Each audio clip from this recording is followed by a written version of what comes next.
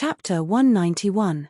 His consciousness was originally a bit blurry, but the flower sent by the saint flower within him seemed to slow down by a beat. It finally began to gush out strength. As a result, it was like a gush of warm water was flowing within his body. The serious injuries in his body that were on the verge of collapse were quickly contained and healed. This was truly worthy of being Moon-Praying Shrine's saint flower. Even a single flower possessed such astonishing strength. Unfortunately, in the current situation, it seemed useless. After all, the Whale Sovereign's ultimate move was about to arrive. Qin Yu simply didn't realize this. He furrowed his eyebrows together. Because his injuries had been alleviated and his consciousness had been restored, it began to rapidly spin. These syllables, Qin Yu's eyes brightened. He suddenly recalled that this was a strange memory that had appeared in his mind after he received the gift from the underground vine. It was these syllables. Although they weren't the same, they should belong to the same language. For the time being, he could classify these syllables as a mystical language. He looked up at the thin black finger and pursed his lips. This was because he felt that even if there was only the tiniest bit of hope, he should still give it a try. Otherwise, he would regret it even if he died. Thus, the memory in his mind was flipped open. The strange syllables sang in his soul and a sea chart phantom unfurled above his head. Countless islands shined like precious treasures. Capital city, living quarters of the priests. Originally, as servants of the sea spirit, some tribes called them noble divine servants. They lived in the grand and magnificent sea god palace. Unfortunately, ever since the rise of royal power many years ago, when the capital city's sea god palace's plaque was taken down, no one dared to call it by this name again. Of course, there were many reasons for this. The priests were related to the change in royal power in the past, but that was another story altogether. Let's turn our gazes back here. This massive palace that had lost its plaque hadn't been properly maintained. Now, within its grand and boundless aura, there was a hint of decay mixed in. The mottled murals, the water-stained ceiling, the dim light, all of this perfectly wove together to form such a scene. In the largest hall, beneath the towering sea spirit statue, a massive number of priests were gathered. Almost all of the high-level priests of the capital city had gathered here. If someone else were to appear here, they would be surprised to discover that these priests who weren't valued at all were actually using some unknown method to watch the battle between the Whale Sovereign and Qin Yu in the distance. Even though the image was a little distorted and blurry, he could still roughly make out the situation. Most of them had nervous expressions on their faces as they argued in hushed voices. Everyone was extremely solemn, as if they were discussing something extremely important. He's a human.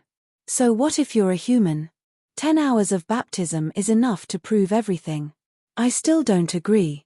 Those who agree, please vote. In the end, there is no direct evidence to prove that he was chosen. The priests finally managed to reach a consensus. If Qin Yu couldn't produce conclusive evidence, then they wouldn't do anything. The price was simply too great. Moreover, once they made a move, everything they had been hiding would be exposed. You will regret this. The one who roared was one of the priests responsible for presiding over the sea spirit baptism that day. His eyes were filled with anger. The sea spirit has already clearly conveyed its will, but you stubborn and cowardly fellows are still here arguing and arguing. After today, there will surely be the wrath of the sea spirit descending upon us. He turned around and left with the priests that supported him. But at this time, there was a sudden cry in their ears. It was a cry of shock, joy, and disbelief. Several priests turned around and saw what was happening in the diagram. The sea diagram had already appeared. An impulse appeared in Qin Yu's soul, so strong that he couldn't resist it at all. Thus, he lifted his hand and locked onto the sea diagram. Then, he pointed at a black dot of light. Qin Yu didn't know what this black dot of light represented. He only instinctively believed that this was the place he needed to place his finger on. Then, Qin Yu truly understood what this black dot of light was, as well as what sort of gift the underground vine had given him. High in the skies, beneath the great sun, space suddenly twisted, as if some formidable strength were about to gush out from within. In the next moment, space broke apart and a terrifying beam of light shot out, rumbling towards the whale sovereign on the sea surface in a straight line. It was hard to describe how formidable this beam of light was. It was like a rushing river, vast and aboveboard, as if it had the strength to erase all. It was like an arrow shot by a heavenly god, impossible to resist. The whale sovereign's complexion changed. For the first time, he revealed a look of alarm and anger. His eyes widened as if he had seen something unbelievable. But in the next moment, he reacted. With a deep roar, he lifted his hands and a rich black light gushed out from his black armor, condensing into a black sphere of light that covered him within. Then, this black sphere of light was struck by the beam of light and swallowed up. Bang! The sea surface violently collapsed, forming a straight and deep hole. Endless seawater tumbled about, roaring into the distance. Like this, without warning, a tsunami had appeared. Qin Yu was stunned. He only had time to think, so it wasn't an illusion, the whale sovereign's finger had arrived. His ears immediately buzzed as if he had lost his sense of hearing. Then, his body sank downwards. His head spun and he vomited. Then, what spread out was an extremely horrifying pain. It was like a tide, spreading to his limbs and bones. Wherever it passed, his bones, flesh, and blood were all crushed. It was like a person was placed beneath a giant millstone and then ruthlessly thrown down from a high place. Qin Yu had always believed that his will was extremely firm. Even if his flesh was cut and his bones were scraped, he could still withstand it. But it was clear that this pain had surpassed the limits of what he could withstand. Thus, he was only able to persist for several breaths of time before his consciousness sank and he fell into endless darkness. The seawater roared. The beam of light had already vanished, but the effects it caused were still fermenting and spreading. In the bottomless pit in the sea, the whale sovereign emerged, his complexion pale. Most of his black armor was broken and blood flowed out from the cracks. It was clear that after withstanding the direct bombardment of the beam of light, he had suffered severe injuries. Even so, the whale sovereign's aura was still formidable. His oppressive aura was like an invisible spear that pierced into the horizon. He flicked his sleeves and endless seawater was shaken away. Then, Qin Yu's unconscious figure was revealed. He was being pulled by an invisible strength towards him. As his eyes fell on Qin Yu, the whale sovereign furrowed his eyebrows. There was a trace of caution and fear in his eyes. The method to treat the sea spirit, the boundless blue finger, the power of the 5 elements, Qin Yu had already given him far too many pleasant surprises. But, this last one was a bit too much. If it weren't for the fact that his cultivation had already made a breakthrough and he was on the same level as His Majesty, then he feared he would have been pulverized by that beam of light. This was the will of the sea spirit. A human had actually obtained the legendary will of the sea spirit. How comical was this? But this was the truth. The naked truth was placed in front of him, and it was something he had personally experienced just now. Could such a person be allowed to live? The whale sovereign was incomparably anxious to obtain everything on Qin Yu's body, especially the will of the sea spirit. But, his instincts constantly warned him that if he didn't act now, he would never have another chance to kill Qin Yu. Thus, the tenacious and decisive whale sovereign revealed a rare moment of hesitation. After losing their plaque, the priests of Sea God Palace that were just about to leave in anger began to roar out. Evidence, this is the evidence you all wanted. The messenger chosen by the sea spirit, the hope to save the priests, was nearly destroyed by your own hand. He's still alive. What are you waiting for? Save him. This time, there were no other voices in the hall. The priests were ashamed and afraid, but even more ecstatic and determined. They had bitterly waited for countless years. The messenger of the sea spirit had finally appeared. Then, they had to attack. No matter the cost, they had to protect him. Transcendent faith, with our humble lives, we beg for your strength to descend and punish the evil of the sea region. The priests spoke in unison. Their voices were solemn and dignified, containing an incomparably powerful pressure. Every syllable seemed to be driven by their lives. The sea spirit statue was that of a woman. Beneath her blue dress was a noble and dignified figure. At this time, her gentle eyes began to shine and she grasped a scepter in her hands. A powerful aura suddenly erupted in the capital city. All of the sea folk could clearly feel it. They looked up to see a figure similar to the sea spirit statue descend upon the capital city. She opened her eyes and looked into the distance. Within the royal palace, the moment that the sea spirit figure appeared, the sea sovereign fiercely looked up. His eyes exploded with a divine light and a terrifying aura erupted from him. Across from him, the old turtle's robes fluttered. He stuffily coughed and was forced back dozens of feet by this aura. From this, it could be seen just how powerful the sea sovereign, who hadn't truly attacked until now, was. Priest, a deep and low voice echoed through the hall. This was because unconsciously, there was a formidable cultivation mixed in. For the sea sovereign to lose his composure, it could be seen that his heart was surging and he wasn't as calm as he appeared on the surface. The old turtle was also shaken. In particular, when he sensed the direction that the sea spirit figure was looking in, his shaking became even more clear. After several breaths of time, the sea sovereign's eyes were restored to tranquility. At the very least, there wasn't the least bit of surprise on his face. "Mister, what do you think the priests are doing today?" The old turtle hesitated. "Chinyu." The sea sovereign nodded. "This solitude also thinks so. It seems that the priests have already found the person they have been waiting for. I just didn't think it would be a human." He paused for a moment and continued to say, "It seems that this solitude was wrong in the end. Chinyu might not die today." "No, he definitely won't die." The old turtle thought for a moment and nodded. With the stubbornness of those crazed priests, since they had taken action, that meant they had set their sights on Chinyu. Then, they would certainly disregard everything to protect Chinyu's life. This could be seen from how they summoned the sea spirit phantom to descend. The pitiful whale sovereign thought that he had found the best opportunity, but he never imagined that he would run into a group of madmen that didn't care about their lives. Chapter 192. The whale sovereign was an extremely confident person, otherwise he wouldn't have dared to stand in front of the incomparably powerful His Majesty. And the facts proved that he had the qualifications to be confident. Even though the royal palace already knew of his thoughts these past years, they still hadn't been able to do anything to him. This was the best proof of this. For such a confident and formidable whale sovereign to suddenly hesitate was an inconceivable matter in itself. Thus, in just several breaths of time, he made his decision. Even if he couldn't obtain what Chinyu had, he would still be the powerful whale sovereign. If he continued to wait, there would come a day when he would become the true unsurpassed ruler of the sea region. Of this, he had sufficient confidence.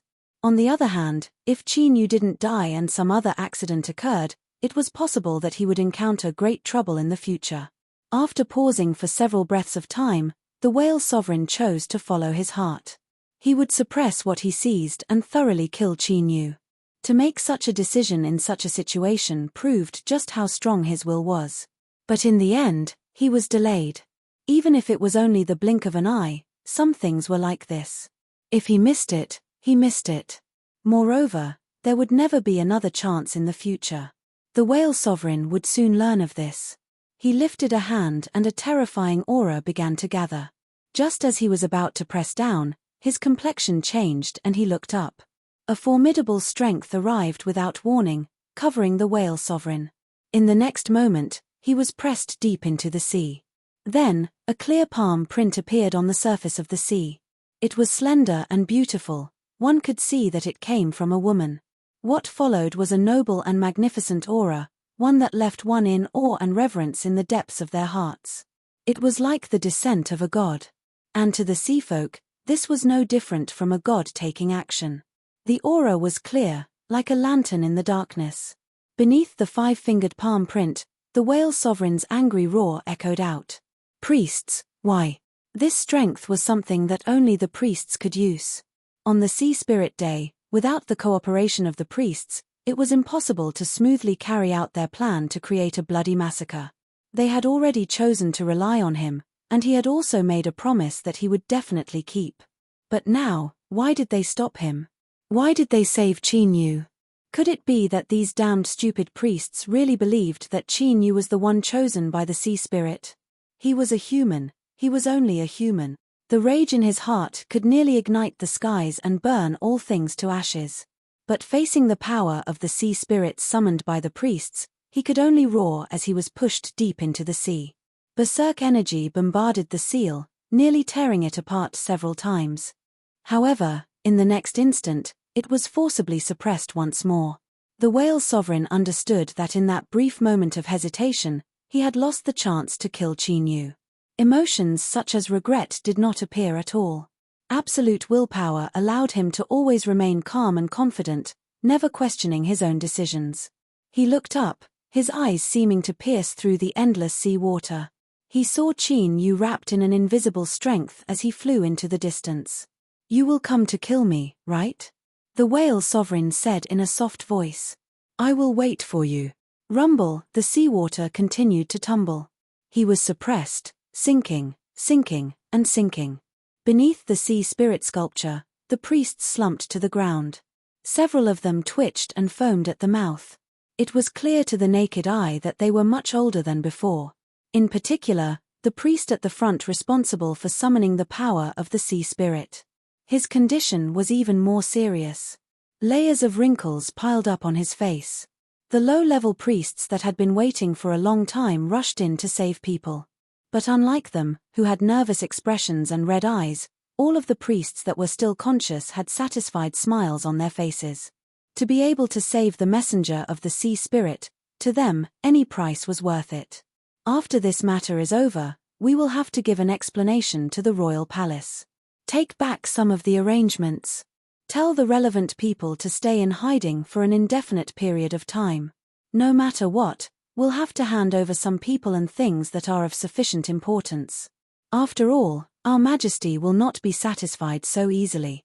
Since we have decided to act, we have naturally made preparations. I believe that everyone will understand and support us. Several incomparably old priests struggled to stand up. Their sagging skin was a bit horrifying, but their expressions were sacred and calm. We will bear the consequences. Let us use these old bones to preserve some of the flesh and blood of the priests of the capital city. Hualala in the hall, all the priests fell to their knees and bowed. Thank you for your benevolence. The whale sovereign had failed. Although the priests were an incomparably united group, in any group there would always be those with weak wills or those with ulterior motives. Thus, this news inevitably spread through the high-level circles of the capital city. As for the whale sovereign, he vanished without a trace after that day.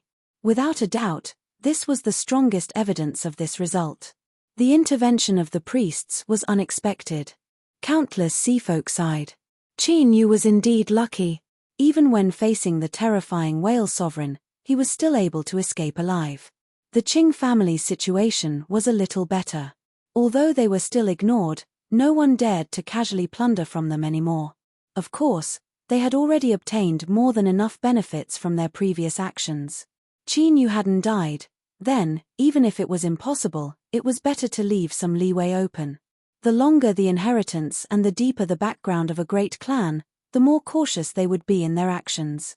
They could ruthlessly and mercilessly kill countless people, but they could also let go of the fat meat in their mouths just because they were uncertain.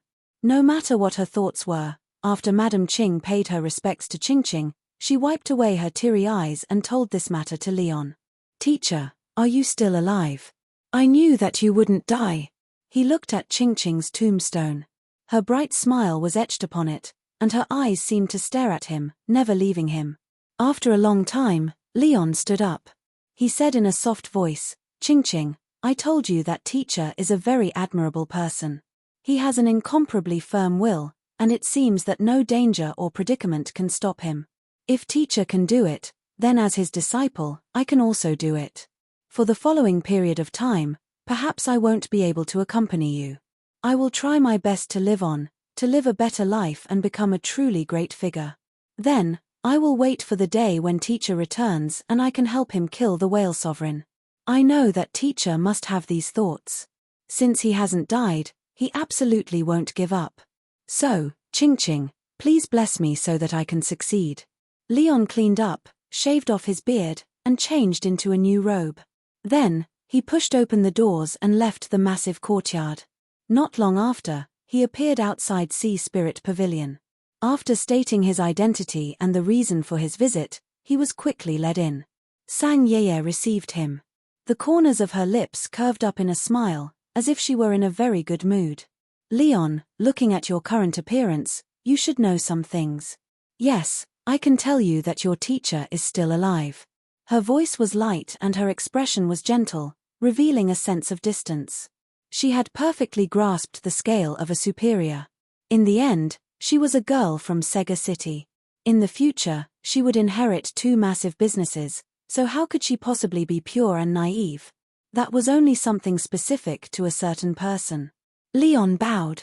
Miss, I hope that in the future, I can obtain your help so that I can become stronger. Sang Yeye smiled. Of course. This is my promise to your teacher. Then, come back with me to Sega City. It is a very beautiful place, I'm sure you will like it. Her eyes flashed. Sometimes, death isn't the end. Leon, I hope that you can remember this. Leon wanted to ask more but was refused by the young girl. She only smiled and said, when you are strong enough, you will naturally know the secrets you should know. Not long after, the heavily guarded carriage left the capital city. With the loud cry of a killer whale, the convoy quickly disappeared into the depths of the dark sea. Leon looked at the constantly shrinking capital city.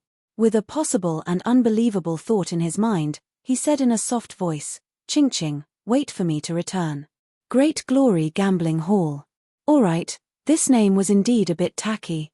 It didn't have any sense of beauty or texture. The Lord Priest turned to look at the plaque, wondering whether or not he should change the name. Lord Priest, everything has been prepared. We can leave at any time. The Vice Priest bowed. Although his complexion was solemn, there was a hint of relaxation between his eyebrows. This was different from the nervousness and worry they had when they first arrived. At this time, the entire White Moon tribe was immersed in a deep joy. This relaxed mood caused the Lord Priest to think of Qin Yu. He subconsciously frowned, no longer thinking about something as boring as changing the name of the casino. Let's go. Sensing the Lord Priest's helplessness, the Vice Priest didn't say anything else. He turned and gave some orders. Soon, the wolf riders climbed onto their sea wolves and left. In the carriage, the white-dressed woman accompanied her father.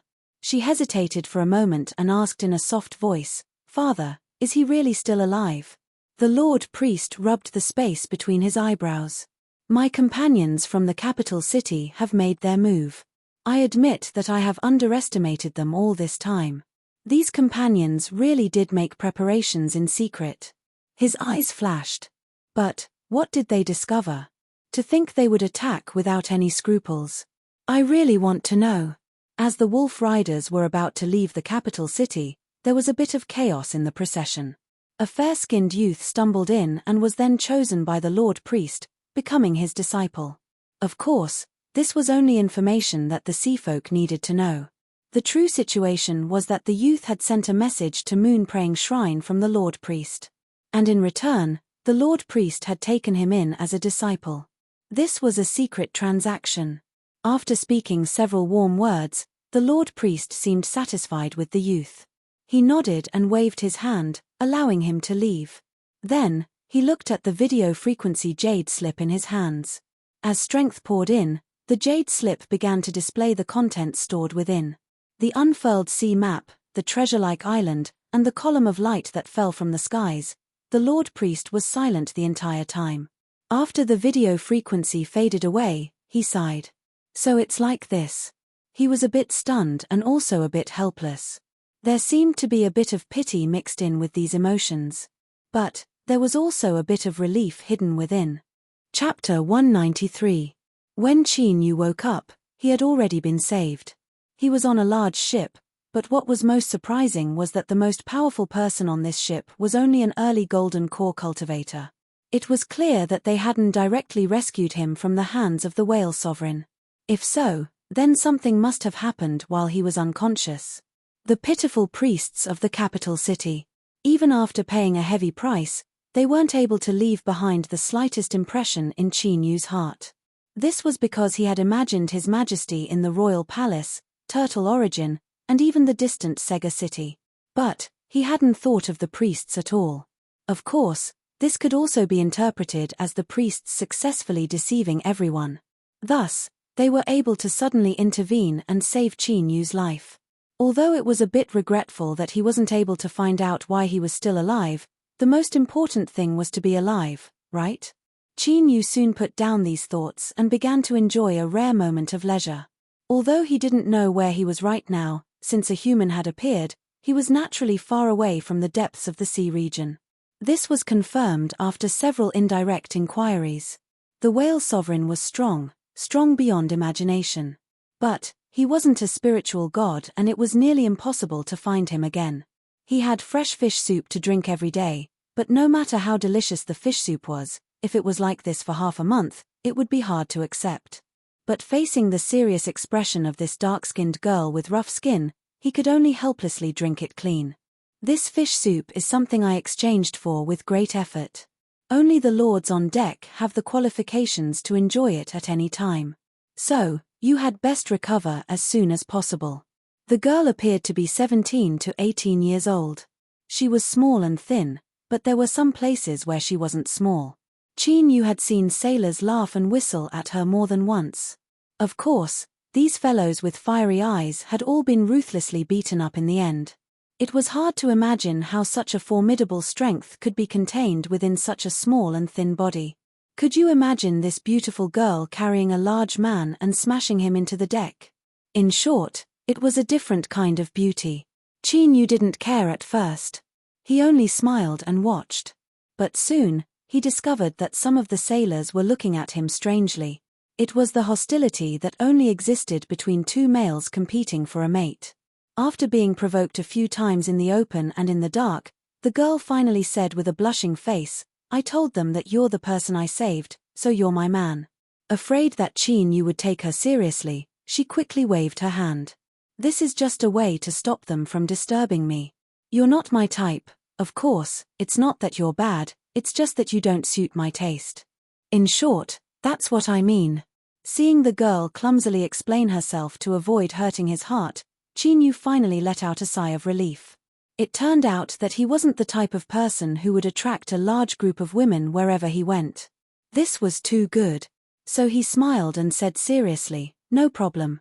This made the girl feel that he was forcing himself to smile. While feeling a little apologetic, she secretly heaved a sigh of relief. Fortunately, he had told him earlier. Otherwise, if he fell deeper, he would only suffer more in the future. For the next several days of sailing, Qin Yu was called Little C's man. Little C was her given name.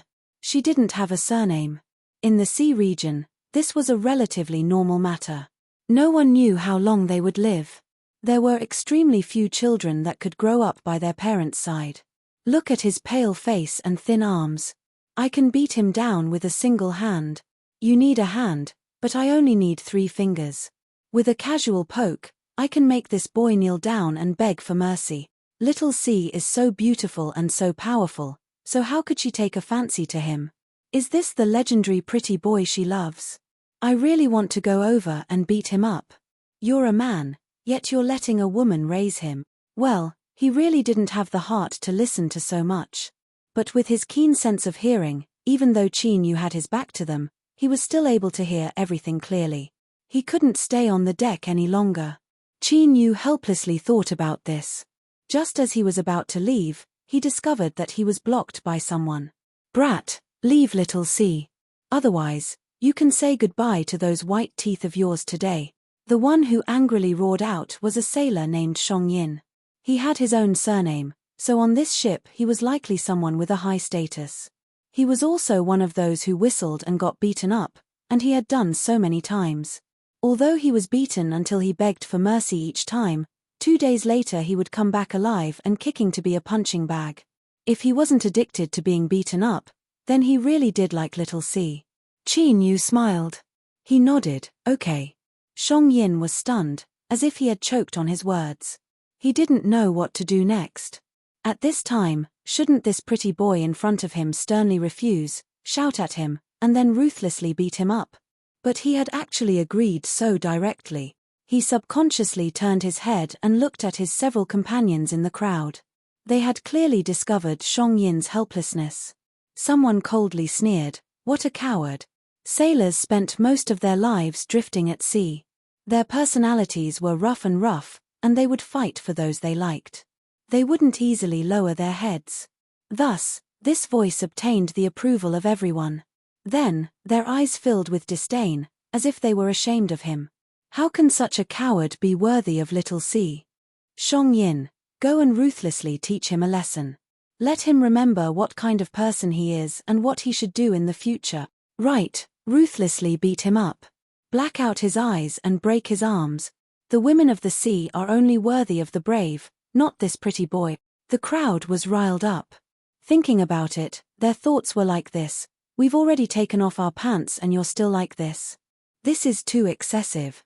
To watch the fun, the bigger the better. Shong Yin coldly sneered. His knuckles crackled as he walked over, as if saying that this brat was dead for sure. Qin Yu revealed a helpless smile.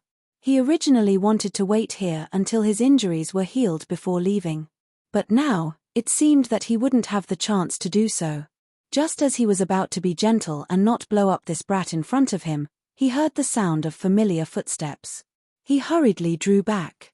Shong Yin chased after him. A petite figure blocked his path. Then, with a loud shout, his massive body was ruthlessly tossed away, crashing into the deck. The sound of something heavy hitting the ground caused the surrounding sailors to feel their teeth ache. They looked up at the sky, discussing how the weather was so good today. They quickly fled. Little C turned and glanced at Qin Yu. "Are you all right?" Qin Yu smiled. "You came just in time, so I'm fine. I'm sorry, I didn't think, it's nothing. Compared to you saving me, this isn't anything at all." Qin Yu waved his hand. "I think it's better for us to return to the cabin. Then, goodbye." Looking at his departing back, the girl's eyes flashed with a bit of confusion. But soon, it became firm. The night was even more dangerous for large ships sailing in the sea. The sailors' line of sight was affected, but the sea monsters in the sea were actually more active. Little C was responsible for keeping watch at night. Although she was small and petite, amongst the humans of the sea where strength represented everything, she relied on her own strength to obtain considerable authority. There was a team of several dozen sailors that she was responsible for leading. The night was quiet. It seemed that during this period of time, many of the sea monsters had disappeared, and it felt as if there had been less trouble. After changing shifts, Little C ruthlessly kicked the brat's butt. Then, she returned to the cabin and took off her thick leather wallet. The cabin was divided into 2 rooms. Looking at one of the closed doors, Little C hesitated for a moment. Then, she walked over and knocked. A light lit up. "Please enter." She pushed open the door. Qin Yu was neatly dressed and sitting at a small table in the cabin. He smiled and said, "It's so late, why aren't you sleeping yet?" Little C walked over and sat down. She took a deep breath and the tightness in her chest became even more striking. She didn't notice this. She stared into Qin Yu's eyes and earnestly said, "I know you aren't an ordinary person." Qin Yu's eyes flashed. "The one who helped me hide my storage ring was you?" When he woke up, his storage ring was at his chest. It was clear that someone had taken it from him. If it were any other cultivator on the ship, this matter would have long since spread out. Or, there would have been people secretly monitoring his every move. But during this period of time, everything had been calm and peaceful. Qin Yu hadn't discovered anything wrong, so someone must have been hiding everything. Qin Yu guessed that it was Little C. But, she didn't say anything and he pretended to be confused. But, it was clear that this girl was preparing to say something to him tonight. "Yes." Little C nodded. "I admit that I once tried to open your storage ring. But, my cultivation was too low so there was no way I could do it." Qin Yu smiled. His cultivation was gradually rising and his soul was even more formidable. How could he not put some effort into his storage ring? If a Foundation Establishment realm girl could casually open his storage ring, that could only mean he had lived long enough. "I thank you for saving me. Then, is there anything I can help you with?" Little C clenched her teeth. "I know that you will eventually leave. If you want to go somewhere else in the sea region, I want a magic tool that I can use to protect myself." But, if you want to return to land, I beg you to take me with you. Qin Yu arched an eyebrow. You don't like it here? Little C nodded. I don't like it. I have never liked it. But, I have no choice.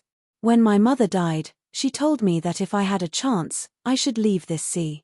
It isn't a place for us humans and it isn't suitable for women to live in. I've grown up and seen many things, and I believe more and more that my mother was right. So, as long as there is a chance to leave the sea region, I won't miss it. Qin Yu said, how do you know that I have the strength to take you away? After all, the sea region is far too dangerous. Little C thought for a moment. You are very calm. Ever since you woke up, you have been like this. Even when the several lords on the ship came to question you, you weren't afraid. I believe in my own eyes and I can't be wrong. For someone to be so calm, they must have some confidence. She was truly a smart girl. Qin Yu smiled. Then, I agree to your conditions. When I leave, I will take you with me. Little C was overjoyed. Then, she was a bit nervous. Can you leave a few days later and wait until we return to the island? My mother still has some things that she has always wanted to return to land. I hope that I can bring them with me. Just think of it as her leaving with me. Qin Yu nodded. No problem. I also happen to need several more days. The young girl left with a relaxed and happy expression. Qin Yu closed his eyes. A gust of wind extinguished the candlelight and the room fell into darkness once more. Land. Chapter 194. After sailing for 4 days, an island appeared in their line of sight. Excited cheers rose up from the deck. To those at sea, every time they returned safely from the sea, it was a matter worth celebrating. Faintly, one could hear that some people had agreed to meet at night. After opening the windows, they would press down on their wives and see who could accumulate more firepower during this time. Well, this topic was a bit dirty to the extreme. Little C had a calm expression. After living at sea for so many years, if she couldn't even get used to this, she would have long since been dragged into the bushes. She turned and earnestly said, I just need a bit of time. When I have a chance, I'll immediately leave. How about it? Sensing that she was still a bit worried, Qin Yu didn't say anything. He only nodded. Then, he sucked in a deep breath of the muddy sea breeze and smiled. Even though they were still in the sea, even though this was only a small island, he was still happy to be able to truly set foot on land. Thus, when Shang Yin and the others looked at him with hostility and ridicule, he simply treated it as some unknown gas. After dropping the anchor and fixing the hull of the ship, he paid his respects to some unknown existence that was said to be able to protect the voyage. Only then did the voyage truly come to an end. The pier of the island instantly turned into a bustling sea. Countless people hugged each other, and some impatient sailors were already pulling on the shy women around them as they rushed towards their own residences. Qin Yu stepped on the stone path. He looked around, feeling a bit unfamiliar with this scene and also a bit envious. He didn't know if he would ever have a chance to live such a life in his life. Little C was alone and no one came to pick her up. So, she only glanced at her for a few moments before walking forwards. She had heard that before this she had a stepfather, but for some unknown reason, he had died at home on a rainy night. From then on, many men wanted to enter this courtyard, but they were all coldly rejected by Little C. Thus, Qin Yu could be considered the first man to step into her home in all these years. She could clearly sense that after Qin Yu entered the courtyard, Little C was much quieter than before. She couldn't suppress the icy coldness on her face. Qin Yu thought for a moment and said, You know, the truth is that wherever I live is the same to me. If you aren't used to it, I can stay somewhere else. Of course, I will keep my promise and bring you with me when I leave. Little C squeezed out a smile. It's fine, there are enough rooms. Seeing that she didn't want to say anything more, Qin Yu didn't say anything more. Unfortunately, the first night they landed on the island, it rained heavily. Lightning streaked across the sky, illuminating the small island in the middle of the raging sea, as well as the slightly dilapidated courtyard high above the island.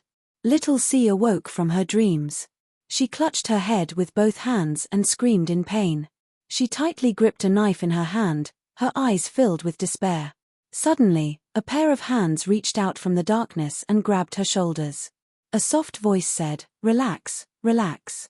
At the same time, a warm strength flowed out from those palms, pouring into Little C's body, helping her calm her nerves. The lights lit up, illuminating Qin Yu's face. He had already let go of the girl and was walking towards the door. "If you're still afraid, call me." "Wait." Little C's voice sounded out from behind him. She seemed to hesitate for a moment before saying, "Don't go, stay with me." At this moment, there was no longer the bold and fierce Lil C. She had finally shed her disguise and revealed her true self.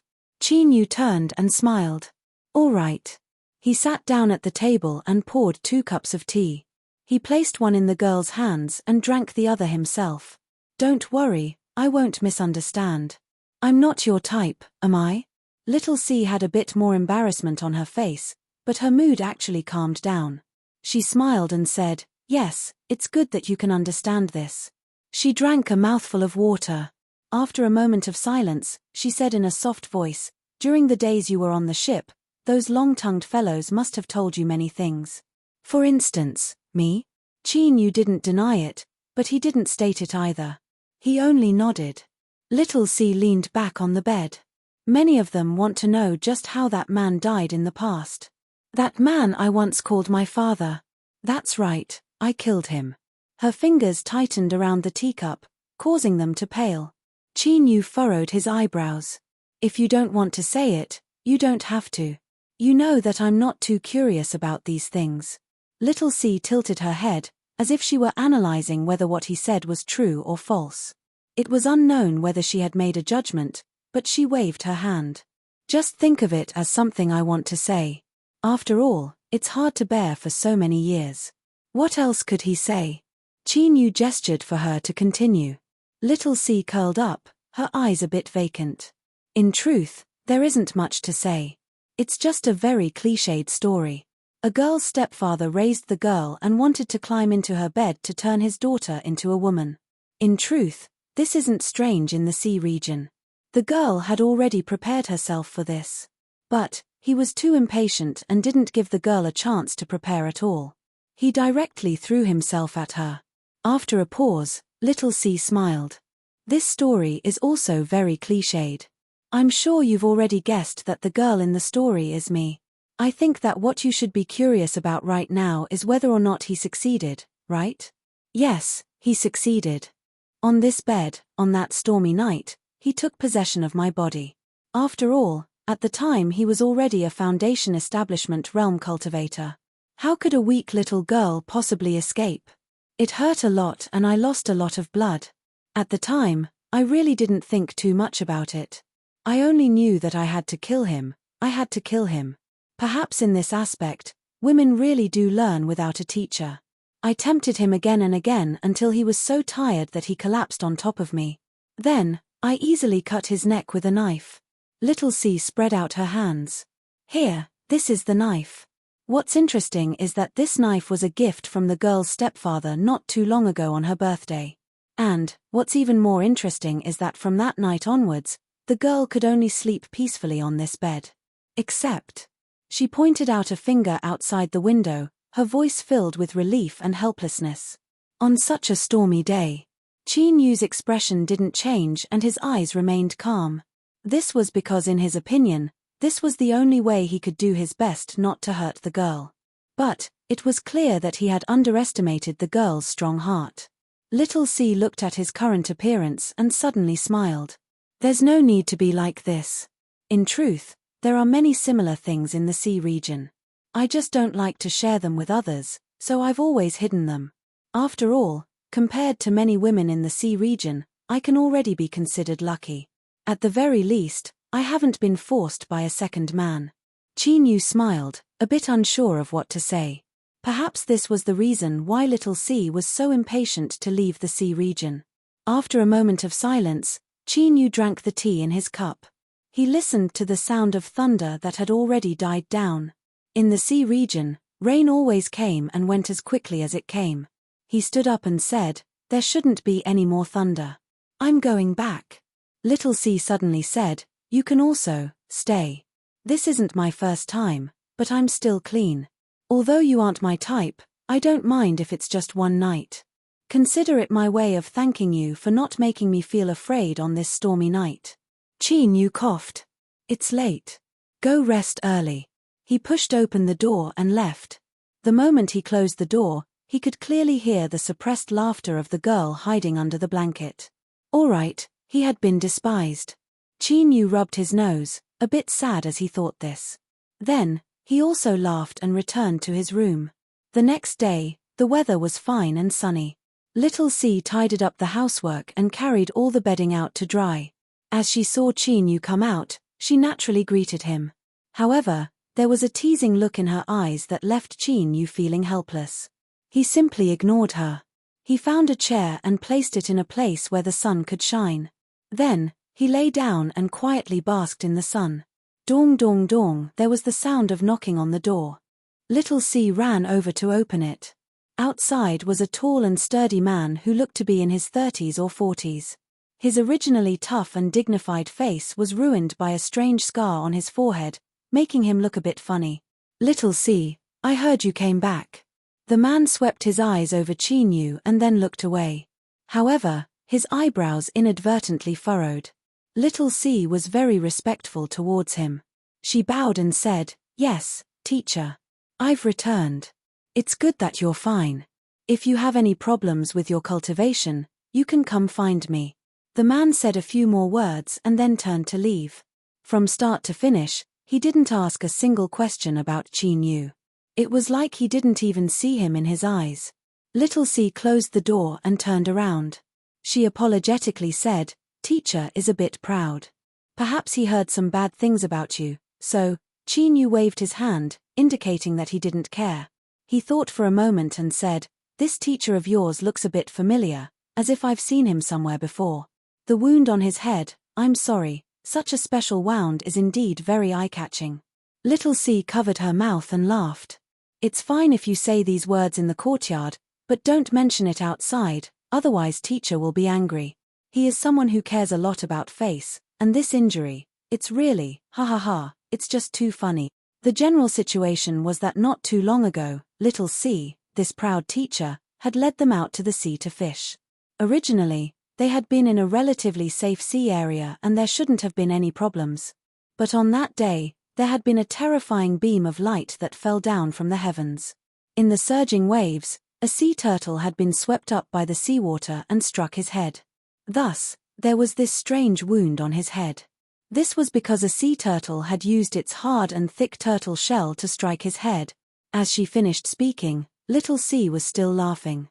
It was clear that even after such a long time had passed, she still hadn't forgotten the distressed appearance of her teacher that day. Qin Yu was stunned. Then, he also smiled. This was because he finally remembered why this person looked so familiar. Back then, when he received the gift from the underground vine, he had seen the scene that flashed by in a hurry. Now that he thought about it, the person who had been struck in the head by the sea turtle was indeed this person. This was fate. Little C frowned. "Why do I feel that your smile is a bit strange?" Chapter 195. Originally, Little C was worried that she wouldn't be able to find a suitable opportunity to leave. She never imagined that the opportunity would come so soon. There wasn't enough food on the island, and the weather watchers also said that there would be many rainy days in the near future. Thus, it was best to hunt as soon as possible. Of course, the reason there wasn't enough food was because Little C's teacher had been severely wounded by the sea turtle and had no choice but to return early. Of course, no one dared to say this out loud. That proud teacher clearly had some prestige. Perhaps it was because he wanted to wash away his shame, or perhaps it was because he wanted to catch that damned sea turtle that had humiliated him, but this time he personally led a group of people out to hunt for food. Little C used the excuse that she needed to take care of a man to stay behind. Of course, this caused Qin Yu to receive many looks of disdain. What gigolo, what sponging off a woman, and so on. Luckily, Qin Yu's heart was strong enough that he was able to remain indifferent to these matters. Little C curiously asked him why, but Qin Yu only smiled and didn't explain. Did he have to say that in his opinion, whether it was her teacher or that sailor friend that was bursting with male hormones, They were all as weak as bubbles that would burst with a single poke. Because he didn't care, he didn't care. If he wanted them to shut up, it would be a simple matter. To borrow a famous saying, a lion will never be an enemy of an ant. Fine, I made this up, but that's the general meaning. 2 days later, late at night, Little C carried a small bundle on her back and led Chinyu out of the courtyard. Most of the people she was familiar with had already gone out to sea, making leaving much easier. Even though the so-called trouble was only what Little C thought. At the seaside, Little C looked back. There were only a few lights on the island and it was blurry. She cut off the last bit of reluctance in her eyes and said in a soft voice, "Let's go." Chinyu flicked his sleeves and a small boat appeared on the sea. Little C's eyes widened and she impatiently ran onto it. The boat wasn't large, but it was exquisitely crafted. As Chinyu poured in magic power, a layer of light emitted from the hull, isolating it from the seawater. It didn't travel on the surface of the sea, but sank into the sea. Then, it violently tore through the seawater and steadily moved forwards. Little C's eyes widened. The magic treasure of a high-level cultivator far surpassed her imagination. This ship was only a small gift that Chinyu had received when he used his identity as Ning Qin to travel around the capital city. Perhaps the master of some sea spirit had hoped to use this to obtain a favorable impression from Grandmaster Ning. Therefore, he didn't really care. He turned around and sat down, smiling. "If you like it, I can give it to you after we leave the sea region." Little C whirled around. "For me? Really?" Chinyu raised his hand. "Do I look like I'm lying?" Little C screamed, "This is great. It's the best ship I've ever seen." She threw herself over to protect him. "You're too good, you're too good." An astonishingly soft feeling passed through his body. Chinyu drew back without a trace. "As long as you like it." Although he didn't know how Little C had saved him, he still owed her a favor. Giving her a small treasure could put his mind at ease. Little C didn't like the sea region, but after living in the sea for so many years, she clearly knew how important a boat was. She instinctively liked it. She appeared cautious. She touched here and there, a silly smile on her face from time to time. But soon, a broken corpse wrapped in seawater flowed over from afar. She instantly regained her composure and her eyes sharpened. "It's someone from the island." Chinyu looked at it several times. The corpse was badly mutilated and should have been bitten by something. It was impossible to make out its appearance, so he had no idea how Little C had judged it. She hesitated for a moment. "I know it's a bit excessive, but can we go over and take a look? Our ship is fast enough. If we can save someone then we can. If we can't then we can leave, all right?" The girl didn't seem reluctant to leave the sea region. But, she had grown up here and there were so many people she knew. It wasn't easy for her to make the decision to leave, so how could she not have any attachments? Otherwise, she wouldn't be a person, but a stone. Chinyu nodded. "All right." With a thought, the bow of the ship turned slightly, heading towards the direction where the corpse flowed from. On the sea surface, a great battle was raging. Both sides were humans that had come out to hunt and sea monsters that were hiding in the sea region. All life forms in the sea had a chance to transform into sea monsters. Thus, the actions of humans had nothing to do with capturing or eating sea monster tribesmen. It was understandable that they were luring humans into a trap. Today was a perfect bait to kill the human hunters. 2 intelligent sea monsters were chasing a school of fish, luring the ship into a trap. Sharks rapidly swam through the seawater. From time to time, they would leap up high and reveal a mouthful of sharp teeth, ruthlessly biting down on a sailor and dragging him into the sea. Highly toxic jellyfish floated around the ship. Their bubble-like bodies swelled up, ready to spit out venom at any moment. All the humans that tried to break out would forever be trapped in the icy cold seawater. Many people had died, but the ship continued to persist. The sides of the ship had cannons that shot out spiritual strength that could also kill a massive number of sea monsters. The sea surface was already dyed red with blood. But as mentioned before, there was no right or wrong between the 2 sides. It was just that their races were different and their standpoints were different. When the small ship arrived, They just happened to see from afar a giant octopus sea monster wrapping its terrifying tentacles around the ship. It groaned in pain and the hull of the ship began to tilt. It wouldn't be long before the ship was pulled into the seabed and everyone on board would become food for the sea monsters. Little C's complexion paled and her small body shivered. But after several glances, she turned around and tried to maintain her calm. Let's go. In her opinion, such a terrifying sea monster wasn't something that humans could contend with. If they jumped out now, they would only be sending themselves to their deaths. After seeing so many life and death situations, she knew how to make a decision in a life or death situation. If she couldn't save others, then she had to protect her own life first. Chi-Yu looked at the octopus sea monster. It was massive and in addition to its ferocious appearance, it was extremely shocking. But as for its strength, it was around the middle or late golden core realm. Beneath the gaze of the little girl, he seemed to think for a moment. Then, he said, although the one who saved me was you and there are many people here who don't have a friendly attitude towards me, I still managed to recuperate from my wounds on this ship and it has shown me graciousness. Moreover, I've been looked down upon by others for so long and I'm about to leave. If I can't show off my existence and let them understand how blind they are, I will be very disappointed. These words were long-winded and a bit forced, but little C easily caught on to his true meaning. Her eyes widened. You, they, this is dangerous. Chi-Yu smiled. It's fine. I'm very strong. After saying these words, there was a flash of light and he flew away. In little C's eyes, Chi-Yu had taken a single step and vanished. When he reappeared, he was right next to the ship.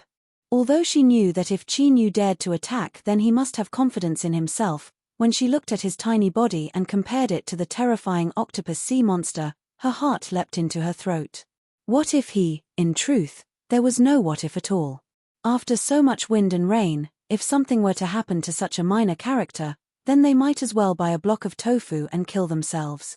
What Chi-Yu did was to lift his hand and gently swipe downwards. A white sword light cut across the edge of the ship as fast as a beam of light. The tentacles that tightly wrapped around the ship that wanted to tear it to shreds and drag it to the seabed were cut off from the middle. Green blood sprayed out like rain. Then, there was the pained roar of the octopus sea monster. Almost half of its tentacles had been cut off and it was completely frightened out of its wits. It didn't even dare to look for who had injured it. It released the other half of its tentacles and turned to flee into the depths of the sea.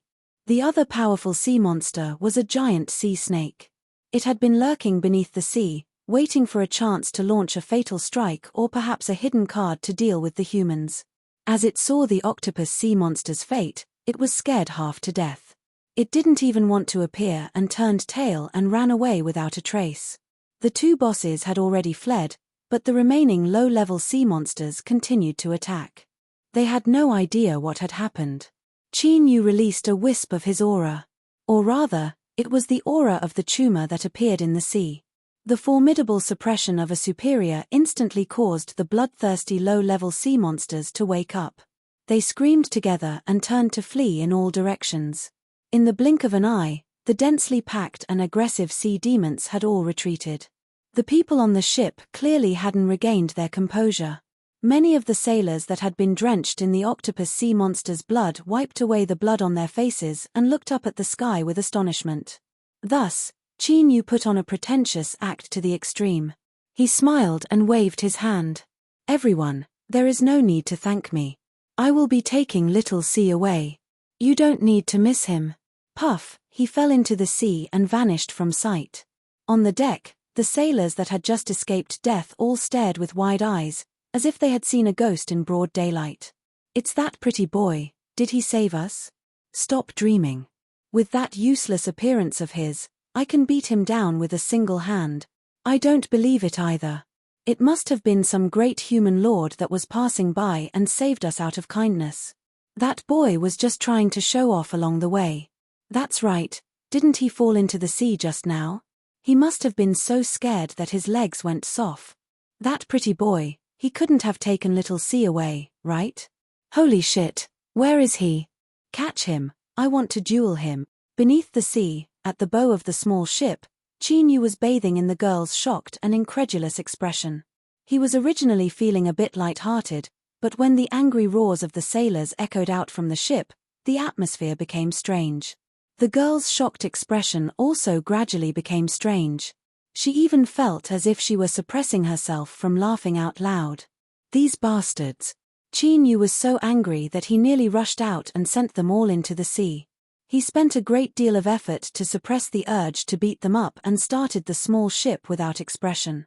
He only wanted to get away from these ungrateful things as soon as possible.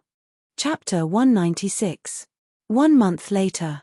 On the shores of the sea, a fishing village had fallen silent under the cover of night. Seawater crashed against the shore, bringing a small boat ashore. A faint light circulated on the surface of the boat, illuminating a quiet young man and woman in the cabin. A black-robed man disembarked first. As he stood on dry land, he let out a satisfied sigh. He wondered why he never realized that having one's feet firmly planted on the ground was such a happy thing. He turned and beckoned to the girl.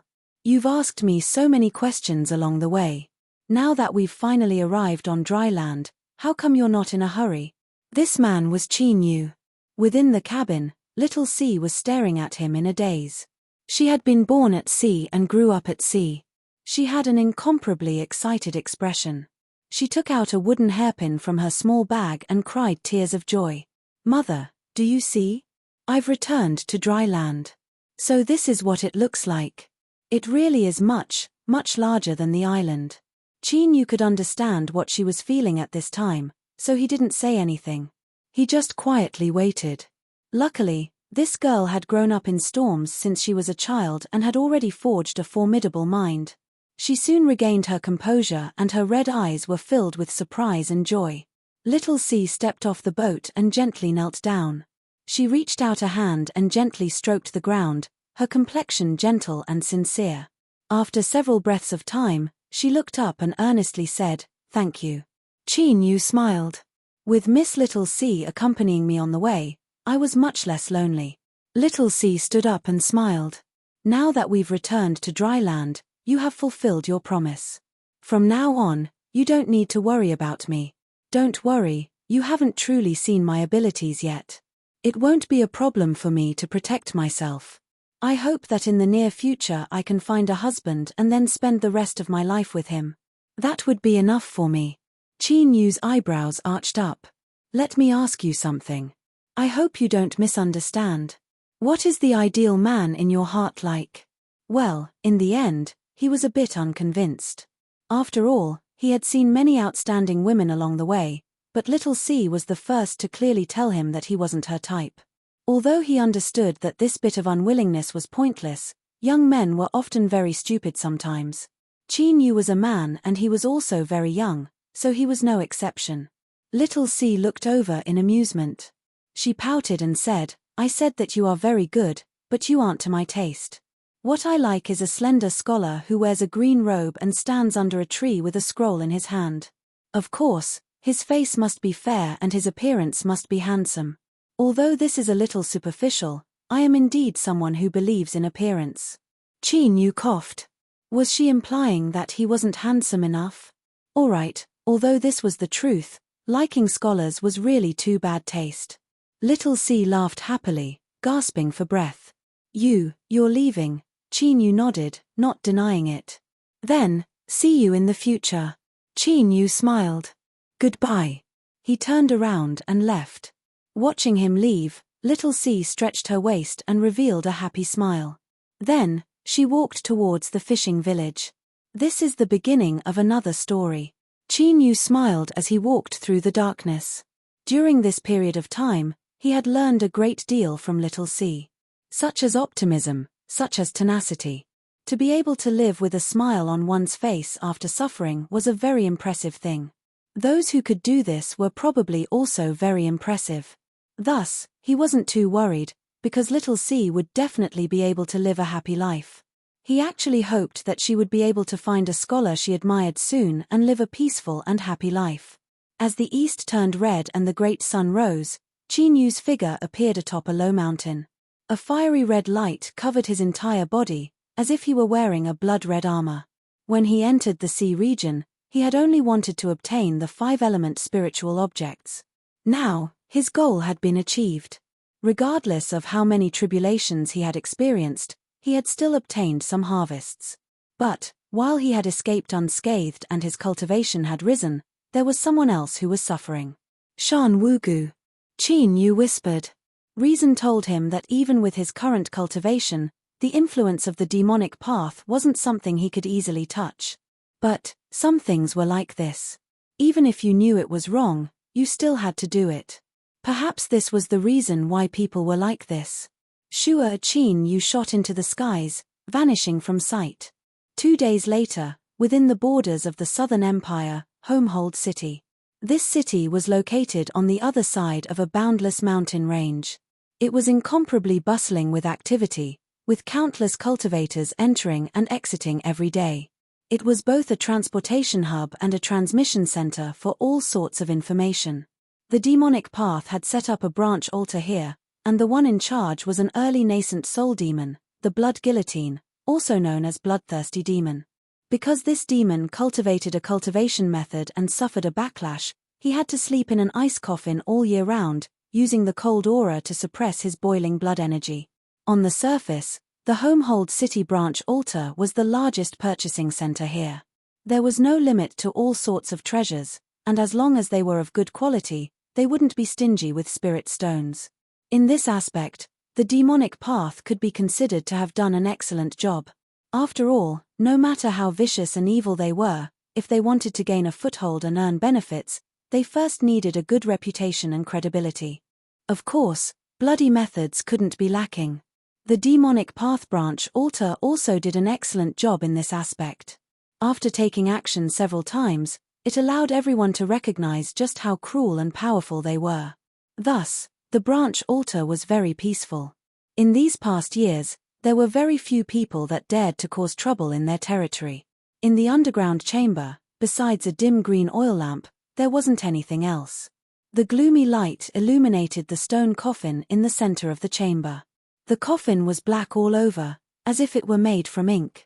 It even dyed the ground black. Only by approaching it would one discover that this black wasn't pure darkness, but a manifestation of a condensed ice-cold aura. Suddenly, this stone coffin, which contained a terrifying coldness, gently trembled. It cracked open a crack, and a white and delicate finger reached out from inside. It grabbed the coffin lid and gently pushed it open. Immediately, a beautiful woman sat up from within. She had the appearance of a 27 to 28-year-old woman, and her skin was as white as snow. At this time, she frowned and 2 traces of blood red appeared in the depths of her eyes. "Who is it that dares to be enemies with my demonic path? Are you seeking death?" As her voice sounded out, the blackness on the ground spread outwards. In just a breath of time, it occupied the entire underground chamber. Who would have thought that the infamous bloodthirsty demon, who was rumored to tear apart women and devour them, was actually such a beautiful woman, graceful and elegant? Par there was the sound of footsteps. As they stepped on the blackness on the ground, there was a faint cracking sound. This was the sound of endless ice condensing into tiny icicles that were breaking apart. Qin Yu walked out from the darkness. He didn't hide his appearance at all and simply looked at her calmly. Within the stone coffin, bloodthirsty demon's eyes narrowed. She couldn't sense the depths of this person. It was like an invisible fog had completely covered up his aura. But without a doubt, this young man was extremely strong. The fact that he wasn't affected at all by the ice-cold aura she released was proof of this. But even more so, it was because of the strong beating heart in his chest. Thump, thump, a faint sound constantly entered her ears, throwing her heart into chaos. Gradually, she found it hard to suppress her desire. What alluring blood! If she could dig out this heart and chew on it, the taste would definitely be wonderful. It would be extremely chewy. Thinking this, bloodthirsty demon stretched out her pale red tongue and licked the corners of her lips. There was an endless sense of savagery, but there was even more temptation. What a strong little brother. If you can serve this big sister well, perhaps I can spare your life. Qin Yu had a calm expression. I admit that you are very beautiful, but I have no interest in old women. So, if possible, Please show some respect. There was no need for anything else. Just calling her an old woman was enough. Bloodthirsty demon's complexion stiffened and then darkened. Is that so? Then let Big Sister show you just how stupid it is to say such words in front of a woman who loves beauty. She lifted a hand and grasped forwards. The air was icy cold. Like an invisible hand, it grasped at Qin Yu. With just a single strike, the strength of an early nascent soul was revealed. A powerful aura swept out, overwhelming the world. Qin Yu punched out. There was a deep sound in the air, like the beating of a leather drum. He stood where he was, not moving at all. The cold stone coffin across from him emitted loud cracking sounds as it shattered into countless pieces. Bloodthirsty demon drew back, her voice shrill. Who are you? The demonic path was extremely powerful and there were countless spies within the Southern Empire and Northern Dynasty. Disregarding everything else, they had detailed records of all nascent soul realm powerhouses and above. With bloodthirsty demon status, she naturally had the qualifications to look through these records. But, she had never seen this cultivator in front of her. This person's fist had been able to force her back. This meant that he had at least the strength of a middle nascent soul. Qin Yu lightly said, "Don't waste time. The aura here has been blocked so no one will know. Now, I have several questions that I hope you can answer." Bloodthirsty demon covered her mouth and smiled. There is no need for you to appear so cold and callous. You just want to inquire about some information. I will tell you everything I know. Very good. Then, the first question is, where is Shan Wugu? Bloodthirsty demon's eyes flashed. Shan Wugu, oh, you mean that traitorous boy? He failed to live up to the Lord Demon Monarch's trust and was banished into the myriad demon caves. With his strength, he might still be alive. Where is the myriad demon caves? The demonic path high command. Bloodthirsty demon smiled. It is a place that the demon monarch guards all year round. I advise you not to have any random thoughts, otherwise I fear you will lose your life. She paused for a moment and then revealed a solemn expression. But, I can make a deal with fellow Daoist. As long as you agree to let me go, I will tell you a secret regarding how to enter and exit the myriad demon caves. Of course, the premise is that you want to rescue Shan Wugu. If you are his enemy, then there is no need to do anything. In the end, he will die. She winked. How about it? I am very sincere. I can swear a demonic path oath that I will not give you any false information. Qin Yu hesitated. Across from him, bloodthirsty demon's eyes flashed with satisfaction. Of course she would give him true information. It was indeed possible to quietly enter and exit the myriad demon caves, but that was not only where the Saint Monarch guarded, but also where the Saint Monarch went into seclusion. Calculating the time, the Saint Monarch should be in the myriad demon caves right now. As long as this person entered, all that awaited him was death. Qin Yu nodded. Very well. I agree to your conditions. Bloodthirsty demon smiled, and then, this smile froze on her face. She felt a sharp pain in her soul as if it were being cut by a saber. A blood-red light shined in front of her and she instantly approached. Bang! The head exploded and the headless corpse was sent flying away. It crashed into a stone wall and embedded itself into it. Blood flowed down the cracks. Qin Yu took the storage ring and turned to leave. The giant courtyard outside the underground chamber was deathly silent. All the people of the demonic path had fallen to the ground with twisted expressions. With Qin Yu's powerful soul today, it would be simple for him to secretly clean them up. With a spirit stab, with a light twist, their souls would be shattered. So, when he said he would block off their aura, it was only to numb bloodthirsty demon. He found a place where treasures and spirit stones were stored. After plundering everything, he stepped forwards and quietly flew away like a bird. Bloodthirsty demon's words that Shan Wugu had been thrown into the myriad demon caves should be true. But, to believe that he could quietly enter and exit was far too naive. He feared that if he really did enter, what awaited him would be an absolute death trap. This matter concerned the Saint Furnace. If the demon monarch wanted to find it, the only clue he had was on Shan Wugu's body. When he imprisoned Shan Wugu, how could he not have made preparations? Bloodthirsty demon didn't know that Qin Yu knew about the Saint Furnace and had wanted to trick him into a trap. But instead, Qin Yu had relaxed his guard and killed him. Otherwise, no matter how tyrannical Qin Yu's strength was, wanting to kill bloodthirsty demon wouldn't have been easy. After careful analysis, Qin Yu came to a conclusion that his current strength wasn't enough to save Shan Wugu. In that moment, Qin Yu thought of his cheap senior apprentice brother Pill Crucible. He had enmity with the demonic path. If he handed over the Saint Furnace to him, he might be able to borrow the strength of Immortal Eclipse Valley to rescue Shan Wugu.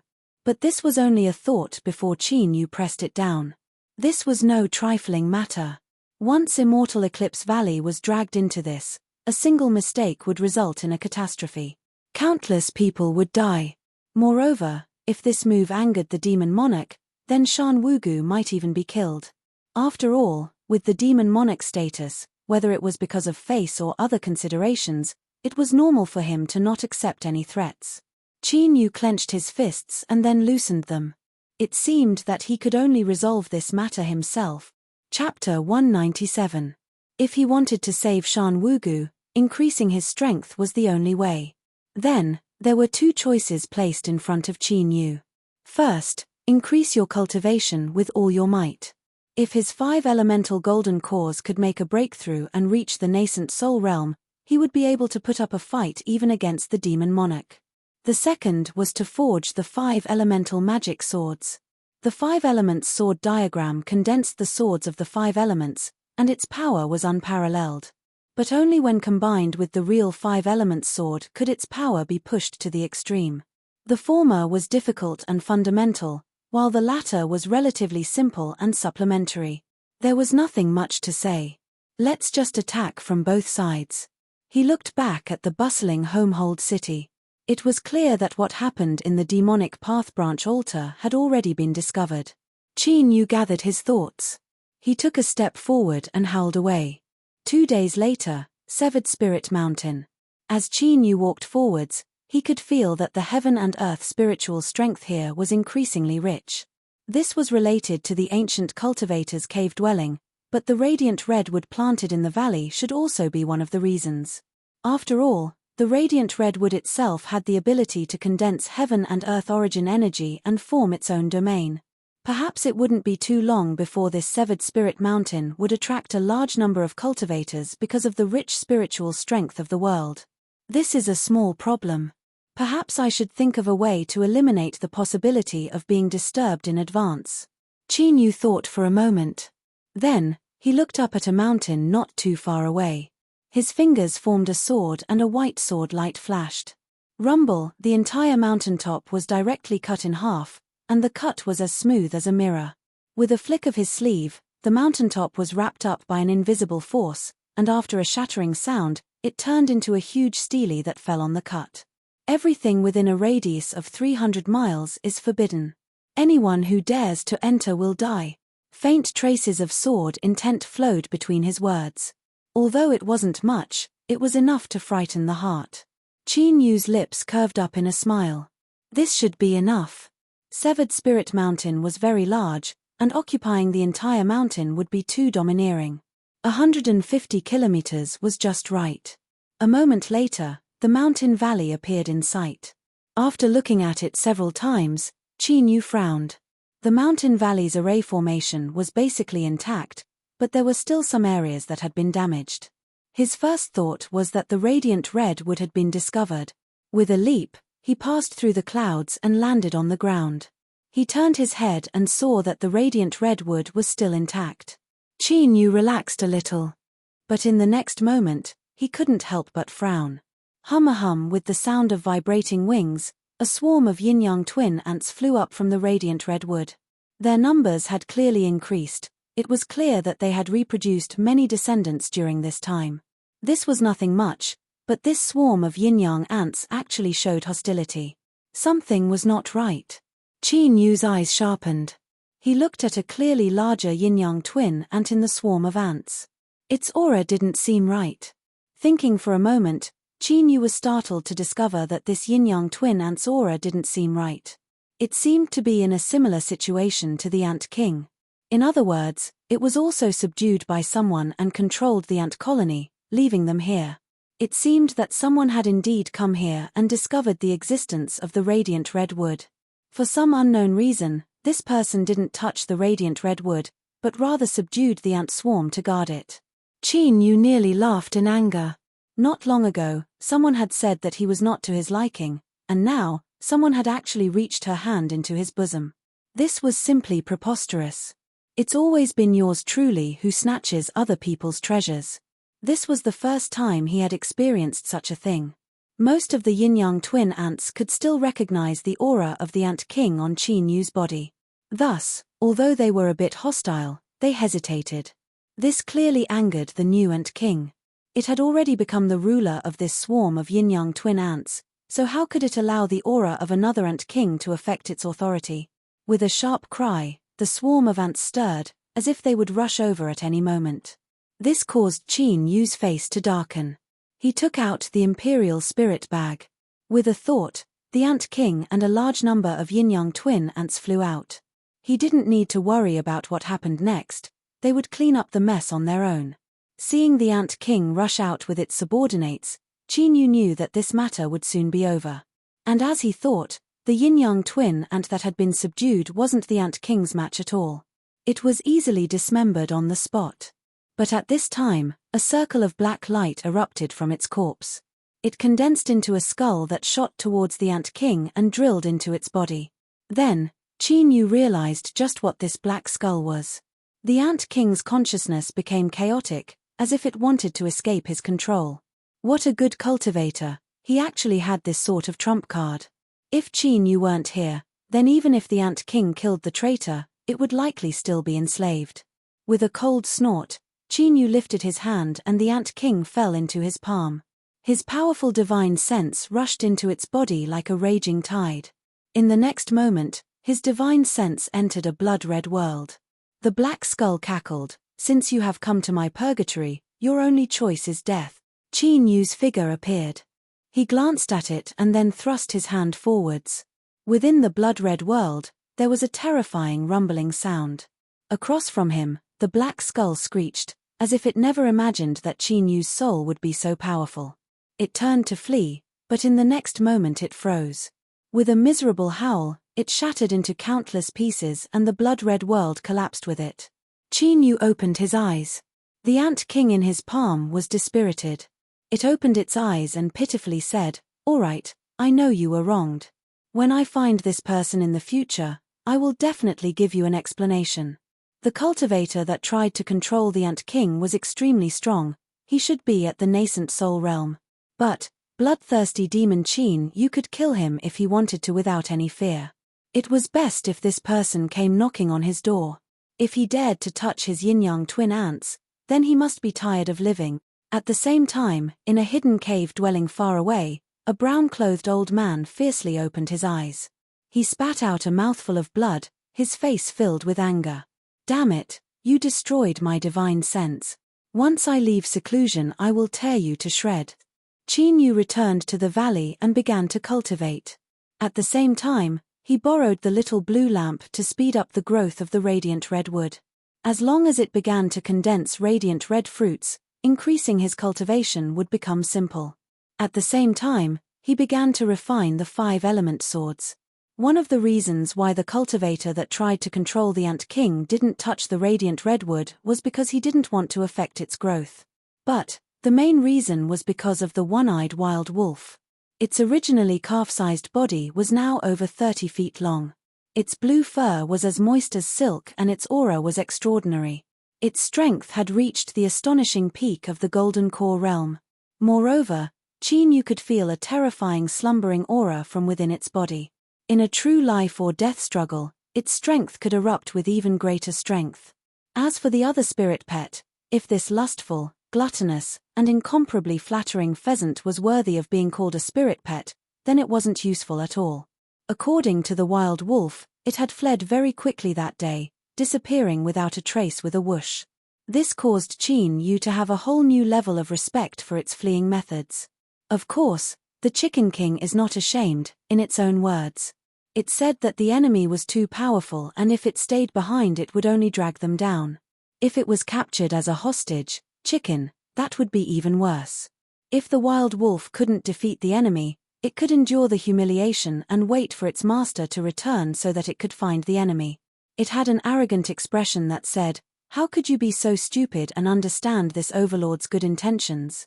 Then, it was kicked far away by Chinyu, telling it to hurry up and screw off. Otherwise, he wouldn't be able to resist plucking out its fur and cooking it in a pot. Returning to the main topic. The radiant red wood was still in its growth period. According to its current speed, it might be able to condense radiant red fruits in 3 months. During this time, Chinyu began to refine the 5-element magic swords. The magic swords refined from the Sky Thunder bamboo were of the wood attribute. Then, there were 4 other types of magic swords that needed to be refined: metal, water, fire, and earth. The fire sword could be refined from the radiant red wood. The branch he cut off had absorbed the light of the little blue lamp for a long time and its quality was far higher than the main branch. The materials for the water attribute magic sword weren't a problem either. The deep sea snake monster core that Superman had given Chinyu at the sea race capital city was an excellent water attribute treasure. It was more than enough to refine. Then, the 5-element magic swords only lacked 2, metal and earth. Chinyu rummaged through his storage ring and found an unexpected harvest. In the cave dwelling of the nascent soul cultivator, he had found that grey piece of iron. With Chinyu's new cultivation, he discovered that there was something strange about this piece of iron. Without a doubt, it should be some sort of meteorite from beyond the heavens. It would be perfect to refine a metal attribute magic sword. A month later, Chinyu opened his eyes. He lifted a hand and the 4 magic swords flew up, circling around him. They were respectively white, black, blue, and red. He was only missing an earth attribute magic sword to complete them. Once the 5-element magic swords were complete, Chinyu would use his blood essence to refine them, turning them into nothingness and bringing them into his Dantian Sea where they could be nourished by the 5-element golden cores. This was the path of a life source magic weapon. Most sword cultivators were like this. Not only could they cultivate their life source magic weapons to a great extent, but they could also use their hands and fingers to communicate with each other. Of course, there were also disadvantages. Once a life source magic weapon was damaged, the cultivator himself would also have to bear the corresponding damage. It was best to refine a life source magic weapon at the same time so that there wouldn't be any gaps. Chinyu flicked his sleeves and placed the 4 magic swords back into his storage ring. The 5-element magic swords weren't spiritual objects of the 5 elements, so it wasn't difficult to find them. After thinking about it for a moment, Chinyu decided to temporarily put aside this matter and focus on raising the radiant red wood. After the radiant red fruits condensed, he would pick a batch and place it in his storage ring. Then, he would look for suitable earth attribute treasures so that his cultivation wouldn't be delayed as much. Now, he could use the remaining pills in his storage ring to temporarily cultivate. Although it was impossible to support the 5-element golden cores until they reached the nascent soul realm, for better or worse it should be able to last for a period of time. Time quietly passed. Chinyu began to cultivate once more. But one day, as night fell, it was like a star had fallen into the sea, thoroughly breaking apart this tranquility. The little blue lamp didn't shine. That's right, that was exactly what it meant. It was an incomparably accurate sensing of the heavens. The deep blue light that bloomed at the same time as the night didn't appear tonight. As Chinyu saw this, he froze in place. Then, his complexion paled and the back of his robes became soaked with a cold sweat. He never thought that the little blue lamp would lose its light. Now that he saw this with his own eyes, panic rose in his heart. Ever since the rise of the Eastern Mountain sect, Chinyu was well aware that he wasn't some genius nor did he have a powerful bloodline. The reason he was able to have today was because the little blue lamp was the root of everything. If there was a problem with it, then while he might still be an extremely powerful cultivator in the future, his road of cultivation would be completely severed. Chapter 198. Calm down, don't panic. Chinyu forced himself to calm down, but no matter how hard he tried, there was no effect. He couldn't help but bitterly smile. Sure enough, His usual self-confidence was only built on his foundation. Now that there was a problem with the little blue lamp, he really began to panic. He thought of Moon Praying Shrine and that mysterious saint flower. Could it be that the little blue lamp had encountered a similar problem? But if Moon Praying Shrine could find him, then who could he look for? Alright, even if there was someone who knew what was going on, could he go? Once the secret of the little blue lamp was exposed, Chinyu couldn't imagine just what sort of consequences would occur. But no matter how panicked he was, there was always a time when he calmed down. When the moon reached the highest point in the sky, Chinyu finally sat down and began to calmly think. He looked at the little blue lamp in his hand. Its appearance hadn't changed at all. He tried pouring magic power into it or probing it with his divine sense, but all of his efforts were futile. It was as if it was a real palace lantern that had burned out its oil and was inevitably extinguished. And this was the greatest fear in Chinyu's heart. He sat there for an entire night without any clues. As he was exhausted, winds began to rise in the skies above Severed Spirit Mountain. A terrifying, formless will descended upon this mountain range, covering the hearts of all living beings. Countless wild beasts lay on the ground, their bodies trembling. At the place where Chinyu had cut down the mountain and set up the stone tablet, several cultivators had dignified expressions and were occasionally whispering to each other. At this time, their complexions changed and they looked up into the skies. There seemed to be an inkstone overturned there, and thick ink quickly spread. In the blink of an eye, the sky turned into night, so deep that it made one's heart tremble. An incomparably terrifying aura descended from the darkness. It seemed to carry with it the wrath of the heavens and earth, as if it wanted to annihilate all living things in the world. What is this?" a female cultivator exclaimed. No one answered her. Even the man who usually fawned over her had a deathly pale face, and his eyes were filled with fear. They wanted to escape, but their feet seemed to be rooted to the ground, and they couldn't move at all. They could only wait stiffly. An invisible fear gripped their hearts tightly like a giant hand. Even breathing became difficult. In the mountain valley, Chinyu looked up. His eyes pierced through the Great Array Formation and saw the dark horizon. He wasn't unfamiliar with this aura. When he had helped Yun Xueqing cross her golden core heavenly tribulation, he had felt the world's killing intent. This was the same feeling. However, compared to before, today's aura was much more intense and terrifying. Chinyu instantly understood. This world had sensed that there was a problem with the little blue lamp, so it wanted to destroy it at this point in time. Absolutely not. He clenched his fists and placed the little blue lamp in his storage ring. He took a deep breath, the panic and fear in his heart transforming into rage. In his opinion, the little blue lamp's sudden extinguishing was inextricably linked to the heavens and earth. After all, he had clearly sensed the urgency of the world to destroy him. Damn it! Touching the little blue lamp was the same as destroying his foundation and cutting off his road of the great Tao. Even the heavens and earth could not forgive this. Bang! The cabin was shattered apart by a wild strength. Chinyu shot into the skies, flying out of the mountain valley and looking up at the skies. As if sensing his anger and disgust, the darkness in the sky tumbled like a tide. Between the heavens and the earth, a gale suddenly rose. This wind was not formless. It was faintly black in color. Woo woo, it was like a life was crying out. Terrifying black winds howled through the world, like invisible sabers that could tear apart flesh and blood and tear apart divine sense and soul. These were the heavenly winds of the world. They existed above the highest heavens, separating the heavens and beyond. They possessed a terrifying might that could erode the soul and destroy the bones. Chinyu didn't know any of this, nor did he want to know. He only knew that the world wanted to destroy the little blue lamp, wanted to destroy his road of cultivation, and that was enough for him. With an angry roar, Chinyu shot into the skies. No matter how the heavenly winds blew in from all directions, they tore open countless holes in his robes. Beneath his mortal body, white scars appeared. It wasn't that his demon body was so powerful that he could resist the heavenly winds, but that in his Dantian Sea, a wood attribute blue golden core was erupting with a sun-like light. Trees blocked out the wind. This was something everyone knew. Chinyu had a wood attribute golden core, and according to the principles of mutual promotion and restraint, he had completely transformed the magic power of the 5 elements into the wood attribute. Currently, he was no different from a wood attribute nascent soul. It was only by counteracting the power of the heavenly winds that he was able to remain safe and sound. "I am right here. If you want to kill me, then come at me."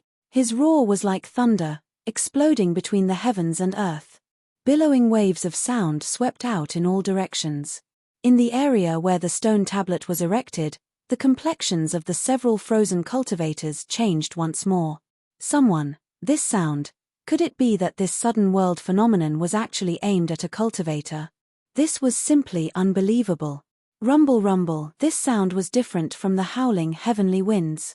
It was more like a giant wildly bombarding a cage, causing even the air to tremble. Several cultivators nearly cried out. Just who was this person? How could he be terrifying to such a degree? Even when facing the annihilation of the world's will, he was still so fierce. Could we discuss this? Could you wait a moment before you start fighting? Could you let us scram away first? The current feeling was far too horrifying. It was like they were little ants that could be crushed to pieces at any moment. Heavenly winds roared like a tide, but this clearly wasn't enough to kill Chi-Nu. Thus, the deep darkness in the skies began to tumble once more. Accompanied by the slightly black winds, blue rain fell from the skies. Each drop was incomparably heavy, as if an entire river had been condensed together. And what was even more astonishing was that the cold aura it contained was like sharp needles that ruthlessly pierced deep into one's bones. Starting from the soul outwards, it seemed as if it would freeze over. Its name was Heavy Rain. In the legends, there was a great river in the world, and the water in this river was as heavy as a stone. It didn't return to the sea, nor did it flow into the vast ocean. It formed a natural cycle that flowed endlessly. Every 1,000 years, the water in this river would boil once, rising into the highest heavens and condensing into heavy rain. The might of this rain was just like its name. When it fell from the skies, each drop was as heavy as a stone. Moreover, because it absorbed the cold energy of the highest heavens, as soon as it touched flesh and blood, it could reach the soul and freeze it to pieces. The heavy rain was like a curtain, submerging Chi-Nu's figure. There was a dull thumping sound, like the sound of iron ingots being struck in a blacksmith's forge. Is this enough? Do you really think this is enough? With a deep roar, Chi-Nu stepped forwards. His footsteps seemed incomparably heavy, and every time they fell they emitted a deep rumbling sound. Like this, bathed in the baptism of the heavy rain, he continued to move towards the black clouds in the skies. Blood leaked out from the corners of Chi-Nu's lips. It was clear that he had received some injuries from the heavenly winds and heavy rain. But his aura didn't weaken at all. Rather, it became even more terrifying. An invisible aura swept out, causing the heavenly winds and heavy rain to slow down a bit. He was like a divinity or demon god. The will of the world was clearly enraged. Thus, flames appeared out of thin air. They were a pale white, icy cold without the least bit of heat. But, only after coming into contact with them would one understand that all of their burning strength was condensed deep within the flames. Once touched by these burial flames, they wouldn't stop until they were dead. But, they weren't limited to the mortal body and soul. Only when they were completely reduced to ashes would they be extinguished. Black heavenly winds, blue heavy rain, white burial flames.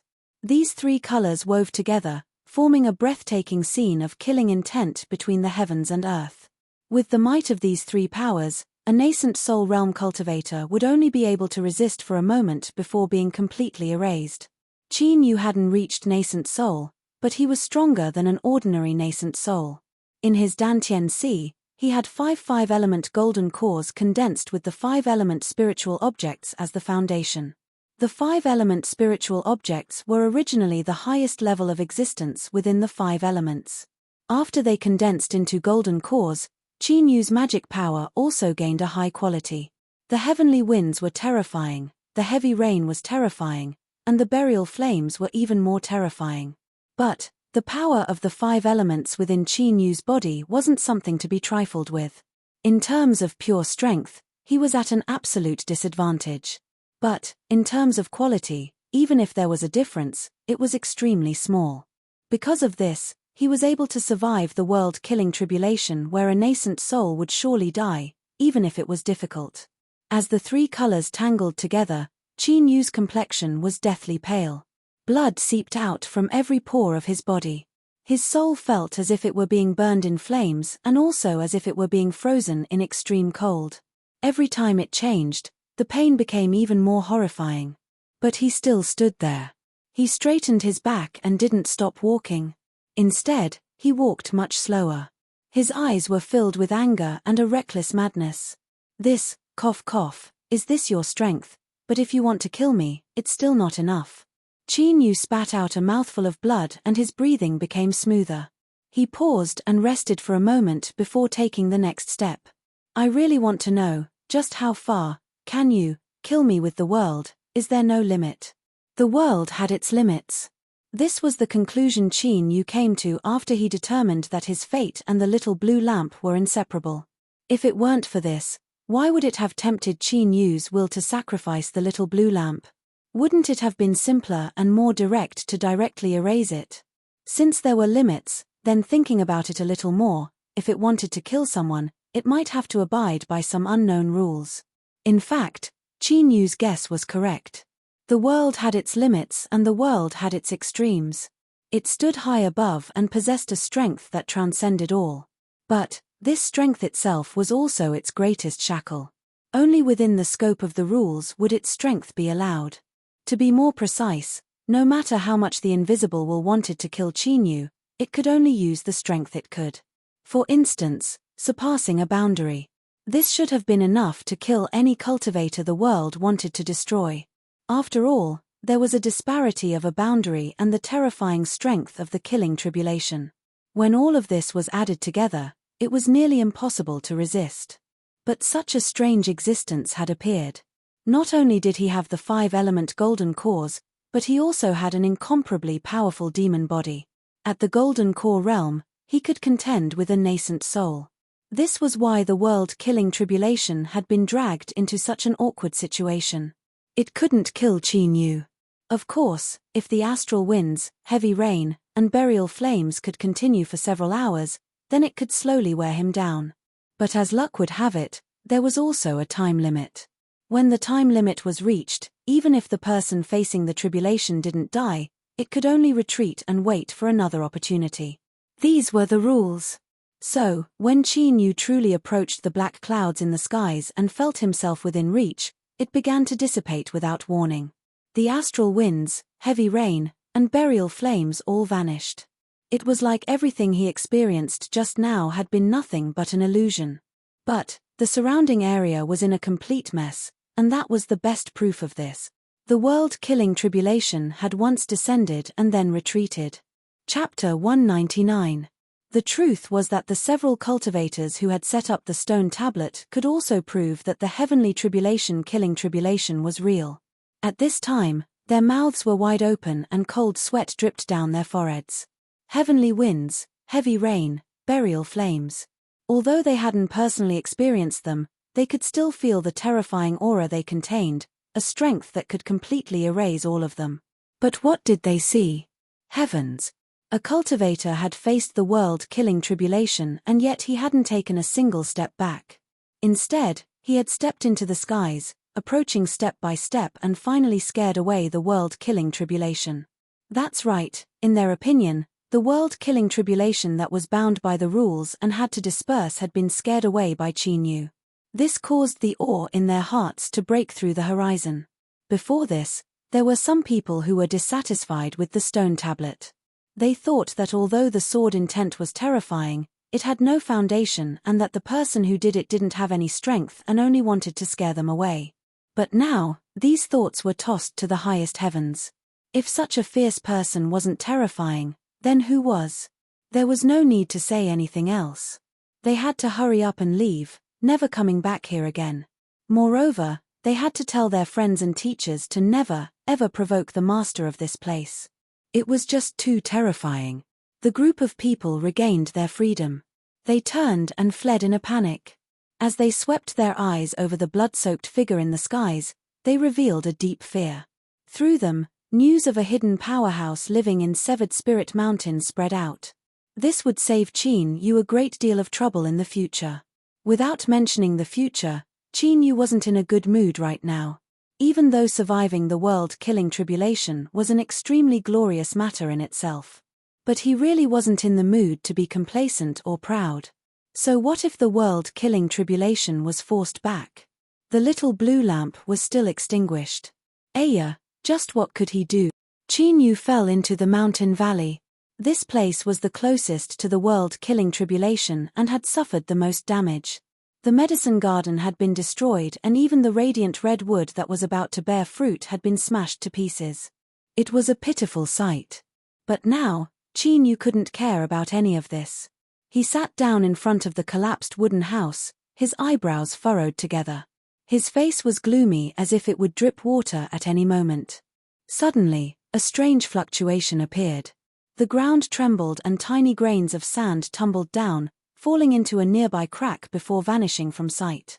It was like time was flowing in reverse. All of the destruction caused by the world's killing tribulation was fading at a speed visible to the naked eye. This was also a part of the rules. The heaven and earth killing tribulation only targeted one person. The rest could be repaired by the power of the rules after the tribulation. Thus, the medicine garden in the valley was restored to its original verdant state. The broken branches of the radiant redwood regrew, and the smashed cabin automatically reassembled itself. This was simply a miracle. Qin Yu was stunned for a moment before he sighed. This was indeed shocking, but if the little blue lamp didn't shine then he really didn't care about it. At this time, a flash of inspiration appeared in his mind. But like a beam of light, it vanished without a trace. Even Qin Yu wasn't sure he could do it. What is it? What was it? Qin Yu's intuition told him that this sudden flash of light was incomparably important to him. He took a deep breath and relaxed his thoughts, maintaining a calm demeanor. Then, that thought slowly rose up from the fog. The killing tribulation of heaven and earth did not seem quite right. Wind, rain, and fire. Although these three extreme energies were extremely terrifying, the most powerful method of the world's tribulation should be lightning. Qin Yu's eyes became incomparably bright. He could feel that he had grasped something extremely crucial. He thought about how the little blue lamp had swallowed heavenly tribulation, and today's heavens, the killing tribulation of heaven and earth, didn't contain the slightest bit of the power of thunder. Could it be that the world was worried that the power of tribulation thunder would be absorbed by the little blue lamp? Tribulation thunder might be the key. His thoughts raced. After a moment, Qin Yu fiercely stood up. He didn't want to delay for even a single moment. He turned and returned to his room to recover from his injuries. Several days later, a beam of light shot into the skies. Qin Yu soared straight towards Snowfall City. That's right. It was the Snowfall City where Yun Xueqing was. Her father, Yun Fan, was the person that Qin Yu knew had the highest chance of breaking into nascent soul. He had an ice attribute spiritual object in his hands, so he might have finished his preparations by now. Daoist Wang was also a choice, but he had left Immortal Eclipse Valley for a long time. With his background, he had likely already made his breakthrough. Thus, Snowfall City was his first choice. As for how to convince Yun Fan to cross tribulation, he couldn't imagine such a thing. He could only take things one step at a time. But if there was no other way, then he could only force him to cross tribulation. That's right, Qin Yu wanted to try and have the little blue lamp absorb heavenly tribulation to see if it could restore itself. He hoped that it really would work. Qin Yu hurried forwards with all his strength. His speed was extremely fast, and it didn't take long for him to enter the borders of the Northern Dynasty. But not too long after he entered the borders, he came to a sudden stop. He looked towards the boundless mountains in the distance. There was a powerful aura there. It should belong to some monster beast. The feeling it gave off was like a great lake filled with water that could overflow at any moment. Golden core perfection. Just one more step was nascent soul. If it could cross tribulation, then it would have tribulation thunder. Qin Yu didn't know what Yun Fan's situation was like, and even if he didn't cross tribulation, with Yun Xueqing there, forcing him wasn't a good idea. Now, Qin Yu seemed to have an even better choice. Moreover, if he forced a monster beast, he wouldn't feel any psychological burden. Qin Yu's eyes flashed. He locked onto that aura and shot forwards. A 40-foot-long white tiger raced through the mountains and forests. His body was strong and vigorous, and every time he leapt forwards, it was pleasing to the eye. The deep black king character between his eyebrows made one feel even more dignified. But at this time, his entire body was covered in fists and kicks. On his snow-white fur, this majesty was completely destroyed. The white tiger occasionally turned his head, revealing a pair of eyes filled with the vicissitudes of time. His eyes were filled with anger and shame, but most of them were filled with helplessness and gnashing teeth. This was a story that left the white tiger in sorrow. On that day, His Majesty White Tiger had just found a new tigress. After enjoying himself, he lay down on the soft grass, comfortably basking in the sun. Then, sorrow arrived. A human who had popped out of nowhere was asking him to go through the heavenly tribulation, saying that he would definitely help him out. Fuck, did he really think this Tiger Lord was a tiger? Was heavenly tribulation that easy to cross? If he didn't know that the chances of him dying in crossing tribulation were extremely high, would he have suppressed his cultivation? What an idiotic human. He wanted to trick him into crossing tribulation and then reap the benefits without doing anything. His dreams were just too beautiful. His Majesty White Tiger was immediately enraged. He decided to tear this human to pieces to make up for the strength he had just lost. But who would have thought that this human idiot was actually an extremely strong idiot? His Majesty White Tiger was ruthlessly beaten up. If it weren't for his innate supernatural abilities, he feared he wouldn't have been able to escape. As a monster king, being beaten up in front of his beloved concubine was already an incomparably shameful matter. But what left His Majesty White Tiger inexplicably sad and indignant was that this human idiot didn't give up and continued to chase after him. Sometimes, he really wished that he could turn around and ruthlessly fight with this human. But every time he thought of this, the image of this human's iron fists would appear in his heart. It was too fucking painful. Then, His Majesty White Tiger shivered as he continued to feel grief and indignation. This chapter is not finished, please turn the page. While continuing to run, there was nothing he could do, this idiot was too strong. He could only endure this humiliation. But this bastard, why couldn't he shake him off? If he ran any slower, he would catch up to him. He had already used his innate supernatural abilities 3 times in the last several days. No matter how talented he was and how powerful his bloodline was, he still found it hard to continue. If he continued like this, he would be caught sooner or later. As he thought of the horrifying fate he might suffer after being caught, and then looking at his own fur that could be used to make an overcoat, His Majesty White Tiger shivered. He thought to himself, don't blame me for this. It's better for a fellow Daoist to die than for me. I was forced to do this. His Majesty White Tiger leapt up and determined his direction. His strong hind legs fiercely pushed against the ground several times and his body soared towards his first target. Thus, Qin Yu discovered that there were a few more troubles on the road ahead.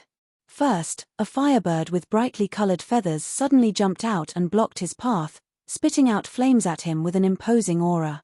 Of course, the result was obvious. There were many bright fire crystal-like feathers in his storage bag. These things could be considered excellent materials for refining talismans. Then, not long after, there was an extremely strong wild boar. Its entire body was covered in thorns that were wrapped around countless trees and stones. After a long period of time, these thorns had condensed into a solid armor. In addition to the 2 curved fangs that jutted out from its lips, it was extremely fierce. In order to commemorate this, Qin Yu chose a boar thigh and prepared to barbecue it when he had free time. Barbecued wild boar thigh, when he was at the Eastern Mountain sect, Lang Tu had once cooked this and it had tasted quite good. Following that, Qin Yu encountered the 3 most powerful swamp alligators. They lay in the mud like dead trees, not even the tiniest bit of their aura leaking out. Caught off guard, Qin Yu was nearly bitten by them and dragged into the swamp. When the 3 swamp alligators joined forces, their strength was tyrannical to the extreme.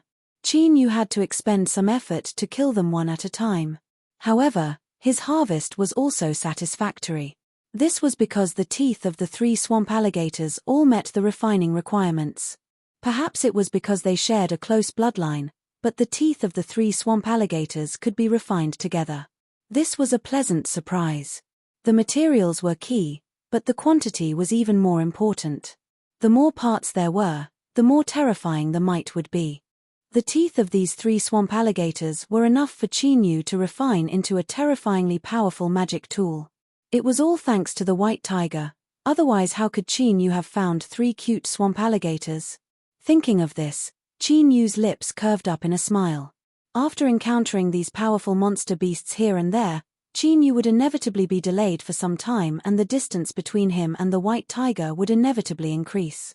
Relying on its familiarity with this mountain range, the white tiger ran for another day. Then, it stopped, panting for breath.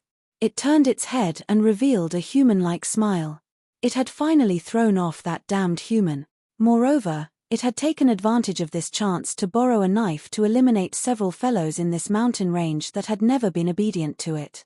In this critical moment, it was able to use a clever plan to kill 2 birds with 1 stone. This king was far too smart. After a moment of pride, the white tiger furrowed its eyebrows and thought that it couldn't be careless. This human was far too strange. The farther it ran, the better. After a short rest, His Majesty White Tiger ran for another day. This time, he felt that there were no mistakes at all. He jumped into a pool of water and washed himself clean of the dirt. Then, he roused himself and ran towards a mountain peak not too far away. There was a beautiful female leopard living there. His Majesty White Tiger was already tempted. This time, he could casually borrow a bit from her. After defeating the firebird, wild boar, and large alligator, he would definitely stun her. At that time, he would be able to have a taste of her.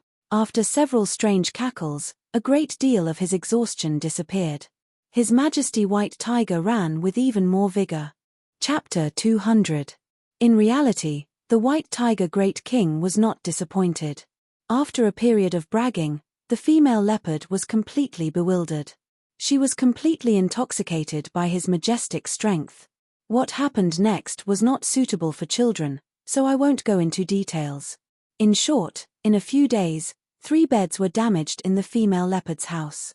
After a full week, the white tiger was finally satisfied. It stretched its back and bade farewell to the female leopard, saying that it would look for her again after it recovered its energy. Nothing had happened for a week, so it was clear that the matter had already passed. In addition, he had also obtained the beautiful female leopard, so Great King White Tiger was full of smiles. As for being chased by that human earlier, he was extremely depressed. How could a tiger not be stabbed when it roamed the world? It was fine as long as he was fine. He could do whatever he wanted with his face.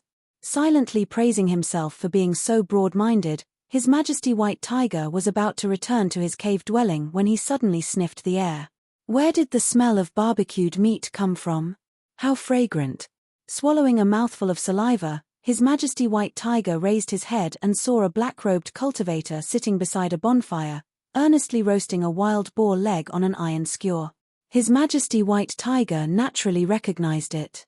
They had been fighting openly and covertly for so many years, and he had experienced the ferocity of the wild boar's thick thigh, so he naturally had a deep impression of it. His Majesty White Tiger's body stiffened. He looked at the human cultivator who was focused on roasting the meat and thought to himself, "You can't see me, you can't see me." Then, he turned around, wanting to quietly flee. "Stop right there. If you continue to run, Chin, won't be polite anymore." A light voice echoed out. His Majesty White Tiger gnashed his teeth. He turned and roared, "Just what do you want to do?" A monster king at the peak of the Golden Core realm, who was close to touching the nascent soul realm, might not be able to transform into a human form, but it was easy for him to speak. Chinyu looked up. He said, "It's simple. I want you to cross tribulation." The white tiger roared, "You are delusional. Don't think that this king doesn't know that you want to harm me." Chinyu had no expression. "If I wanted to kill you, I wouldn't need to go through so much trouble. If I wanted to, you would have already died." These words were very arrogant, as if he didn't put His Majesty White Tiger in his eyes, but it seemed like, there was no way to refute it. His Majesty White Tiger was dumbfounded. It raised its paw and scratched its head in confusion. Qin Yu picked up the roasted pig leg. My cooking skills are quite good. Since you've eaten your fill, let's get started. The white tiger gritted its teeth and leaped over a few times. It hugged the wild boar's leg and chewed on it. It finally realized that it couldn't escape at all. Moreover, if this stalemate continued, this human cultivator might really kill it out of anger. Since that was the case, he might as well try his best to transcend the tribulation. Although there was a high chance that he would die, what if he succeeded? When the time comes, you'll know how powerful I am. Bang! The white tiger threw away the leg bone of the wild boar. It raised its paw and wiped the oil off its paw. Then, the white tiger roared towards the sky.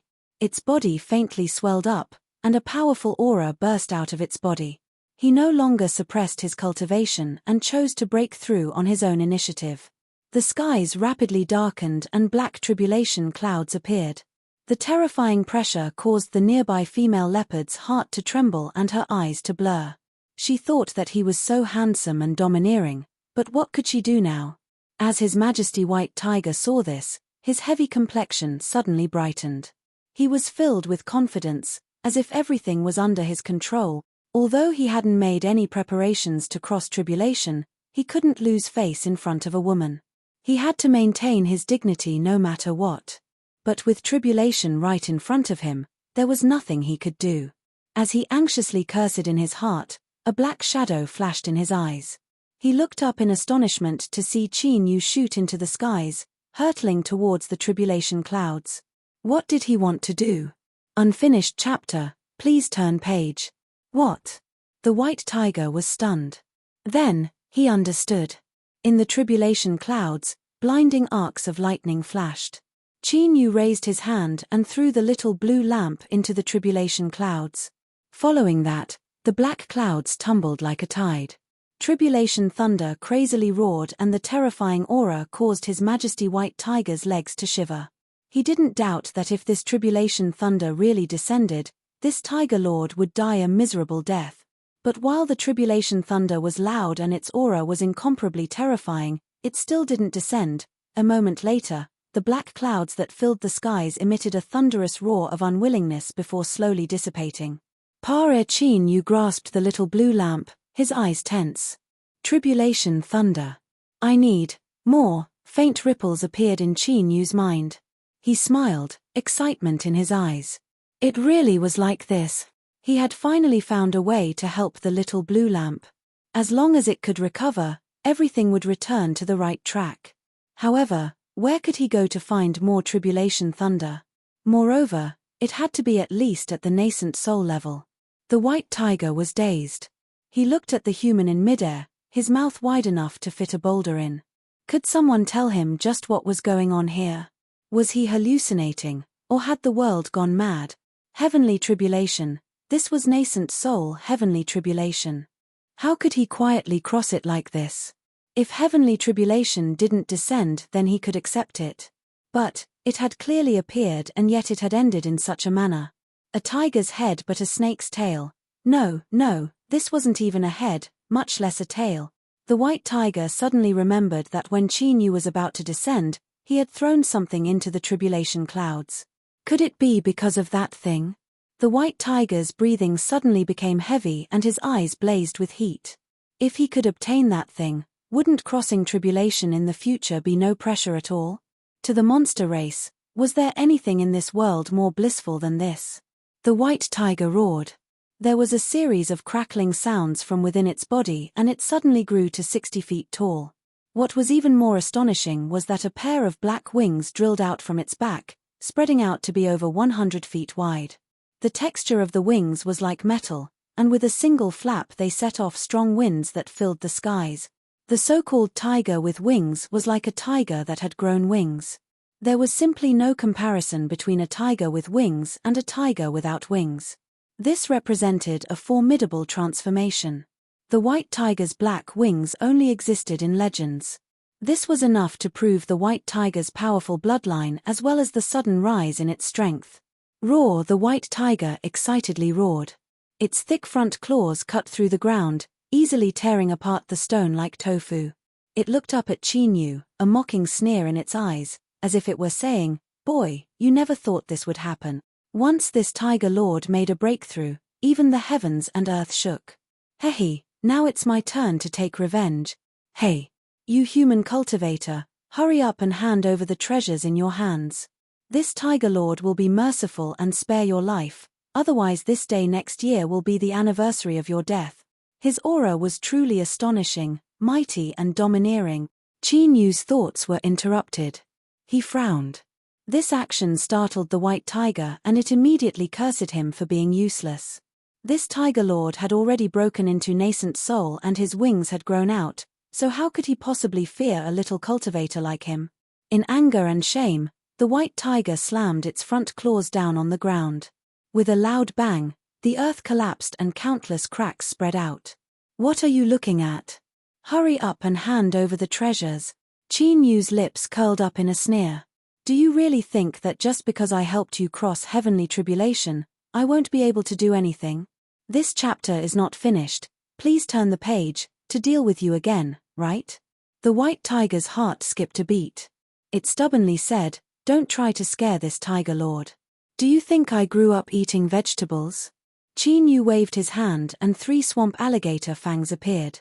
There was a total of 609 magic tools refined from them. In truth, even he didn't know how powerful these magic tools were, but there was no doubt that they were terrifying. While the white tiger was immersed in the pleasures of women, Qin Yu didn't remain idle. After refining the swamp alligator fangs, he had another powerful trump card in his hands. Before the little blue lamp recovered, he urgently needed some powerful treasures to increase his sense of security. Using them on the white tiger was naturally a waste, but taking them out to scare him was actually quite effective. White tiger's face instantly paled. Alright, it really couldn't be seen, but it could be seen that the confidence in his eyes had been shattered to pieces. Qin Yu lightly said, "You want the treasure, don't you? It's in my hands. Come and take it." The white tiger squeezed out a smile. "I think there should be some misunderstanding between us." "A misunderstanding? Of course, it is an absolute misunderstanding. Fellow Daoist, just ask around. Who in these mountains doesn't know that I, the white tiger lord, value friendship and loyalty? Fellow Daoist helped me cross heavenly tribulation and that is a great favor. I don't even have time to repay you, so how could I possibly have any ideas about fellow Daoist's treasure? Just now, cough cough, crossing heavenly tribulation went too smoothly and I was pleasantly surprised, so I was just joking with fellow Daoist." "Oh, so that's how it is." Of course, of course." Qin Yu smiled inwardly. He thought that this fellow's skin was truly thick. If the firebird, wild boar, and large alligator that died under his hands were to learn of this white tiger's words, would they be so angry they might crawl out of hell? He was in an extremely good mood right now, so he didn't mind speaking some nonsense. But it was only a few words. He flicked his sleeves and put it away. "Remember, you owe me a favor. If I need anything in the future, I will look for you." He turned and left. Using the blood escape, his speed instantly rose by 10 times and he vanished from sight. Just as the white tiger was thinking about waiting for Qin Yu to leave, he suddenly froze and a cold sweat began to drip down his body. He never thought that Qin Yu would have such a terrifying speed. If Qin Yu really wanted to catch up to him, he would have done so long ago. But Qin Yu had been following him from far behind, cutting down all the obstacles he had found along the way. Moreover, Qin Yu had waited for an entire week and even played around with the female leopard. Was this fellow trying to destroy his confidence bit by bit, or was he a freak to begin with? But no matter which one it was, none of them were easy to deal with. The white tiger turned and left, but his thoughts had already changed. He thought that if this fellow really came looking for him in the future, and it wasn't too excessive, then he might as well reluctantly agree. After all, this tiger lord was a man of integrity. Every word he said was a trap, so he had to keep his word. That was how it was. Qin Yu didn't know what the white tiger was trying to do, but he was thinking about where he should go next. Thinking about it, he should go to Snowfall City. After all, that was the place where he had the highest chance of finding nascent soul heavenly tribulation.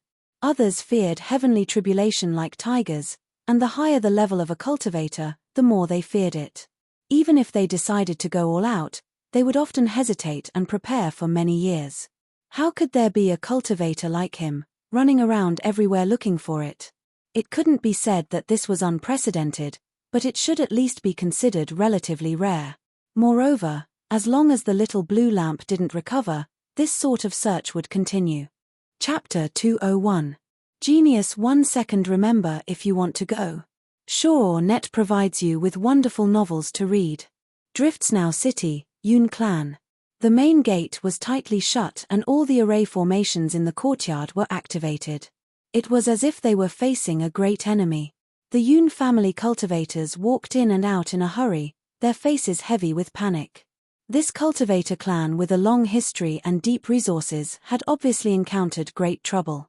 In the main hall, the head of the Yun family and all the golden core cultivators of the family were present. The air was so heavy that it seemed as if it would drip water. In the seat of honor, Yun Fan took a deep breath. He slowly said, "I have decided that I will cross tribulation and break through tomorrow." As soon as these words came out, the entire hall fell deathly silent. Everyone's eyes were filled with shock. "Father!" Yun Xueqing cried out in alarm. "You still haven't finished refining the spiritual object. Crossing tribulation is far too dangerous." Second Master Yun Yi hurriedly said, "That's right, Patriarch. The tribulation involves life and death. We must not be impulsive. Patriarch, please reconsider." Yun Fan was expressionless. "All right, I have already decided on this matter. There is no need for you to speak any further." He waved his hand. "Xueqing, Yun Yi, stay behind. You may leave." Everyone sighed, bowed, and retreated. Yun Xueqing's eyes turned red. "Father, without proper preparation, the success rate of passing the tribulation was terrifyingly low, and failure would only result in death." Yun Fan lightly said, "That's enough. Father doesn't have much time left, so I'll make this short. Second brother, if something happens to me, think of a way to send Xueqing away. Also, how are the disciples who were transferred out?" Yun Yi said in a low voice, "Don't worry, big brother. I will definitely guarantee Xueqing's safety. As for the younger generation of the family, because they had already made preparations long ago, most of them have already left. Once our Yun family encounters a great calamity, they will go into hiding to ensure that our bloodline does not die out." Yun Xueqing was startled. It was only now that she realized that her father had been preparing to resist the great calamity of the family since many years ago. Yun Fan stood up. "Tonight, I will cross tribulation." Yun Xueqing's eyes widened. Yun Yi seemed to have expected this. "Big brother, are you worried that there's a traitor in the family? To be able to calculate every single reaction of the Yun family and cut off all possibilities of evasion, if I were to say that there is no traitor, would you believe me, second brother?" The Yun family patriarch's eyes turned cold. "No matter what happens tonight, we must find this person in the future." Yun Yi bowed deeply. "Yes, Patriarch." Yun Fan stood up and walked out. Yun Xueqing shouted out, "Father." Yun Fan paused for a moment, but he didn't turn his head.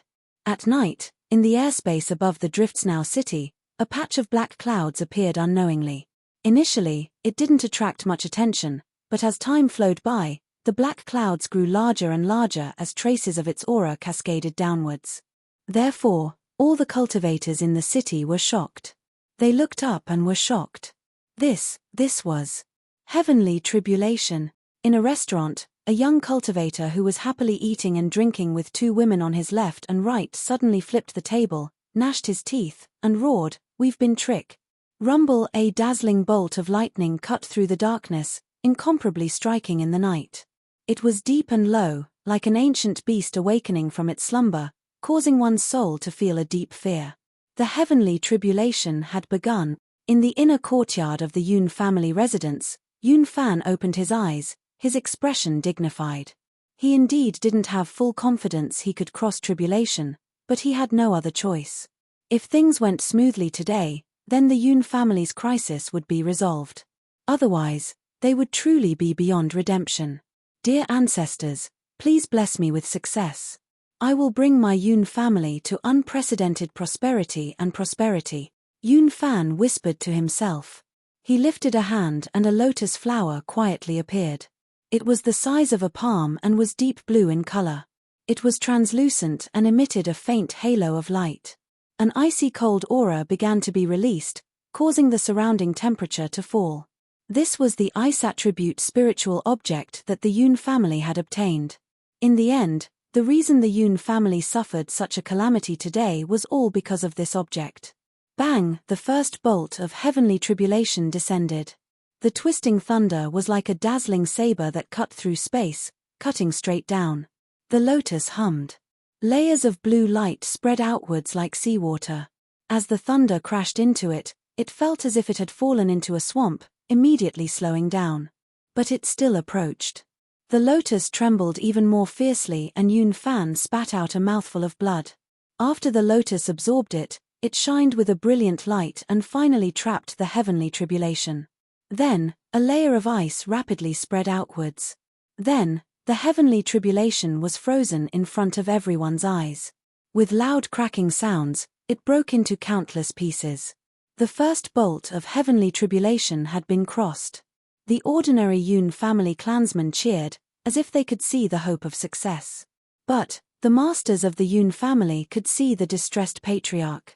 This was just the first bolt of heavenly tribulation and he had to force out his blood essence. He had already been injured, so how could he cross the remaining two? Yun Xueqing gripped her hands together, her expression nervous.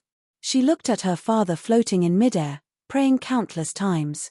But there was one thing she was sure of, and that was that as long as her father was safe and sound, she was willing to pay any price. In the restaurant, after the young cultivator flipped over the table, all the women were driven away. At this time, a massive number of subordinates had gathered, all of them incomparably gloomy. With their eyesight, they could naturally see that Yun Fan was stubbornly holding on. The chances of him smoothly crossing tribulation were so low that they could be ignored. They didn't care whether or not Yun Fan died, but their master had requested that the ice attribute spiritual lotus be destroyed along with him in the heavenly tribulation. This was an unbearable loss. As they thought of the anger that their master might bring down, everyone's faces darkened. The young cultivator clenched his teeth. What a good Yun Fan! He would rather die than hand over the ice attribute spiritual object. Pass down my orders. Tomorrow, I want there to be no Yun family in Snowfall City. This was the first time he was helping his uncle do something. He wanted to do it beautifully, but he never imagined that in a situation where he held the absolute advantage, he would be humiliated. Losing face was a small matter. What if he disappointed his uncle and caused him to doubt his abilities? That would be a serious matter. That damned Yun family. Above Snowfall City, within the black tribulation clouds, blinding lightning gathered from all directions. Then, the second bolt of heavenly tribulation fell down. This was how a cultivator's heavenly tribulation was. Each bolt was stronger than the last. If one passed, their cultivation would increase and their lifespan would rise. If they failed, they would die and their Tao would be dissolved into ashes. The second bolt of heavenly tribulation had an even more terrifying aura. The terrifying pressure caused all cultivators in Snowfall City to feel a chill run down their spines. Yun Fan roared out loud. Facing the falling heavenly tribulation, he didn't continue to passively wait. Instead, he chose to attack. With a punch, the ice attribute spiritual object shot into the skies. During this process, petals unfurled, revealing the stamen within. At this time, the delicate stamen was pitch black. Faint traces of light flowed around it, as if it were an open mouth. Then, the second bolt of heavenly tribulation was swallowed up by the lotus flower. This scene surpassed everyone's expectations. After a brief period of silence, the Yun family erupted with heaven-shaking cheers. Even the experts of the Yun family couldn't help but reveal joy on their faces despite their bewilderment. It seemed that the patriarch had made other preparations. No wonder he dared to brazenly cross tribulation. Now, 2 bolts of heavenly tribulation had passed. Although the strongest tribulation thunder hadn't arrived yet, Yun Fan had already blocked 2. Who dared to say that he couldn't block 3? Once he succeeded, Yun Fan would rise to nascent soul. Not only would the Yun family's crisis be resolved, but the entire Yun family would become unprecedentedly powerful. Yun Xueqing's face was full of worship. A smile bloomed on her face. But at this time, she saw her father's body shake. His face flushed red and he spat out several mouthfuls of blood. Above his head, the lotus flower that swallowed the heavenly tribulation suddenly shattered. Flower petals fell to the ground. This ice attribute spiritual object had been thoroughly destroyed. The cheers came to an abrupt end. The entire Yun family fell into a deathly silence. The ice attribute spiritual object was Yun Fan's greatest reliance. Now that it had been destroyed and Yun Fan was also severely wounded, how could he resist the third bolt of tribulation thunder? Despair began to spread through the Yun family like a virus. Those with weak wills already began to cry, as if they could already see the Yun family's fate. Yun Xueqing's eyes were filled with despair. The sudden change from great joy to great sorrow left her frozen in place. There was only one last thought left in her mind. Her father was going to die, he was going to die. Although he had always appeared cold and indifferent, Yun Xueqing knew that her father was the person who loved her the most in the world. From a young age, he had carefully protected her as she grew up, never allowing her to suffer any grievances. But now, the man who had protected her was about to leave. He was right in front of her, but there was nothing she could do. Tears streamed down her face. Yun Xueqing's consciousness was chaotic and helpless. Subconsciously, a figure leapt out from deep within her mind. In the past, when she had crossed her golden core heavenly tribulation in that mountain valley, she had done the same thing as her father. It was he who had blocked the heavenly tribulation, allowing her to survive and obtain her current cultivation. Today, could he still save her father? As Yun Xueqing subconsciously thought of this, she felt even more despair. Not to mention that Qin Yu wasn't here, but even if he was, what could he do? This was nascent soul heavenly tribulation. Compared to breaking into the golden core realm, it was 10 times or even 100 times more terrifying. Who could stop it? Who would dare to stop it? The tribulation clouds roared. Dazzling lightning illuminated the world. The third bolt of tribulation thunder was about to arrive. It was so dazzling and terrifying that it attracted everyone's eyes. No one discovered that a blood-red beam of light had suddenly appeared outside Snowfall City. Without any hesitation, the blood-red beam of light was like a blazing meteor as it shot into the heavens. Finally, someone saw it. Within Snowfall City, a cultivator's jaw dropped open. What was that just now? Did my eyes deceive me? He turned around and saw that the people beside him also had shocked expressions. Whoosh! Cries of alarm rose up like a tide, rapidly spreading through Snowfall City. Most people's first thought was, just where did this cultivator come from? Why did he have to commit suicide in such a loud manner? What a character! Although the blood-red beam of light was fast, it was still possible to recognize the figure within. To directly rush into the tribulation clouds like this, if this wasn't suicide then what was? TSK, what a pity. It was so fast. Only one person's body stiffened. His eyes widened subconsciously, revealing a shocked expression. Yun Xueqing felt that the figure that flashed through the blood-red beam of light was vaguely familiar. But that was impossible. How could he have appeared here so coincidentally? Moreover, with his intelligence and prudence, he definitely wouldn't do something like this. This was no different from suicide. The shock soon disappeared. Most people's eyes fell onto the heavenly tribulation. Bang! The third bolt of tribulation thunder fell. It was like an axe that could split apart the heavens and earth. As it chopped down, all things would be turned to powder. Yun Fan's complexion was deathly pale. Despair filled his eyes. He was a resolute person, but at this time he couldn't see any hope. In the next moment, he would be turned to ashes. Could it be that I was wrong to choose to cross tribulation? Father! Yun Xueqing cried out in sorrow. In the next moment, her red eyes widened, as if she had seen something unbelievable. The entire Snowfall City fell deathly silent. Chapter 202. Genius 1 second remember love go away. This is the web that provides you with wonderful novels to read. As Yun Xueqing cried out in sorrow, the tribulation clouds that gathered in the skies above Snowfall City suddenly shrank a little. Because the lightning was too dazzling, coupled with the fact that it was night time, no one noticed it. However, what happened next was hard for them not to notice. They saw that the tribulation clouds, the third tribulation thunder that carried with it a terrifying aura of annihilation, suddenly slowed down. It was like the void had turned into a swamp. Every step the tribulation thunder took became incomparably difficult. Then, in front of everyone's eyes, the tribulation thunder slowly came to a stop in midair. Yes, it had stopped. Let alone seeing such a scene before, it was something that had never appeared in the legends. Who had ever seen tribulation thunder pause before? At this moment, countless cultivators felt as if 1,000,000,000,000 god beasts were running through their hearts.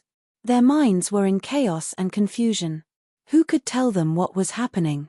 But what would happen next was that the heavenly tribulation couldn't stop advancing. It could still shrink back. Thus, everyone understood that it wasn't that the void had turned into a swamp, blocking the heavenly tribulation from descending. Rather, in the skies above, within the black tribulation clouds, a terrifying strength had appeared that was forcefully pulling it back. In the deathly silence, all of the cultivators in Snowfall City stared with wide eyes. They could only watch as the tribulation thunder seemed to be caught by an invisible hand and slowly pulled back. At first, the speed was extremely slow. Many cultivators rubbed their eyes, thinking that they were hallucinating. But as they rubbed their eyes until they were red and wet with tears, they discovered that this was all real. Because the tribulation thunder was pulled back faster and faster, it finally returned to the tribulation clouds with a whistling sound. In the pitch-black darkness, one could only see the tribulation clouds tumbling about. But no one knew what was happening within. At this time, someone finally inadvertently discovered something else. This person lifted a trembling hand and said, "Look, look, the tribulation clouds are shrinking." A sharp and distorted voice instantly caught everyone's attention. Countless people looked over and their hearts shrank. It was actually shrinking. Holy shit, just what was happening? Someone thought back to that blood-red beam of light that hadn't aroused too much attention just now. If the heavenly tribulation and the changes in the tribulation clouds had nothing to do with it, then they wouldn't believe it even if they were beaten to death. Countless people were shocked and widened their eyes, trying to find that figure. The cultivation civilization had been passed down for countless generations, and it had always been heavenly tribulations that chased after cultivators. There had never been such a strange scene where a cultivator dealt with them instead. They all wanted to know what kind of ferocious person could do this, and more importantly, how did he do it? But right at this moment, another change occurred. A powerful aura suddenly appeared. In the perception of cultivators, it was like a sun that was surging out and scattering down boundless light. It was simply dazzling to the point of blinding. Everyone turned to look. As they saw Yun Fan's robes fluttering about, their jaws dropped open and their eyes nearly popped out of their sockets. He broke through. That works too. The scene just now had been far too horrifying, so much so that one temporarily forgot that Yun Fan was crossing his nascent soul heavenly tribulation. Now that the third bolt of tribulation thunder had vanished, the tribulation cloud seemed as if it were being swallowed up, constantly shrinking. The result was that Yun Fan made a breakthrough. Within his Dantian Si, his golden core split open and transformed into a nascent soul, absorbing a massive amount of heaven and earth spiritual energy into his body. Right now, he was a genuine nascent soul cultivator. Countless people groaned inwardly. They felt as if their outlook on life had been completely destroyed. Wasn't it said that one could only rely on themselves to cross tribulation? Wasn't it said that there was no luck in crossing tribulation? It was all fucking bullshit. The Yun family was silent for a short period of time. Then, there were heaven-shaking cheers. The excitement of escaping from death caused many people to shed tears. The patriarch had made a breakthrough. He had become a nascent soul cultivator. No matter how he broke through, this was the truth. The Yun family had a nascent soul cultivator. This was a wonderful dream. Yun Xueqing wept tears of joy. But her eyes were still fixed on the shrinking tribulation cloud. As she thought of that familiar feeling just now, her heart began to beat faster and faster. Could it really be him? But this was nascent soul, heavenly tribulation. How could he accomplish such a thing? In the restaurant, a young cultivator paled. He couldn't believe his own eyes. Yun Fan had become a nascent soul. He had actually become a nascent soul. Young master nephew, let's hurry and leave, a subordinate anxiously said. Thinking about how they had forced the Yun family during this period of time, many people began to sweat and their faces paled. They nodded again and again. What nonsense. If they didn't leave now, then once the Yun family regained their composure, it would be too late to leave. The young cultivator revealed a struggling look. I believe that uncle must be interested in that cultivator who broke into the tribulation cloud. Everyone understood his meaning. Their complexions changed. One of them said, young master nephew has considered everything thoroughly. But, we have people in the Yun family. Since that cultivator saved Yun Fan, he must be related to the Yun family. There is no need for us to take risks here and we can still obtain the information we want. The young cultivator no longer hesitated. All right, let's go. The group left in a hurry, fleeing Snowfall City like stray dogs. Yun Fan frowned. He looked towards the direction that the young cultivator fled in, a trace of killing intent in his eyes. But, for some unknown reason, he hesitated and didn't do anything. He looked up at the tribulation cloud and his eyes became dignified. He had clearly seen that blood-red beam of light just now. There was indeed a cultivator within. The reason he had smoothly crossed tribulation was definitely because of this person. This favor was greater than the heavens. He had no idea how to thank this person. As he was thinking, the less than half of the tribulation cloud began to shrink even faster. As if it were being swallowed up by a whale, it vanished in several blinks of an eye. No one could clearly see what it was that swallowed up the tribulation cloud, because a hand had already grasped it. Qin Yu's figure was exposed to countless eyes. Many cultivators widened their eyes. They never imagined that the one who appeared in front of them would be such a young cultivator. Yun Xueqing covered her mouth, excitement in her eyes. It was him, it really was him. Yun Fan clearly recognized the cultivator in front of him that he had forcefully expelled from the Yun family in the past, Qin Yu. Yes, that was his name. He was originally thinking about how he could take advantage of this opportunity to establish a good relationship with such a formidable character. But now, all that was left on his face was embarrassment. But no matter how embarrassed he was, he could only brace himself and walk over. He cupped his hands together and bowed. Fellow Daoist Qin Yu, I am deeply grateful for today's matter. Without mentioning anything else, he had to first thank him for today's matter. At the very least, his face would look a little better. Qin Yu smiled. He cupped his hands together and said, Congratulations Patriarch Yun. Seeing Qin Yu's gentle attitude and how he wasn't dissatisfied with what happened before, Yun Fan was overjoyed. He quickly said, Last time, fellow Daoist Qin Yu came and left in a hurry. My Yun family wasn't able to play the role of host, it was truly disrespectful. This time, fellow Daoist must stay a little longer so that I and my Yun family can sincerely express our thanks. This was both a vague way of apologizing to Qin Yu for what happened last time and also a sincere invitation. As long as Qin Yu stepped into the Yun family today, there would be a looming figure standing behind the Yun family. When others weren't sure of his depths, they would surely feel a great deal of dread. Of course, if he wanted to express his thanks, he had to do it with sincerity. To reach nascent soul, no matter what it took to repay this favor, it wouldn't be too much. Qin Yu thought for a moment and nodded. Then, I'll have to bother you. Yun Fan laughed. Open the doors and open the banquet to welcome fellow Daoist Qin Yu. The entire Yun family immediately became lively. Qin Yu cooperated with them, a bright smile on his face. The reason he was smiling was because after the entire tribulation cloud was swallowed, the little blue lamp suddenly emitted an unstable aura. Perhaps it was on the verge of recovering. As for why he didn't hide himself and directly left, this was what Qin Yu considered. If he was exposed, he would definitely provoke some trouble. After all, there was no one who didn't want a treasure that could swallow heavenly tribulation. But as long as the little blue lamp's true function wasn't discovered, there should still be trouble within a controllable range.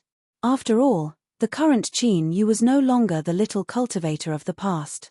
The 3 swamp alligators had provided him with storm flow, giving him even greater confidence. And the advantage was that everyone would soon learn that he could help cultivators smoothly cross tribulation. Then, he wouldn't need to search for them, and those cultivators who were struggling to cross tribulation would come knocking on his door on their own initiative. At that time, the heavenly tribulation that the little blue lamp needed wouldn't be a problem at all. In order to help the little blue lamp recover, Qin Yu chose to take some risks. The Yun family celebrated like it was a festival. Everyone in the family was immersed in joy. Then, like this, the celebration began. Qin Yu naturally sat in the seat of honor.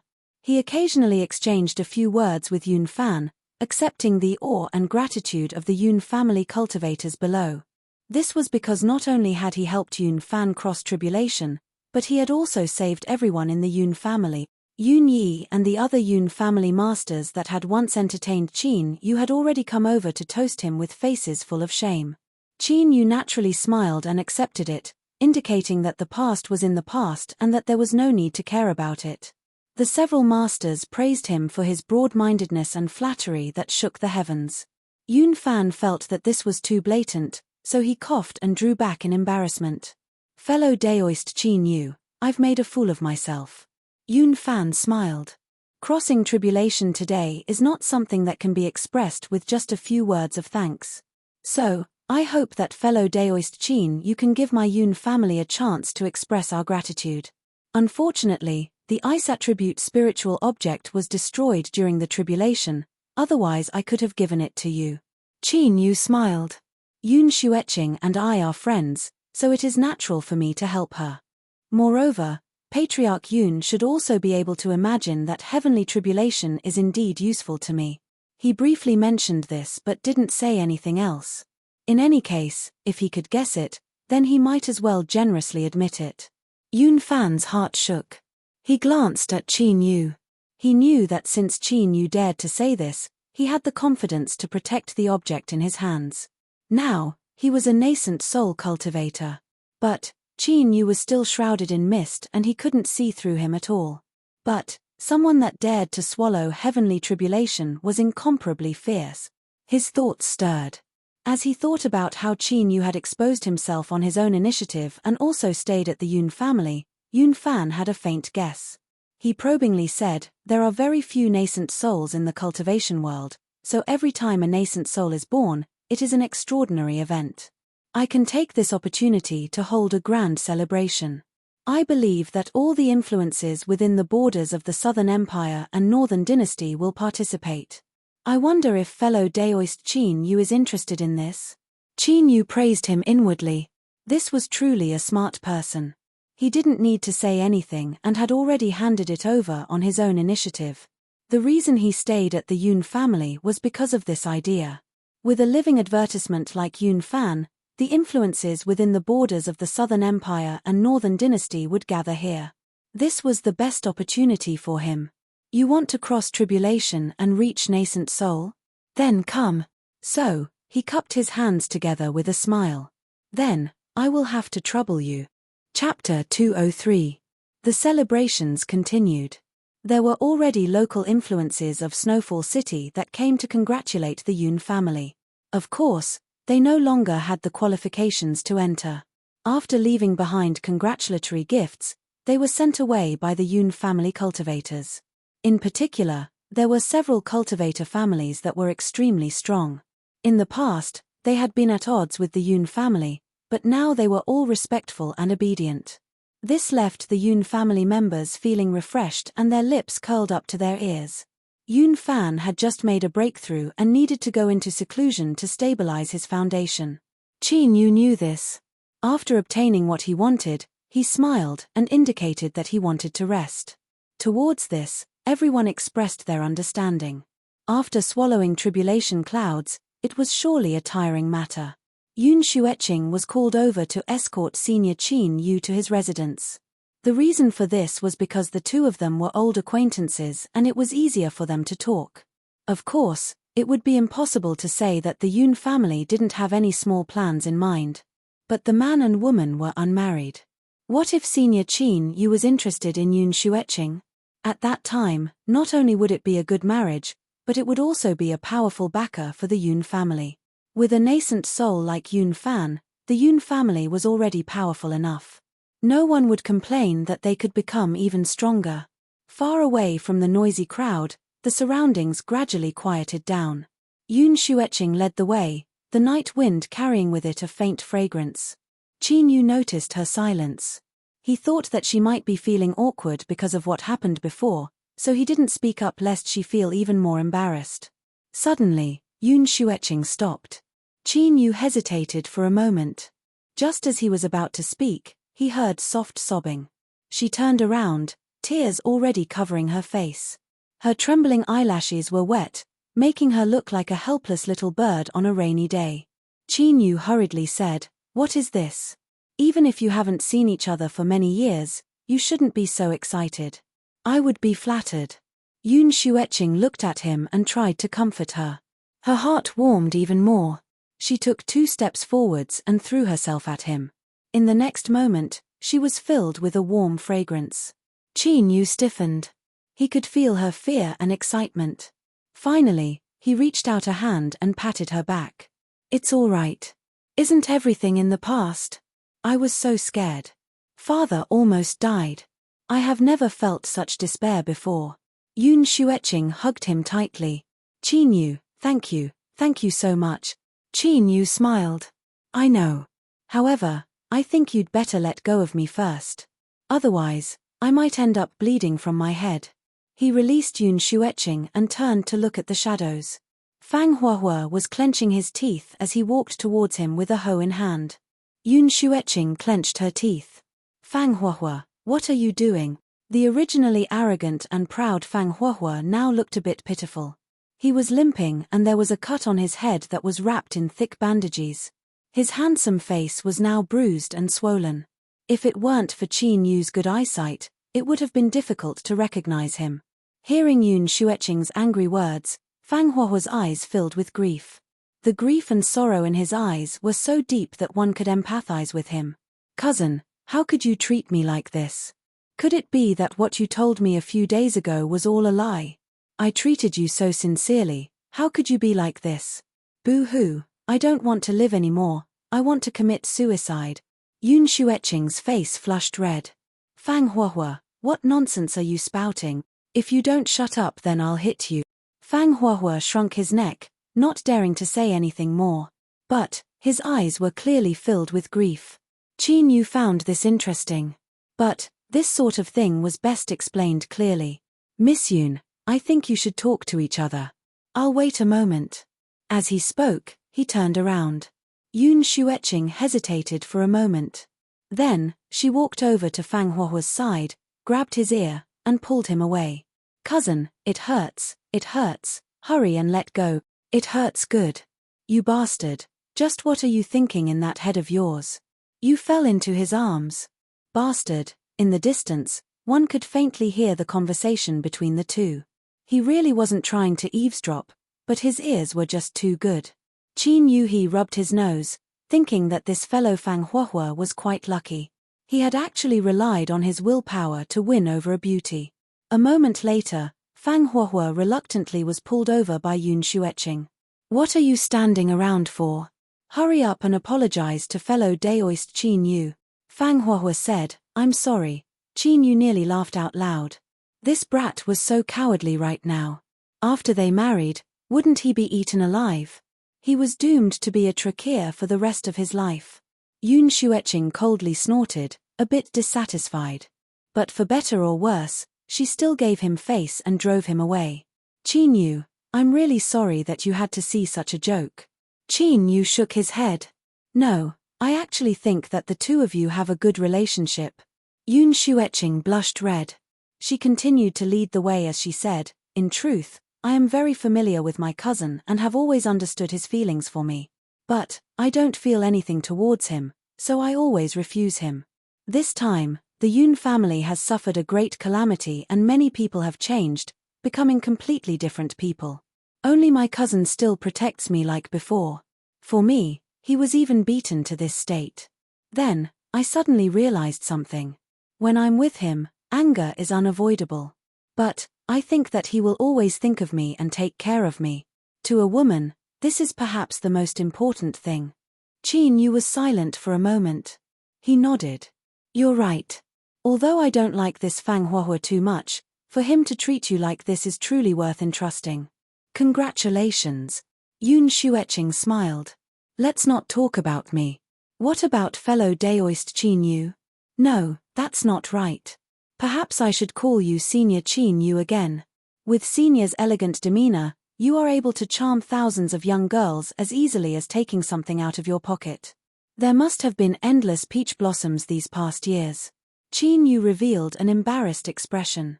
He subconsciously thought back to what happened in the sea race's capital city. Saying that there were endless peach blossoms was true. But as he thought of Little C, his smug expression instantly vanished. He coughed and said, "Don't joke around." Yun Xueqing happily smiled. She already had a certain understanding of Qin Yu and knew what sort of person he was. Otherwise, how could she have casually made such a joke? As she walked through the familiar Yun family residence, feeling its joy and tranquility, Yun Xueqing rejoiced from the bottom of her heart. To be able to become friends with Qin Yu was truly a fortunate matter. Otherwise, all of this would have turned to nothing but bubbles. Qin Yu, I really must thank you. The Yun family had arranged for them to stay in the best courtyard in the rear residence. The women had already cleaned it up and now it was spotless beneath the warm lamplight. Qin Yu turned and said, "All right, I've arrived. Miss Yun, please leave. Your family's Huahua is a jealous man. I don't want him to kill me again and fight me to the death." Yun Xueqing pursed her lips. Don't laugh at me. Perhaps the girl you meet in the future will be an even bigger jealous man. Watching her turn and leave, Qin Yu's eyes darkened. Ningling's figure appeared in his mind. Are you a jealous man? Unfortunately, this question was destined to remain unanswered. Northern Dynasty's Snowfall City, the Yun family's patriarch, Yun Fan, has broken through to nascent soul. In order to celebrate, we sincerely invite all fellow Taoists from all over to gather together and discuss the path of cultivation. This news spread through the world at the fastest speed possible. Countless cultivation sects and families responded to the invitation, sending their most capable people and preparing rich gifts. The Northern Dynasty and the Southern Empire immediately became lively. Cloud Sky City. The experts of the Zhu family gathered together, their eyes filled with envy. Their Zhu family could be considered to have a deep foundation with 3 golden core cultivators, which was enough to look down on ordinary cultivation sects. However, they had never had the chance to produce a nascent soul cultivator. But the Yun family of Snowdrift City had actually done it. How could they not be envious? I heard that there was a mysterious powerhouse that interfered, allowing Yun Fan to smoothly cross tribulation and reach nascent soul. His words were filled with envy, jealousy, and hate. Another person said, "Don't worry about how he did it. A nascent soul is a nascent soul. Like a carp leaping over the dragon gate, he'll be extraordinary in one day. The Yun family is about to prosper." A nascent soul had a lifespan of 800 years, which was enough to protect a family for a long time. With careful nurturing and a nascent soul overseeing things, it was very likely that a new nascent soul would be produced. This chapter is not finished, please continue to the next page. This was the case of the strong getting stronger. This was what the Zhu family was most jealous of. All right. The Zhu family's eldest Zhu Qinghai said, "Blue Cloud, your cultivation has reached a bottleneck recently. It will be good for you to go out for a bit. I'll leave this matter to you." Zhu Blue Cloud stood up. "All right, I'll bring some people with me." Rainbow Sect. Snowdrift City's Yun family doesn't seem too famous. They are only a small cultivation sect in the Northern Dynasty, but I never imagined that a nascent soul cultivator would appear. The young girl said, her eyes blinking in confusion and envy. Don't speak such nonsense in the future. With a nascent soul overseeing things, the Yun family is already one of the strongest cultivator influences in the Southern Empire and Northern Dynasty. Don't provoke any trouble for the sect. The gentle woman frowned. I understand, senior apprentice sister. The young girl suddenly became excited. I heard that this time teacher is bringing people to congratulate him. If so, then we can also go along. That's great. The group of women laughed. The sect rules were strict and strict. To them, going out to play was an extremely rare occurrence. Ah, look, Ling is in a daze. The young girl stretched out her voice. Oh, I know, Ling must be thinking like this. The Yun family is holding a nascent soul great celebration and there will definitely be countless young elites gathered there. Perhaps at that time, I might be able to find an ideal husband. Jiu Ling blushed red. She hurriedly said, Senior apprentice sister Xian, don't speak nonsense. I don't. She was only thinking about the teacher's explanation of cultivation. Who told her to have the worst talent, the lowest cultivation, and the one who entered through the back door? But Jiu Ling was kind-hearted and didn't compete with others. In addition, the Zhu family was looking after her, so her relationship with her fellow apprentice sisters was quite good. Seeing her shy expression, they all began to tease her. As Jiu Ling was blushing red, a female cultivator wearing a crown walked in. She swept her eyes around and scolded, "What kind of nonsense is this to be making in the sec?" The group of women stuck out their tongues and bowed together. Greetings, teacher. Watermoon coldly snorted. The sect master has sent me and senior apprentice sister Clearheart to the Yun family to congratulate them. All of you must also follow teacher. Do not do this outside, otherwise there will be no mercy. Yes, teacher. Seeing the rumors become reality, the group of female cultivators were excited. Watermoon swept her eyes around and frowned. Jiu Ling your talent is poor and you still haven't reached foundation establishment. Don't follow them this time. Stay in the sect and cultivate. She turned and left. Jiu Ling eyes reddened. She lowered her head. The group of fellow apprentice sisters hurriedly comforted her. Ling don't cry. Teacher is doing this for your own good. This journey to the Northern Dynasty must be tiring. That's right, that's right. You should stay and cultivate. If you succeed in reaching foundation establishment in one go, teacher will definitely look at you in a new light. Don't feel bad. You also know teacher's temper. She is cold on the outside but warm on the inside. She definitely has her own considerations. Jiu Ling wiped her eyes and squeezed out a smile. It's fine. Senior apprentice sisters, I am happy that you can go. I'll go and ask teacher. Let's all go and leave Ling alone. She definitely won't feel good. The gentle woman said in a soft voice.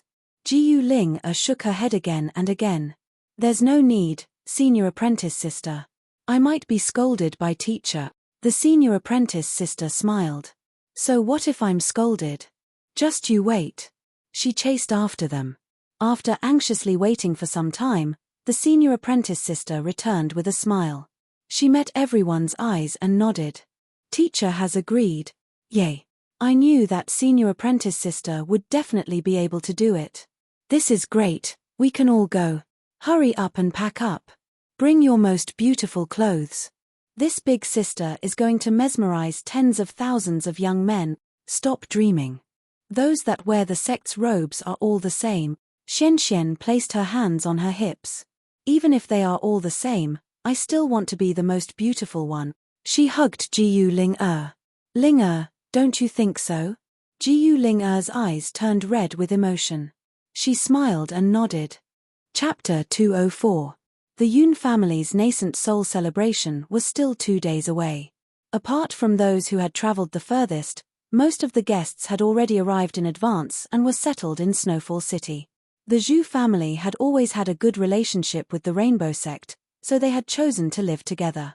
When Zhu Blue Cloud heard that River Moon and Clearheart had come, he thought about it and decided to see Jiu Ling Senior Zhu, may I ask if you have any news of Big Brother Qin Yu? Jiu Ling respectfully asked. Zhu Blue Cloud shook his head. No. Jiu Ling eyes darkened.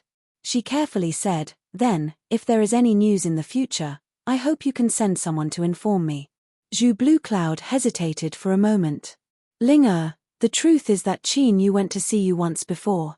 But, He didn't want to reveal his relationship with you, so he didn't show himself. You should know that the demonic path hates him to the bone.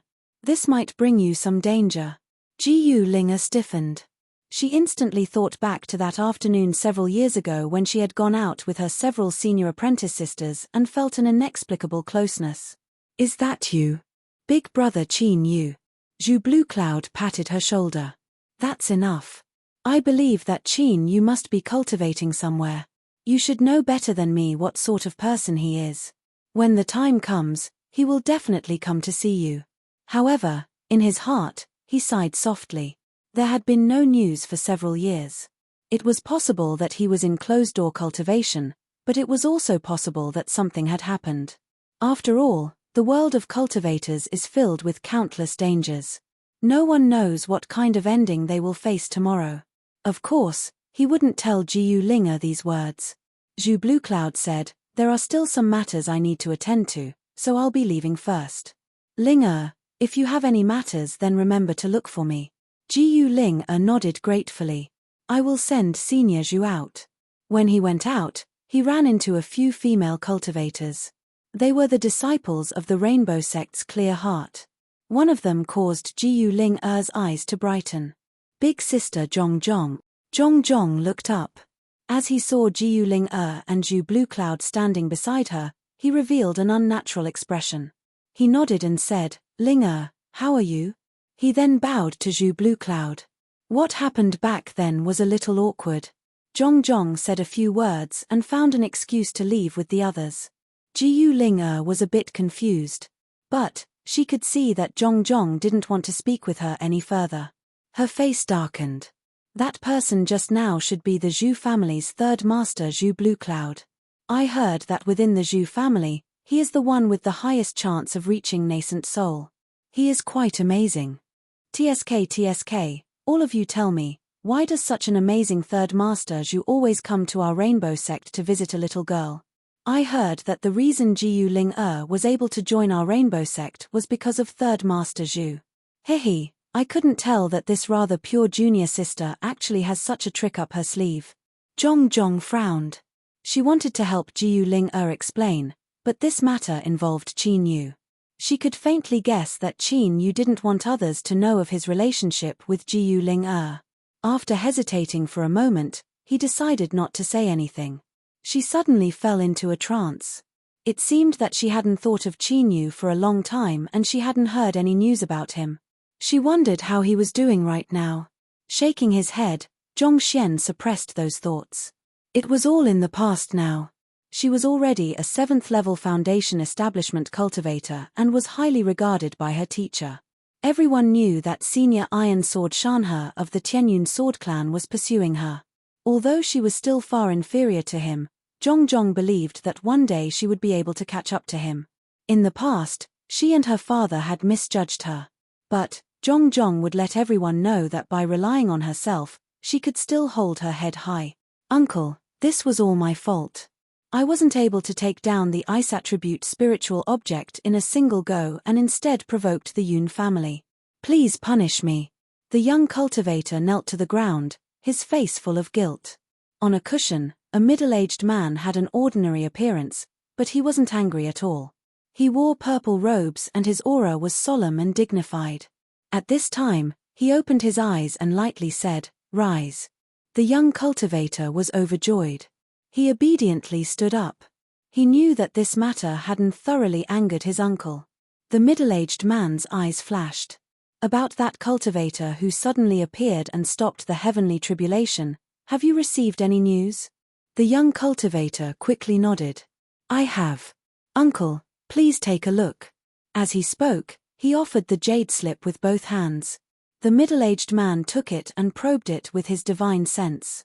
After several breaths of time, he took it back. After a moment of silence, he said, Jiangju, on the day of the Zeng family's great celebration, make a trip. Yes, uncle. The Yun family's great celebration arrived as scheduled.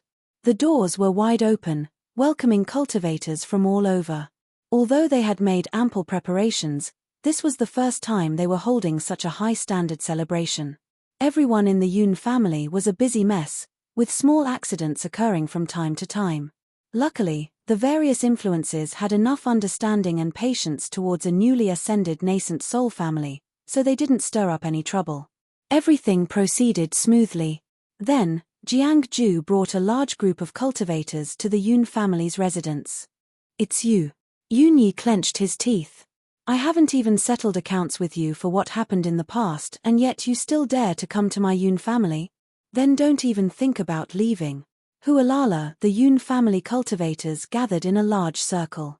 Now that the patriarch had reached nascent soul, their courage had risen and their eyes were filled with joy. They thought that they would return the humiliation that the Yun family had suffered in the past with interest. Everyone in Snowfall City naturally knew the origins of these people. But the original guests didn't know this, and they all revealed looks of surprise. On the day of the Yun family's nascent soul celebration, there were actually people who came to cause trouble. Weren't they a bit too bold? Jiang Ju swept his eyes around. He lightly said, "Today, I represent my uncle in congratulating senior Yun fan for reaching nascent soul. Is this how the Yun family treats their guests?" Yun Yi sneered. "You are not guests of the Yun family, but enemies." He waved his hand. "Go, take them down." At this time, a calm voice echoed out from the Yun family's residence. "Those who come from afar are guests. If there is anything, we can talk about it after today." Every syllable caused the spiritual strength of the heavens and earth to gently tremble. Such a powerful cultivation could only be achieved by a nascent soul cultivator. Countless people felt their hearts chill. They looked towards the Yun family's residence, awe in their eyes. In the crowd, Zhu Bluecloud sighed with emotion. This was nascent soul. Even though he had only just entered this boundary, the difference was as great as the heavens and earth from Golden Core.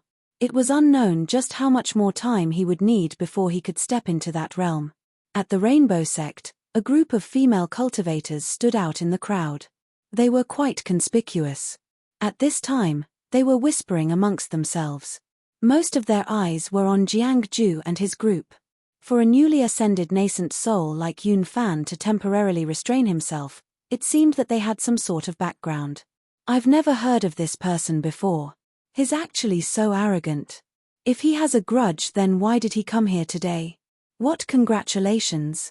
This is clearly a provocation," Xian whispered. In front of the residence's entrance, Jiang Ju suddenly turned his head.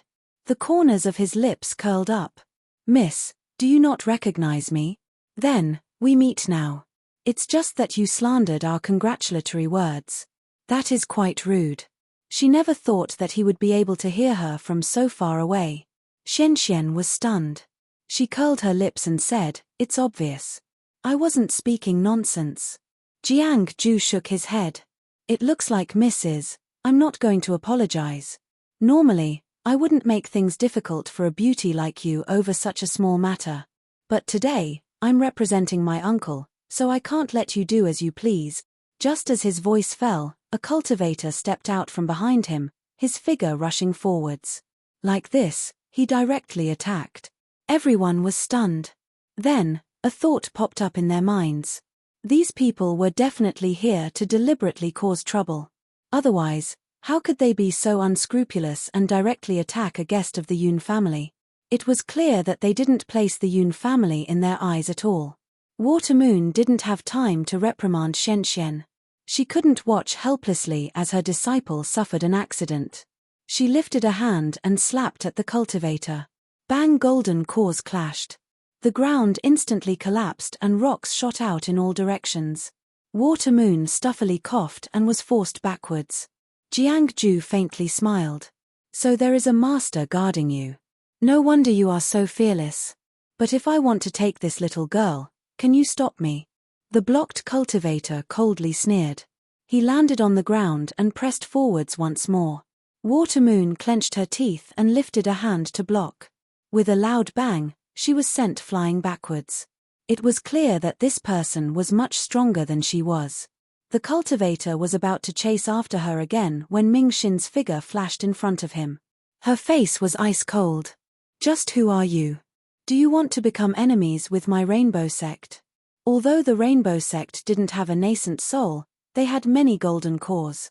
It was rumored that the sect master's strength was only a thin line away from nascent soul. They were considered a top sect of the Southern Empire.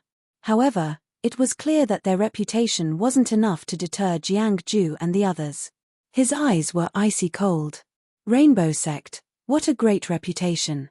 But do you think you have the qualifications to disgrace my uncle? Whoosh, another cultivator attacked, directly attacking the Rainbow Sect group. The hearts of the countless onlooking guests shook. Golden core. Just what sort of background did these people have that they could order around so many golden core masters? In the blink of an eye, Ming Xin and Water Moon were locked in combat with 2 golden cores. But it was clear that they weren't their match and could only bitterly resist. Arrange the array, help teacher. With loud shouts, the Rainbow Sect disciples formed a sword array. The might of this array couldn't be underestimated. For a time, they were able to stabilize their footing and fight with the 2 golden cores. During this period of time, the Yun family residents maintained a strange silence. Jiang-ju's lips twitched. He cursed inwardly at this old fox. It seemed that their goal had been discovered. Let's see just how long you can endure. Jiang-ju's eyes flashed. He suddenly rushed forwards with astonishing speed, avoiding the swords in the hands of several Rainbow Sect female disciples. He grabbed a female cultivator and laughed as he flew back. He, the Rainbow Sect actually sent out a disciple that hasn't reached Foundation establishment. But, her appearance is quite good. Jiang-ju cackled several times. I think we should take this little girl and give her to my uncle as an apology. Then, we can forget about today's matters. Xian shouted out, Ling-er, hurry up and let go of Ling-er. The other senior apprentice sisters were also alarmed and angry. Jiang-ju looked over and said, so what if I don't let go? Ling-er, you really live up to your name. I think my uncle will definitely like you.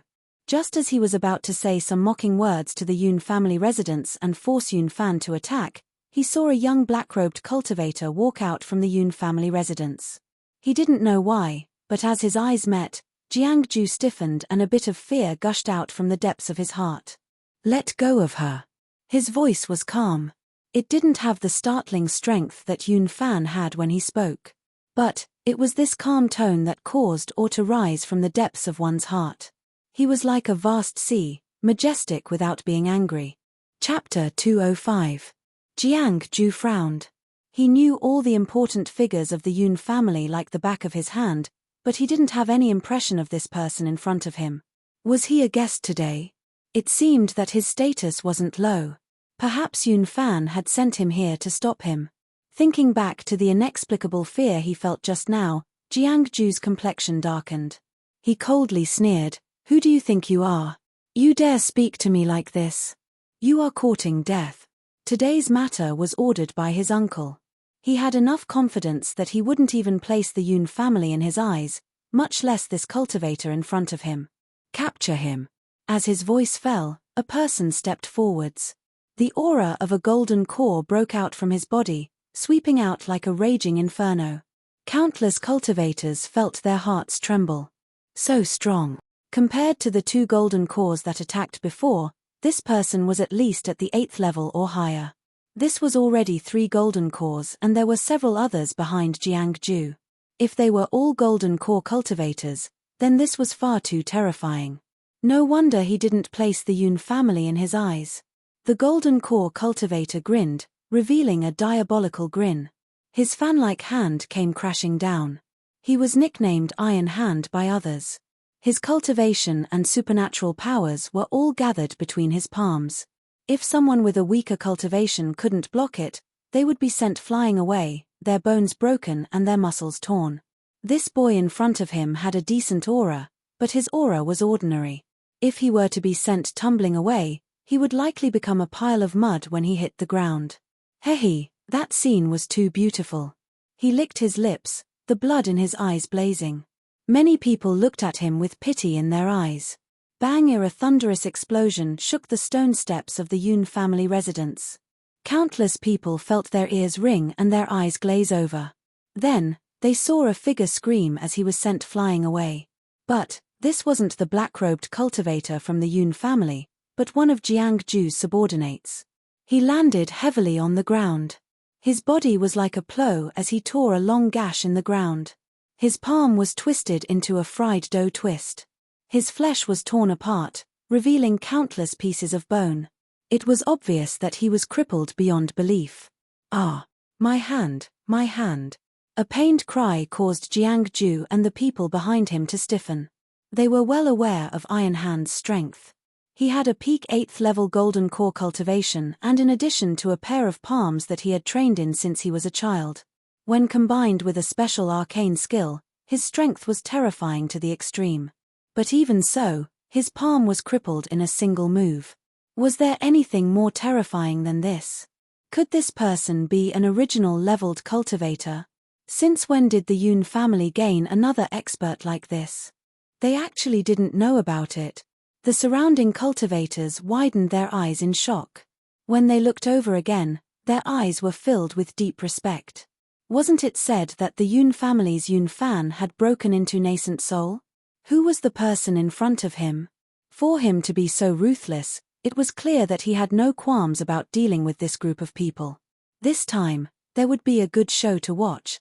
Jiang-ju and the others were extremely arrogant, which naturally drew the ire of others. However, because of their strength, no one dared to say anything. Although everyone was shocked, they were also quite pleased. "I said, let her go." The black-robed man stepped forward. Jiang-ju gritted his teeth and said in a solemn voice, "Senior, we did not offend you in any way. Aren't you going too far by being so ruthless? Let her go. My uncle is Liu Ji of Towering Sky Peak." Jiang-ju growled. The crowd was in an uproar. Towering Sky Peak was a title. In the rumors, this Liu Ji possessed supernatural powers that could move mountains and suppress countless powerhouses. He was an extremely powerful existence even amongst nascent souls. No wonder he had so many golden cores under his command.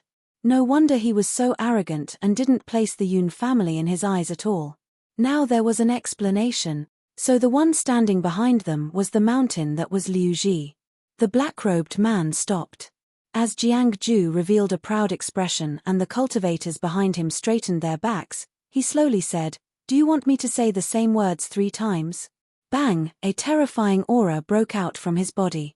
His originally common-looking figure seemed to transform into an ancient vicious beast. A terrifying pressure swept out like a tide, overwhelming the heavens and earth. Jiang-ju and the others stiffened.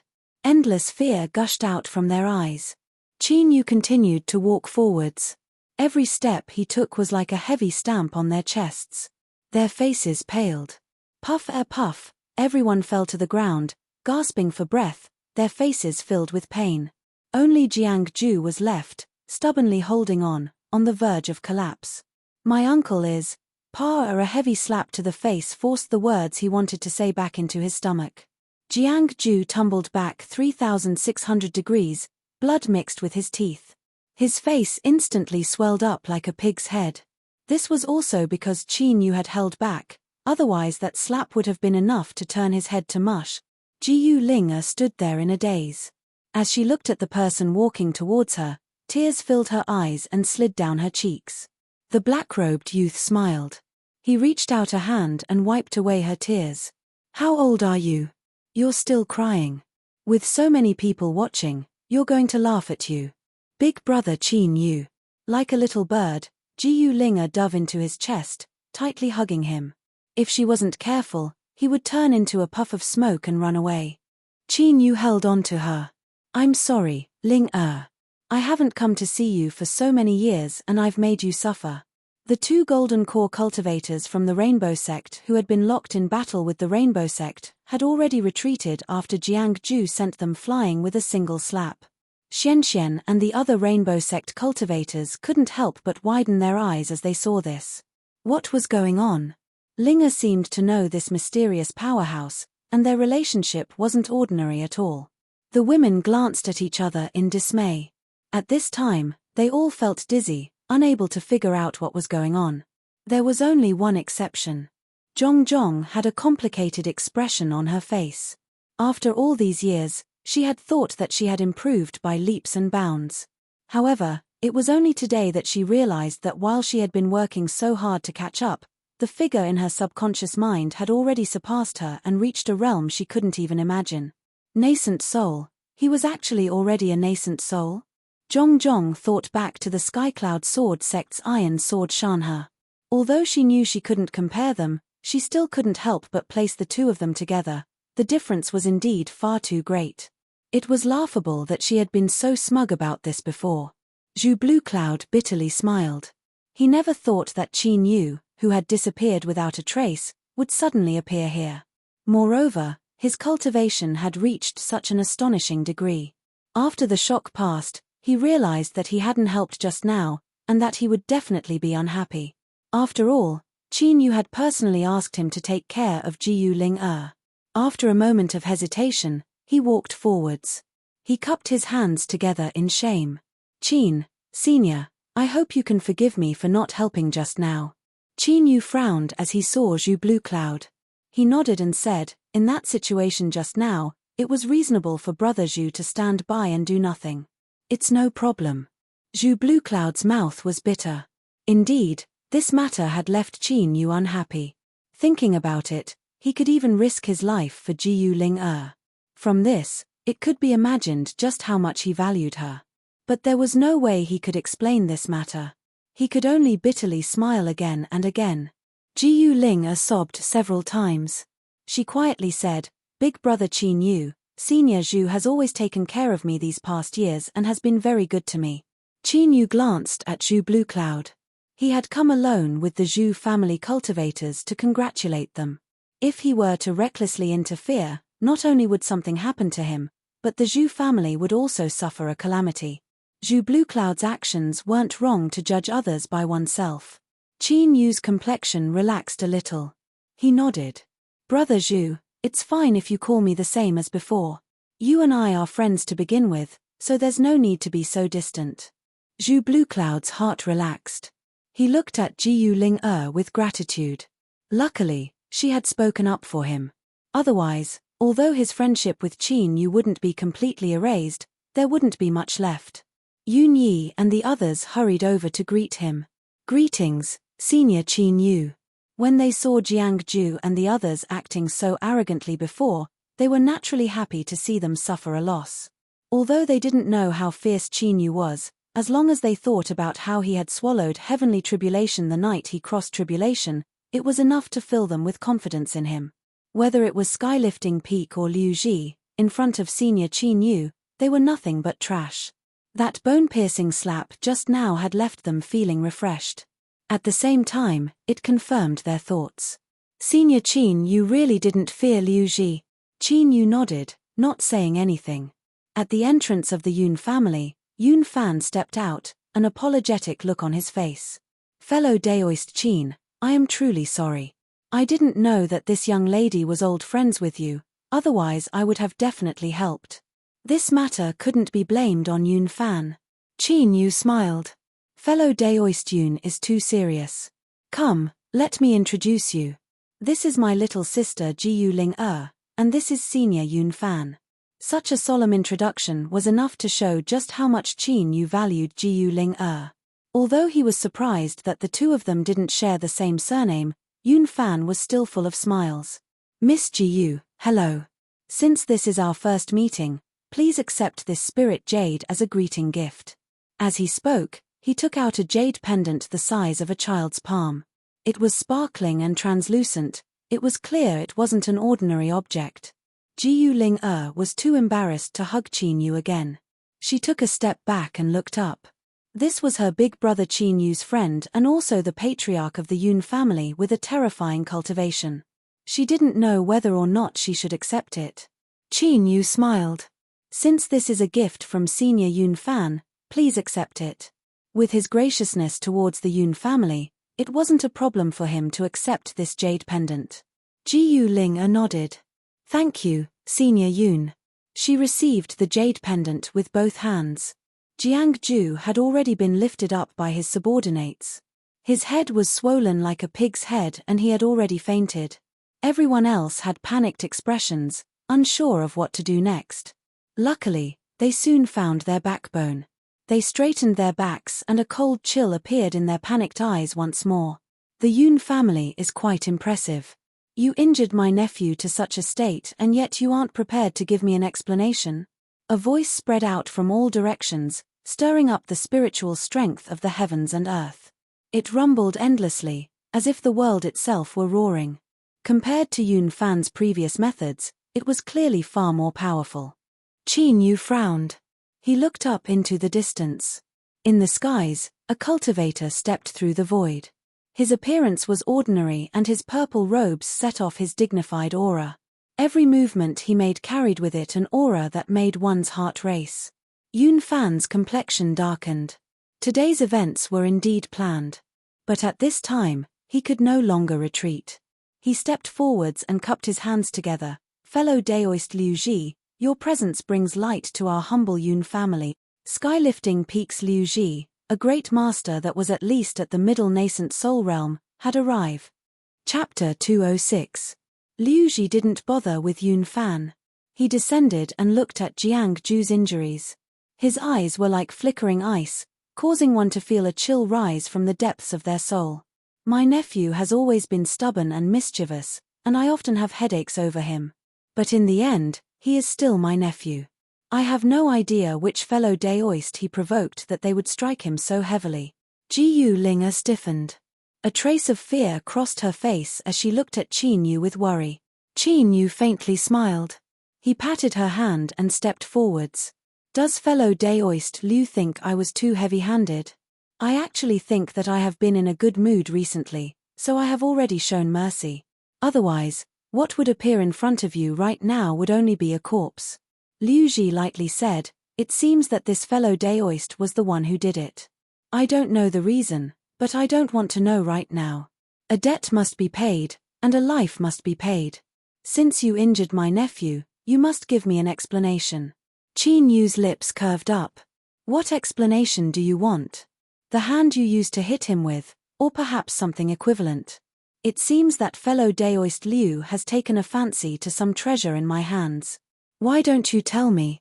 Liu Ji smiled. He could hear the indifference in Qin Yu's voice, but he didn't care too much. Since he came here today, he naturally had absolute confidence in himself.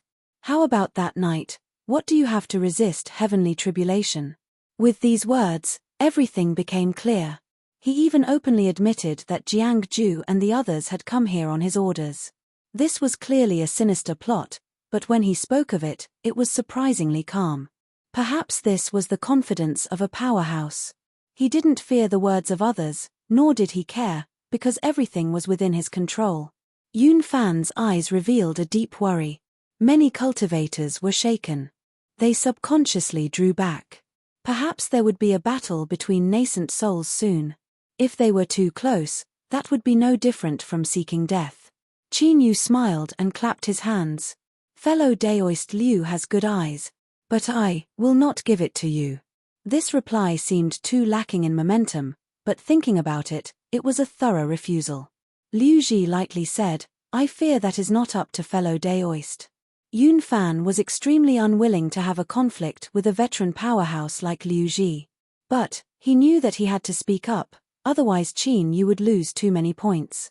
Of course, the most important reason was that in his opinion, Qin Yu was not any weaker than Liu Ji. In fact, Qin Yu was even stronger. Fellow Daoist Liu, fellow Daoist Qin is an honored guest of my Yun family. Aren't you going too far with your actions today? There were strong and weak nascent souls, but as long as the disparity wasn't too great, most could escape if they wanted to. Thus, Yun Fan didn't want to become enemies with Liu Ji, but that didn't mean he feared him. The Yun family was his fetters, and so was Liu Ji. Unless the two sides were mortal enemies, it was rare for nascent soul cultivators to kill each other. After all, a nascent soul stage cultivator who harbored grudges and acted unscrupulously was extremely dangerous. Liu Ji looked at them. 2 against 1. Even if we were to fight, you think you can suppress me, right? He paused for a moment, his eyes turning even colder. But, you aren't the only ones with helpers. Ha ha ha ha. Amidst the laughter, 2 figures arrived together, their bodies emitting a faint pressure. Countless cultivators widened their eyes in shock, and their eyeballs almost popped out of their sockets. There were actually 2 nascent soul cultivators. Heavens, added together, how many nascent soul cultivators did the Southern Dynasty and Northern Empire have? Yet, 5 had appeared here. It might be an exaggeration to say that they occupied half of the country, but there was at least a small portion. No one expected that the Yun family's nascent soul great celebration today would cause such a commotion and stir up such a storm. Now, this was a conversation between nascent souls. Others had already lost the qualifications to interfere. Brother Liu, I knew it would be impossible for you to succeed. It seems that because you haven't done anything in these past years, the name of Skylifting Peak has already been forgotten by others. A bald old man with glossy skin laughed out loud. The front of his robe was slightly open, revealing the white flesh on his chest that shook as he moved. The nascent soul cultivator beside him didn't speak. He stared at Qin Yu, a cold chill in his gloomy eyes. It's you. The old man was startled. He turned. Old freak Cheng, do you recognize this person? I have a deep impression of him. Old freak Cheng had the appearance of a middle-aged man. He had a pair of yellowish-brown eyes that constantly emitted a cold light. Old Poison, do you remember what I told you about the radiant red wood? The old man's eyes flashed. It's him. Old freak Cheng coldly sneered. He destroyed my divine sense, how could I not recognize him? Qin Yu had no expression. So it was you who broke into my cave dwelling and stole my spirit insect. Today is quite lively indeed. Yun Fan's heart chilled. Liu Ji was actually traveling with 2 nascent souls. Now that the 3 of them joined forces, he and Qin Yu were at an absolute disadvantage. And what was even worse was that Qin Yu seemed to have an old grudge with one of them. Things had become troublesome. Just as he was feeling anxious, Liu Ji's gaze swept over him and he said, Patriarch Yun, are you very surprised as to why I am with fellow Daoist Cheng and God of Poison? Speaking of which, the original purpose of the 3 of us was to befriend Patriarch Yun. After all, we are different from large cultivation sects. We rogue cultivators have little influence, and if we want to settle down, it is best to form a group. Unfortunately, Patriarch Yun doesn't seem willing to join us. Gambling God patted his round belly. That might not be the case. Brother Liu, there is no need to jump to conclusions so early. Perhaps Patriarch Yun has suddenly thought things through and is willing to be friends with us. Liu Ji's eyes flashed. That will depend on what Patriarch Yun thinks. It was clear that this was an olive branch extended to them. Once they accepted it, they would be friends and all previous unpleasantness would be written off. Then, of course, they would join forces to deal with Qin Yu and seize the treasures in his hands. He couldn't help but admit that although this plan was laid out in the open, the effects were amazing. Yun Fan admitted that he was tempted for a moment, but when he saw Qin Yu's calm expression, he fiercely suppressed his thoughts. Although he hadn't seen Qin Yu do anything, his strength had been proven enough when he swallowed heavenly tribulation that night. In the past, he had already misjudged him once. He couldn't afford to make a second mistake. Yun Fan took a deep breath. He coldly said, I do not wish to be enemies with you all, but fellow Daoist Qin is a friend of my Yun family. If anyone wishes to harm him, then that is the same as targeting my Yun family. I will not stand idly by. Then, this was 3 against 2. The atmosphere was heavy and heavy. A gloomy light flashed in Liu Ji's eyes. There was also a bit of dread in his heart. If Yun Fan dared to be enemies with them, it was clear he favored Qin Yu. His thoughts raced and he said, It isn't easy to reach a nascent soul, so I don't want to rashly kill you. I will give you 3 days to consider. If you still insist on going your own way at that time, then don't blame me for being ruthless. Old freak Cheng frowned, a bit dissatisfied. The gambling god laughed and said, We don't lack this bit of time, so why are you in such a hurry? The 3 nascent souls led their people away. Then, 3 boundless auras rose up from outside the city, surrounding the entirety of Snowfall City. For the next 3 days, no one is allowed to enter Snowfall City, no one is allowed to leave. As loud shouts echoed out, the complexions of countless cultivators changed. All eyes gathered on Qin Yu. Yun Fan's complexion was dignified. Fellow Daoist Qin Yu smiled. He cupped his hands together and said, "I thank fellow Daoist for your help." Yun Fan shook his head. "Fellow Daoist Qin provoked today's matter because of my Yun family, so I cannot shirk my duty. But what will we do 3 days from now?" Qin Yu's lips curled up. They aren't the only ones who know how to find helpers. Fellow Daoist, there is no need to worry, I will resolve this matter myself. Yun Fan's heart calmed down. At the same time, he rejoiced that he had maintained his position, otherwise the Yun family would likely be in deep trouble. Qin Yu turned and patted Jiyu Ling. "Don't look so worried. Don't worry, your big brother is very fierce right now. I don't fear them at all." He swept his eyes over the Rainbow Sect. "Are they your teachers and senior apprentice sisters? I will go and thank them for taking care of you all these years." Qin Yu brought Jiyu Ling over. He cupped his hands together and smiled. "I am Qin Yu, Ling-er's big brother. I believe she has troubled you all these years in the Rainbow Sect." No matter what sort of situation they faced, with Qin Yu's cultivation, no one in the Rainbow Sect dared to accept his bow. River Moon and Clearheart hurriedly bowed and called him senior. The disciples all had awe in their eyes. Qin Yu thought for a moment and said, "I'll have to trouble you all to go back and pass on a message that I have other plans for Ling-er and won't be staying at the Rainbow Sect in the future. If I have been rude in any way, I ask that you forgive me." Jiyu Ling-er's eyes widened, clearly surprised. She couldn't understand why her big brother Qin Yu would make such a decision without her consent. But after hesitating for a moment, she didn't say anything. She thought that her big brother Qin Yu must have his own reasons. River Moon bowed. "Jiyu Ling is my disciple, so I can decide to have her leave with senior." She glanced over and saw that Jiyu Ling had no intention of speaking. She calmed down a little. In all fairness, she had been a bit strict these past years, but she didn't have any intention of making things difficult for Jiyu Ling. She was afraid that Jiyu Ling would feel resentment in her heart. Xian and the other female cultivators all revealed looks of reluctance. But at this time, they didn't have the qualifications to speak up. Qin Yu smiled to express his thanks. Then, his eyes fell on Zhong. He nodded and left with Jiyu Ling. This nod left everyone surprised. They never thought that there would be someone among them that recognized senior Qin Yu. Zhong revealed a complex look. So, all that was left between the two of them was a nod of friendship. She pursed her lips, trying not to show her disappointment. After bidding his farewells to Yun Fan, Qin Yu brought Jiyu Ling back to his dwelling.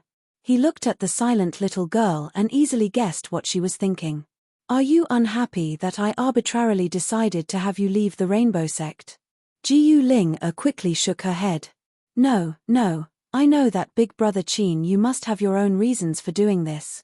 I just can't bear to part with my senior apprentice sisters." A trace of guilt flashed in Qin Yu's eyes. After being alone for so many years, Ling had likely already regarded her senior apprentice sisters as people she was close to. He thought for a moment and then gently said, "Ling, the reason I had you leave the Rainbow Sect is because after today, there will be dangers if you stay there any longer. But, I still have to apologize to you. I didn't consider your feelings, and that was my fault. Since you can't bear to part with your senior apprentice sisters, then ask them if they are willing to go with you." Jiyu Ling-er's eyes widened. This, Qin Yu smiled. "Don't worry. Tell them that I will send you all to Immortal Eclipse Valley together. Perhaps they will agree." Worried that Jiyu Ling would go out alone, Qin Yu escorted her to the Rainbow Sect. Along the way, he chatted with the little girl, his eyes inadvertently sweeping around. After a moment, they arrived. Qin Yu also found what he needed. He waved his hand and called over several people from the Yun family. He ordered them to temporarily protect Jiyu Ling and said, "I still have some matters to attend to. Ling, you go in by yourself. Don't worry, I will be nearby and I can rush over at any time." Jiyu Ling nodded, hesitating to speak. Qin Yu rubbed her head. "Don't think too much. Didn't I tell you that I have a way to solve this? You have to have some confidence in your big brother Qin Yu. Hurry up and go in." Jiyu Ling nodded, finally revealing a smile. After watching her enter, Qin Yu turned and left. Soon, he stopped outside a small street shop. He looked up at the shop's signboard and saw several common patterns on it. He smiled. He thought that when his cheap senior apprentice brother had told him about this, he had carefully remembered it. Now, it had come in handy. Chapter 207. He stepped forward and knocked on the door. It was soon opened from the inside and a round face was all smiles. So it is Senior Qin Yu. Please enter. The shop wasn't too large and the faint smell of herbs wafted in the air. From the layout, it shouldn't have been changed for many years. There was an oppressive feeling to it. Business shouldn't be too good.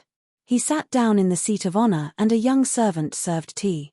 The shopkeeper smiled and said, "I wonder if Senior Qin Yu has come to our little shop. Is there anything we can help you with?" Qin Yu frowned. He took out a token and placed it on the table. "Whether it is real or fake, you should be able to see." The shopkeeper carefully took it.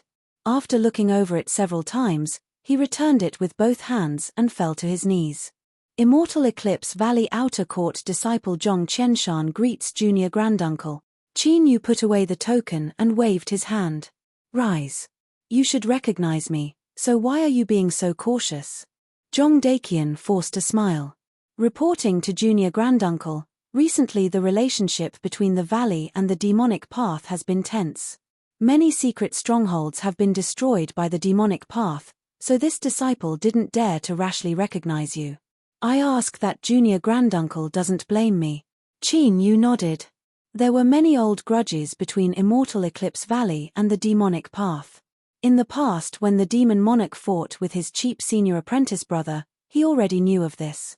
But Immortal Eclipse Valley had stood tall for so many years, so even if they had a tense relationship with the demonic path, there shouldn't be any problems. He nodded and didn't ask any further. "Help me send a message back to Immortal Eclipse Valley. Tell them that I have been bullied and I need someone to support me." Zhong Daqian was stunned. Although this was the truth, with junior granduncle's status and identity, was it really all right to say it so bluntly? Qin Yu chuckled. He patted his shoulder.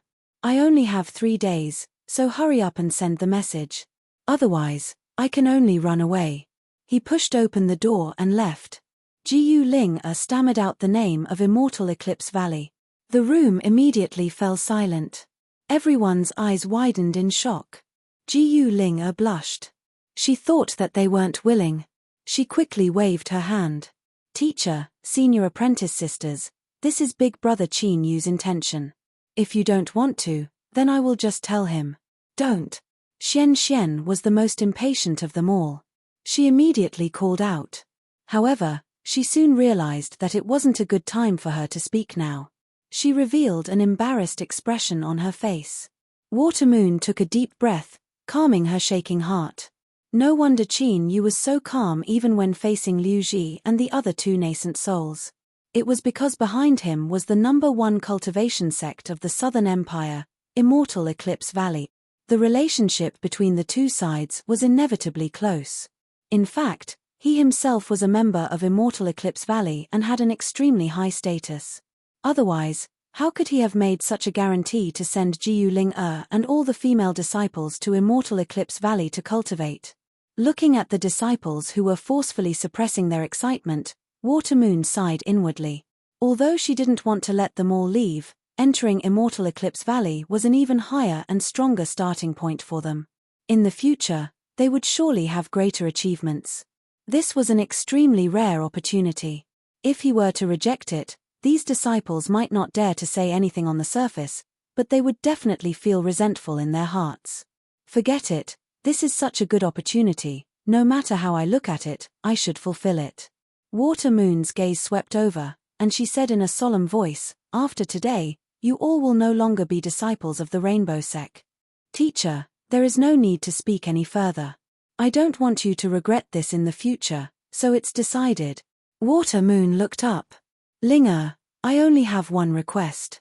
I hope that your big brother will look after them and not allow them to be bullied in Immortal Eclipse Valley."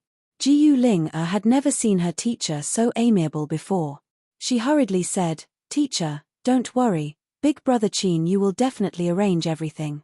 I will cultivate together with my senior apprentice sisters, Water Moon waved her hand. You may leave now and wait for Senior Chin Yu's arrangements. The elder senior sister's gentle face revealed a bit of hesitation. Teacher, I will stay behind to accompany you. Water Moon was gratified, but her complexion was cold. I am not so old that I need someone to look after me. Hurry and leave. She turned and walked towards the back hall.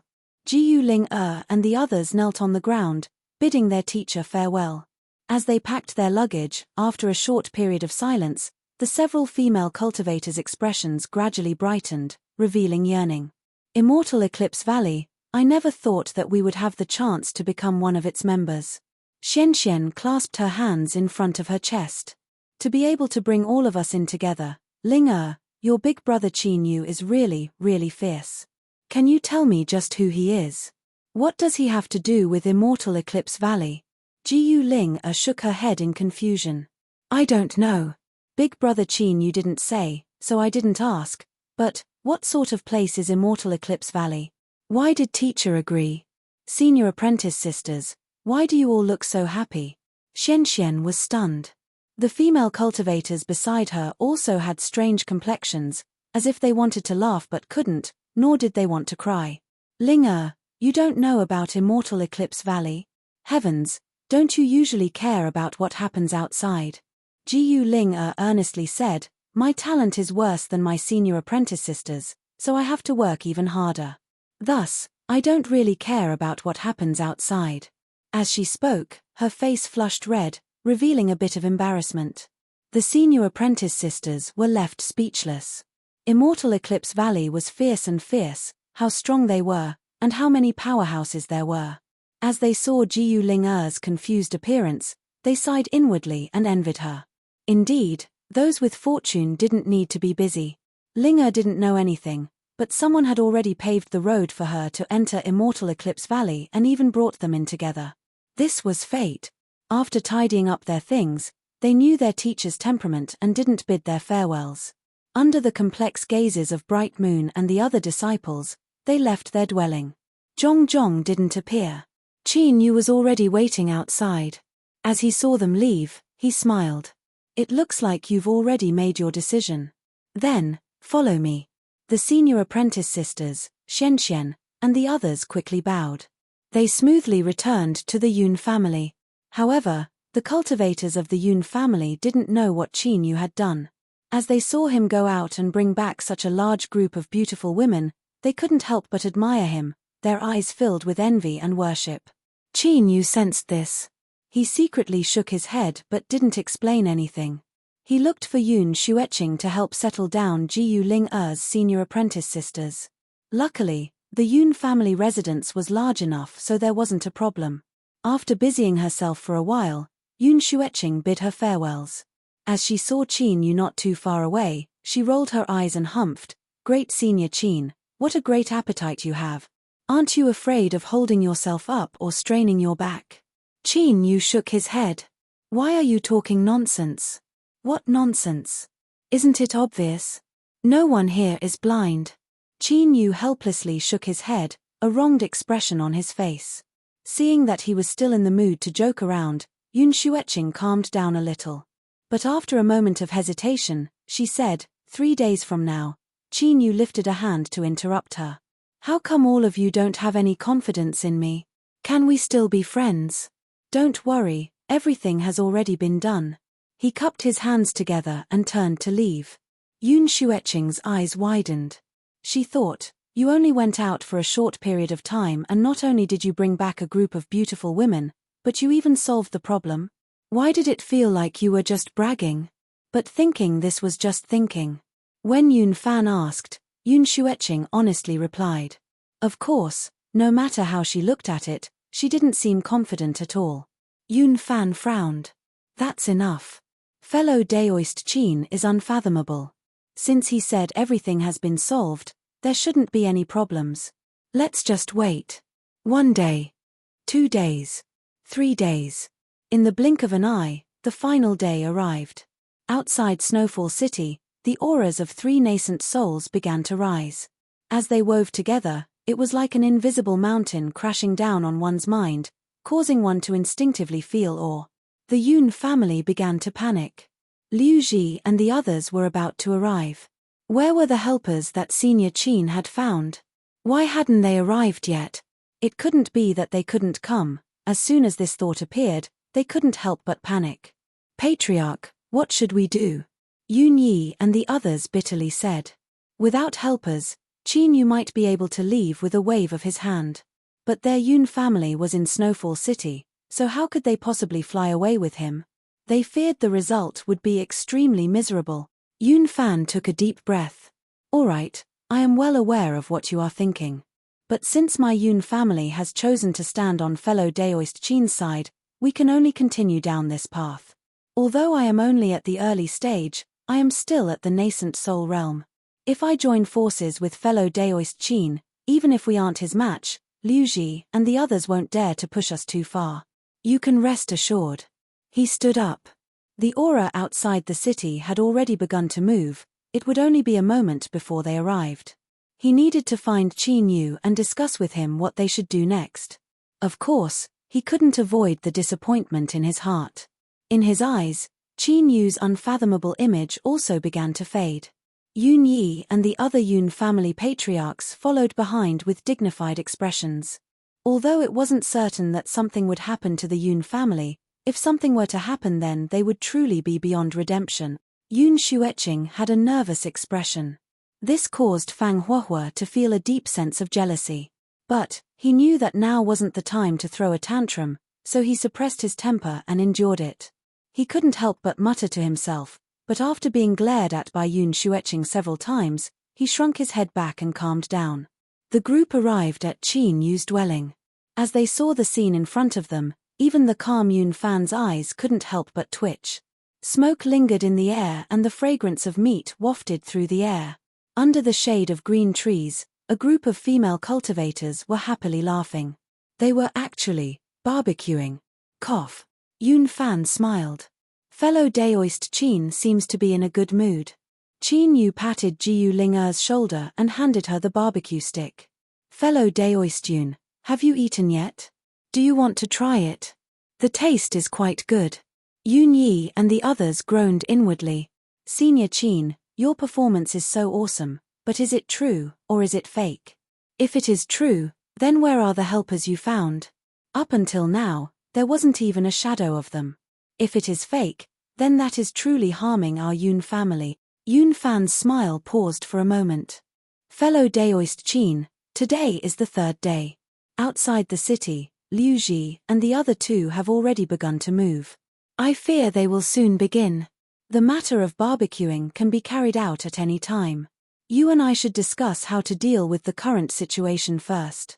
He didn't mention that Qin Yu was looking for helpers because he wanted to save some face for him. But, in Yun Fan's heart, he was already a bit dissatisfied. He wanted to believe that Qin Yu's current performance was because he was brimming with confidence. But, the key problem was that he didn't see any confidence at all. Chapter 208. Jiu Ling'er and the others revealed nervous expressions. Even they could feel that the entire Yun family was acting strangely. Could something have happened? Didn't they say that the matter had been resolved? Qin Yu revealed a helpless look. He thought that if it weren't for the fact that his soul was strong enough, he really might have been deceived. Since they came here, they actually played this trick. Did they want to see him lose face? He was well aware of the Yun family's thoughts. When it came to the safety of their family, it was normal for them to be nervous. Thus, Qin Yu smiled and said, Yun Fan family head, rest assured that Liu Ji and the others won't be able to stir up any waves today. As his voice fell, the auras of the three nascent soul cultivators outside the city began to approach.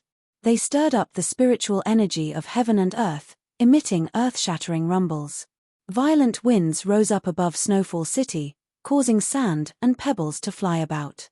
The sky seemed to suddenly darken. The Yun family cultivators' lips twitched. This was truly a slap in the face. They had just said that the other party couldn't stir up any waves, and now a storm of dust soared into the heavens. But this was only a fleeting thought. Right now, the Yun family was tied together with Qin Yu. If he was in trouble, the Yun family wouldn't be any better off. Yun Fan took a deep breath. Fellow Daoist Qin, let's meet the enemy together. Qin Yu bitterly smiled. He thought that these three people really knew how to choose the right time. Weren't they clearly trying to humiliate him? This was intolerable. The speed of Liu Ji and the other two wasn't fast, but when they joined forces, their auras were akin to tidal waves, capable of destroying everything in their path. The entire Driftsnow city had long fallen into a deathly silence. Everyone's gaze fell on the three of them. There was nothing but reverence in their eyes. Nascent souls. Nascent souls were the pinnacle existences in the world. Furthermore, there were now three of them. Looking at the situation today, he could boast about it for the rest of his life. Strong winds blew against him, causing his black robes to flutter about. Qin Yu narrowed his eyes. He thought that these three fellows were quite good at showing off. Qin Yu, 3 days have passed. Have you made your decision? Liu Ji's cold voice echoed in all directions. Qin Yu's lips curled up. Fellow Daoist Liu, it doesn't matter who has the loudest voice. I, Qin, have a treasure. If you want it, come and take it yourself. All right, since that's the case, I'll take it myself. Liu Ji was expressionless. He raised his hand and slapped forward. The shadows of 2 towering mountains appeared in the void and quickly solidified. Beneath the mountains, the air turned viscous, as if it couldn't bear such a heavy weight. Suppress. The shadow of the mountain range descended from the sky. Before it even landed, the faces of the Yun family members began to turn pale and their eyes filled with endless fear. At this moment, they felt as if they were weak insects that would be crushed into powder in the next moment. In Snowdrift City, the eyes of the cultivators who had come to congratulate him constricted, and they sighed inwardly. No wonder he was Liu Ji of Heaven Upholding Peak. His strength was ridiculously powerful. Qin Yu's eyes brightened. He looked up at the suppressed mountain range. Then, he stepped forwards and shot into the skies. He clenched his fist and punched out. Bang! A loud sound shook heaven and earth. The 2 mountains tumbled away. Cracks appeared on the solid mountain, and 2 pearls could be vaguely seen moving around. Of course, this didn't mean that Qin Yu didn't pay a price. He was sent flying backwards and crashed into the ground. With a loud bang, the earth trembled. A corner of the Yun family residence was shattered by the spreading strength. What appeared in front of them was a bottomless pit. Cracks spread out like a spider web. Yun Fan had a nervous expression. If Qin Yu was severely wounded in a single exchange, then there was no need for today's battle to continue. Jiyu Ling Er's eyes widened, filled with anxiety. If it weren't for Shenxian holding her back, she would have already rushed over. Cough cough. There was a violent cough in the dust. These 2 mountains are quite good. I want them. Qin Yu stepped out. His face was covered in dust, but one could tell from his complexion that at most his blood vitality had tumbled a bit and he hadn't been injured at all. The entire Yun family was relieved. The struggling Jiyu Ling covered her mouth, tears nearly flowing out. Shenxian comforted her in a low voice. I already told you, Senior Qin Yu will definitely be fine. Look, he's fine. Her pale face showed that she had been terrified just now. Liu Ji's eyes darkened. He had put forth his full strength in that strike just now. He wanted to suppress Qin Yu and quickly resolve today's matters, but now it seemed things were going to be troublesome. Old Freak Cheng and Poison God frowned. Of the 3 of them, Liu Ji was the strongest. They never imagined that Qin Yu would also be so fierce. However, they only furrowed their eyebrows. If they joined forces, they might even be able to fight a late nascent soul cultivator. Suppressing Qin Yu and Yun Fan would at most require a bit of effort. The reason Liu Ji had set aside 3 days was because he wanted to investigate Qin Yu's background and avoid provoking people he shouldn't provoke. Now that 3 days had passed, no one had interfered. This meant that this person had no background, so they had less to worry about. With a sneer, Old Freak Cheng stepped forwards. The enmity of destroying my divine sense, today I will settle it all together. Poison God patted his round belly. There was the sound of flapping wings and a massive swarm of black wasps appeared, their eyes filled with a bloodthirsty killing intent. Bang, the auras of 3 nascent souls shook the heavens and earth. Yun Fan took a deep breath. Just as he was about to rush forwards to fight, Qin Yu suddenly waved his hand at him. Then, he snappily said, "You've watched the fun, so aren't you going to come out? Do you really want to see me get beaten up so badly that you two old fellows will be satisfied?" Liu Ji's complexion changed. Everything fell silent. Old Freak Cheng's lips curled up. "Qin Yu, stop bluffing. If there really were other nascent souls here, do you think they could hide from me? Haha, Cheng Yuanju, where does your confidence come from? I am right here, can you sense me?" With a sneer, a courtyard not too far away opened and Daoist Wang stepped out. His bearing and style far surpassed what it was in the past, and every movement he made was dignified and dignified. It was clear that with the help of the heaven-mending pill, he had smoothly made a breakthrough. Although it was unknown what his exact cultivation was, after being shackled for so many years without being able to advance, he had also cultivated a formidable background. His current realm wasn't low. "There's also me." A white-haired figure stood tall and straight like a divine sword, emitting a frightening aura. Immortal Eclipse Valley, Jiang Li. This sudden change left everyone dumbfounded. Then, they silently counted and confirmed that 7 nascent souls had appeared and that they weren't dreaming. Heavens, 7 nascent souls! Countless people trembled and groaned. Qin Yu looked over with dissatisfaction. "Daoist Wang, Senior Jiang Li, you two really are good. Did I not expose you and you were planning to continue hiding and watch the show?" Daoist Wang coldly coughed. "You brat, you don't know what's good for you. Did you think we rushed over just to listen to your complaints? If you don't want us to help, then just say so and we'll leave immediately." Qin Yu clenched his teeth. "If you dare to leave, I will drink all the good wine you've hidden away." Daoist Wang was panic-stricken. "You brat, you are too vicious. You even thought of something like this. Wait, how did you know I had good wine hidden away? I've never told anyone about this before." Qin Yu revealed a smug expression. "Of course I know. Are you scared now?" Daoist Wang coldly coughed. "Your fears." Jiang Li smiled. "The two of you are really too much. If you want to bicker, please find another place. There are so many people watching. You are just wasting everyone's time." He paused for a moment and pointed a finger. "Qin Yu, this was old Wang's idea. If you are dissatisfied in your heart, you can look for him." Daoist Wang's eyes widened as if he had misjudged him. He coughed and said, "Let's get down to business. Let's get down to business." Qin Yu pointed at Daoist Wang, giving him a look that said he would settle this score with him later. Then, he turned and sneered, "I already said that you aren't the only ones who know how to find helpers." Liu Ji, Old Monster Cheng, and God of Poison turned pale. In particular, they had already recognized the identity of the newcomer, which made them even more excited. Immortal Eclipse Valley's Daoist Wang and Immortal Eclipse Valley's Jiang Li. The former was a newly ascended nascent soul, but it was rumored that he was extremely powerful. As for the latter, he was an extremely high-level nascent soul powerhouse. His swordsmanship was profound and his combat strength was terrifyingly high. More importantly, this allowed them to learn of Qin Yu's background. Immortal Eclipse Valley. Furthermore, there must be an extremely close relationship between the two parties. What nonsense! If they weren't close, how could they speak like this? If they weren't close, did you think that nascent souls were cabbages that could be found anywhere? Although they didn't want to admit it, this was the truth.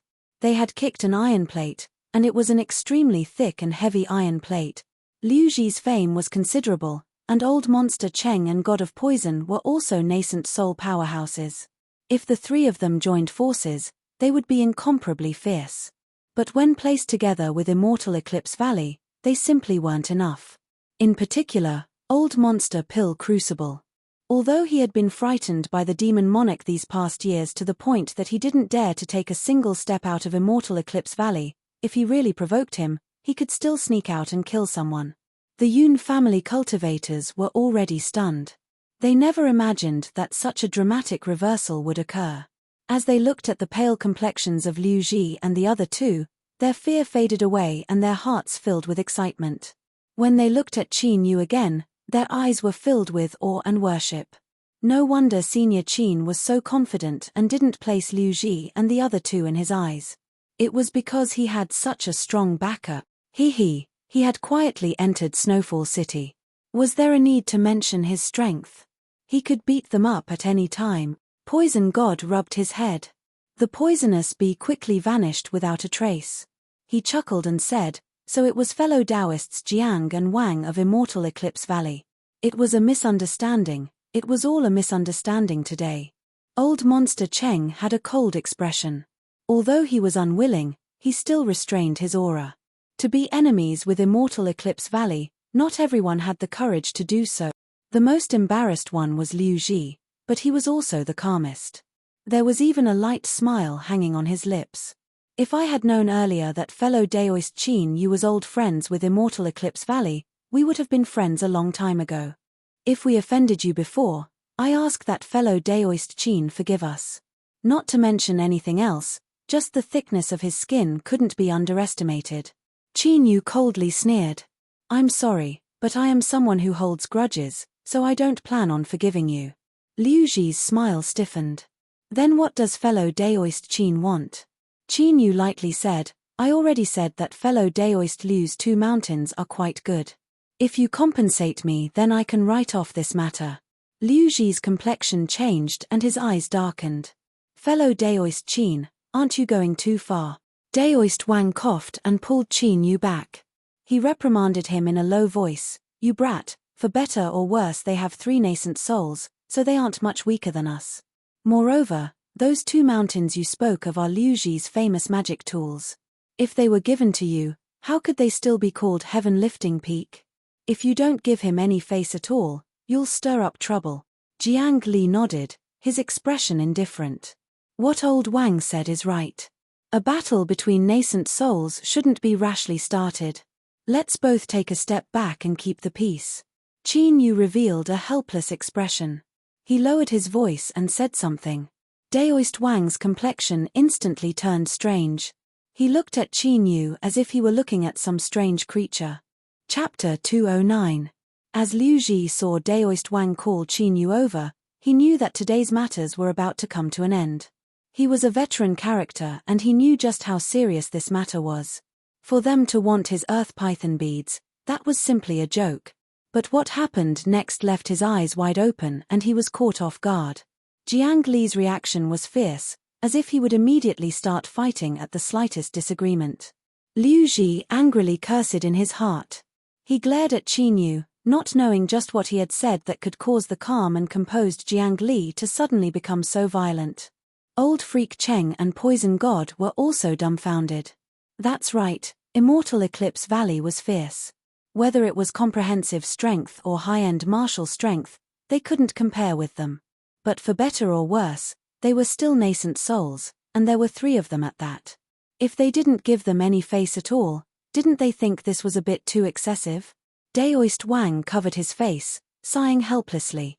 He thought that today was Liu Ji's bad luck to have run into this vengeful brat Qin Yu, as well as this sword fanatic Jiang Li. Something as ridiculous as the 5-element sword diagram had actually been successfully cultivated.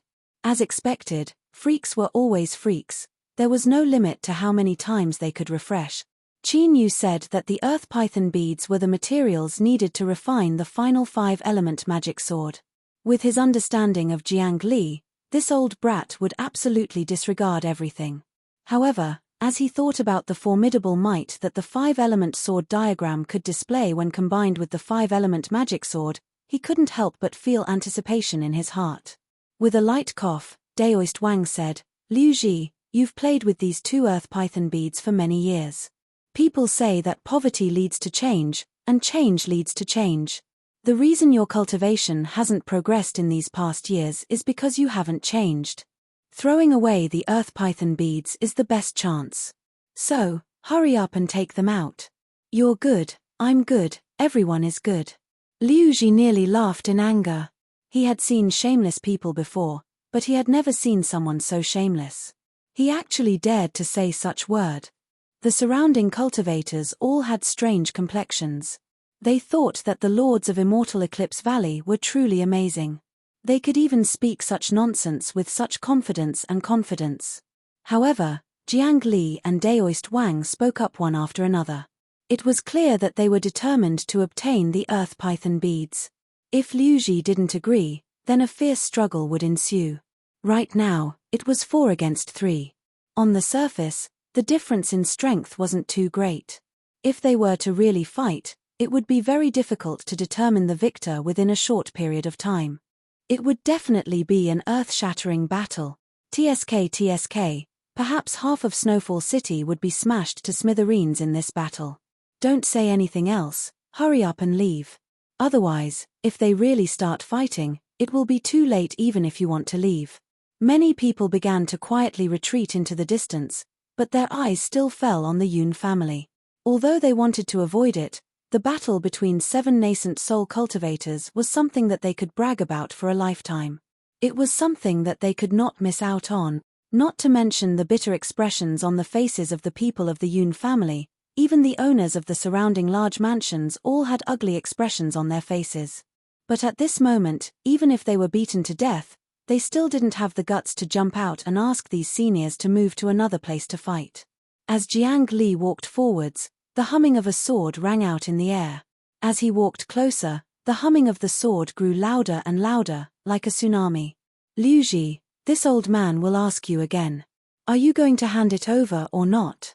In Immortal Eclipse Valley, this nascent soul sword cultivator had always lived in seclusion and rarely came into contact with others. This was the first time he had revealed his strength in front of others without reservation. Liu Ji was like a giant sword that could hold up the heavens. No one doubted that as long as he slashed down, even 1,000 mountains and 10,000 rivers would be cut in half. Liu Ji huffed. Although he knew that Jiang Li wasn't weak, he didn't think there was too much of a disparity between them. It was only now that he realized that Jiang Li was actually a super powerhouse at the late nascent soul realm. Although he was only at the 7th level, everyone knew just how powerful a sword cultivator's attacks were. In terms of true combat strength, he was absolutely an outstanding late nascent soul master. If this sword came slashing down, it might not be enough to kill him, but it wouldn't be difficult to severely wound him. Poison God sucked in a deep breath. Brother Liu, a wise man, understands the circumstances. In today's matter, we were the ones in the wrong, so it is reasonable for us to compensate fellow Daoist Qin. These words were clearly to give Liu Ji a way out of this embarrassing situation. But at the same time, it was also to vaguely express his attitude. Jiang Li was so strong. If they were to tear apart all pretense of cordiality, who would have a good ending to eat? Moreover, because of this, you will offend Immortal Eclipse Valley. If you refuse, I won't help you. Reality was reality, but judging the situation was the most basic ability a cultivator should have. If you couldn't even do this well, you would have died without even dregs left. Old Freak Cheng's face darkened. But his silence was enough to express his attitude. Qin Yu had a look of praise in his eyes. Indeed, the older the ginger, the spicier it was. As soon as Jiang Li took action, he had instantly suppressed 3 nascent souls. Late nascent soul, and a sword cultivator at that. TSK, just thinking about it gave him a headache. His eyes flashed. Fellow Daoist Liu, have you thought it through? You have to be quick. Who knows, maybe I, Qin, will want something else later. His gaze swept past Old Freak Cheng and God of Poison, causing their faces to stiffen. Liu Ji was enraged. He had wandered the world for so many years and had never been humiliated like this before. How could he be bullied like this?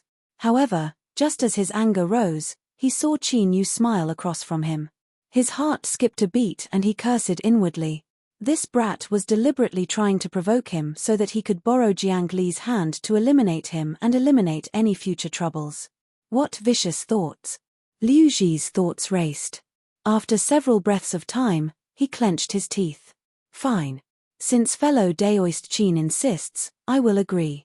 Here are the 2 earth python beads, please keep them. He flipped his hand and took them out. With a flick of his sleeve, he wiped away his mark. As a faint blood-red light flashed past, Liu Ji's face paled. His body shivered, indicating that he was withstanding an extremely horrifying pain. Jiang Li's eyes widened. These 2 earth python beads were actually blood-refined object. In other words, Liu Ji had decided to turn them into his own life's magic tools. As a sword cultivator, his sword was constantly tempered within his Dantian Si by borrowing the strength of his nascent soul. He naturally knew just how important a life's magic tool was to a cultivator. It was no less than any other part of the body. If Qin Yu took away the earth python beads, the consequences would be far more serious than if he cut off Liu Ji's arm or leg. But even so, Liu Ji had actually agreed. From this, it could be seen just how powerful his mind was. But at the same time, his hatred towards Qin Yu would be even heavier. At this moment, Jiang Li had an impulse to brazenly attack and kill Liu Ji on the spot in order to avoid any future disasters. His eyes turned and fell onto Qin Yu, as if he could sense his killing intent.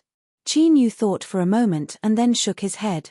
I will accept the earth python beads. Today's matters will end here.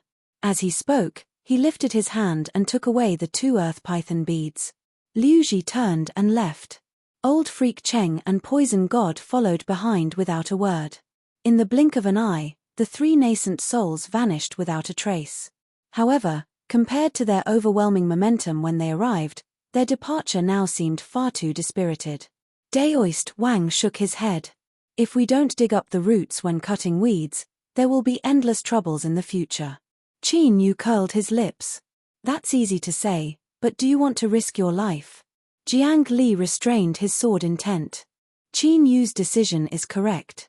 It's good that we can obtain the earth python beads. If Liu Ji and the others really do go all out, we will have to pay the price. He paused for a moment and then looked over. Moreover, if we let them leave, Qin Yu won't be afraid of revenge. The next time we meet, even if Liu Ji and the others join forces, they might not be his match. Daoist Wang thought about it. It had only been several years since they parted, and yet this junior had already reached such a formidable level of strength. This sort of speed of growth left one speechless. He thought about how many years it had taken for him to reach Golden Core and how many years he had been stuck in a bottleneck.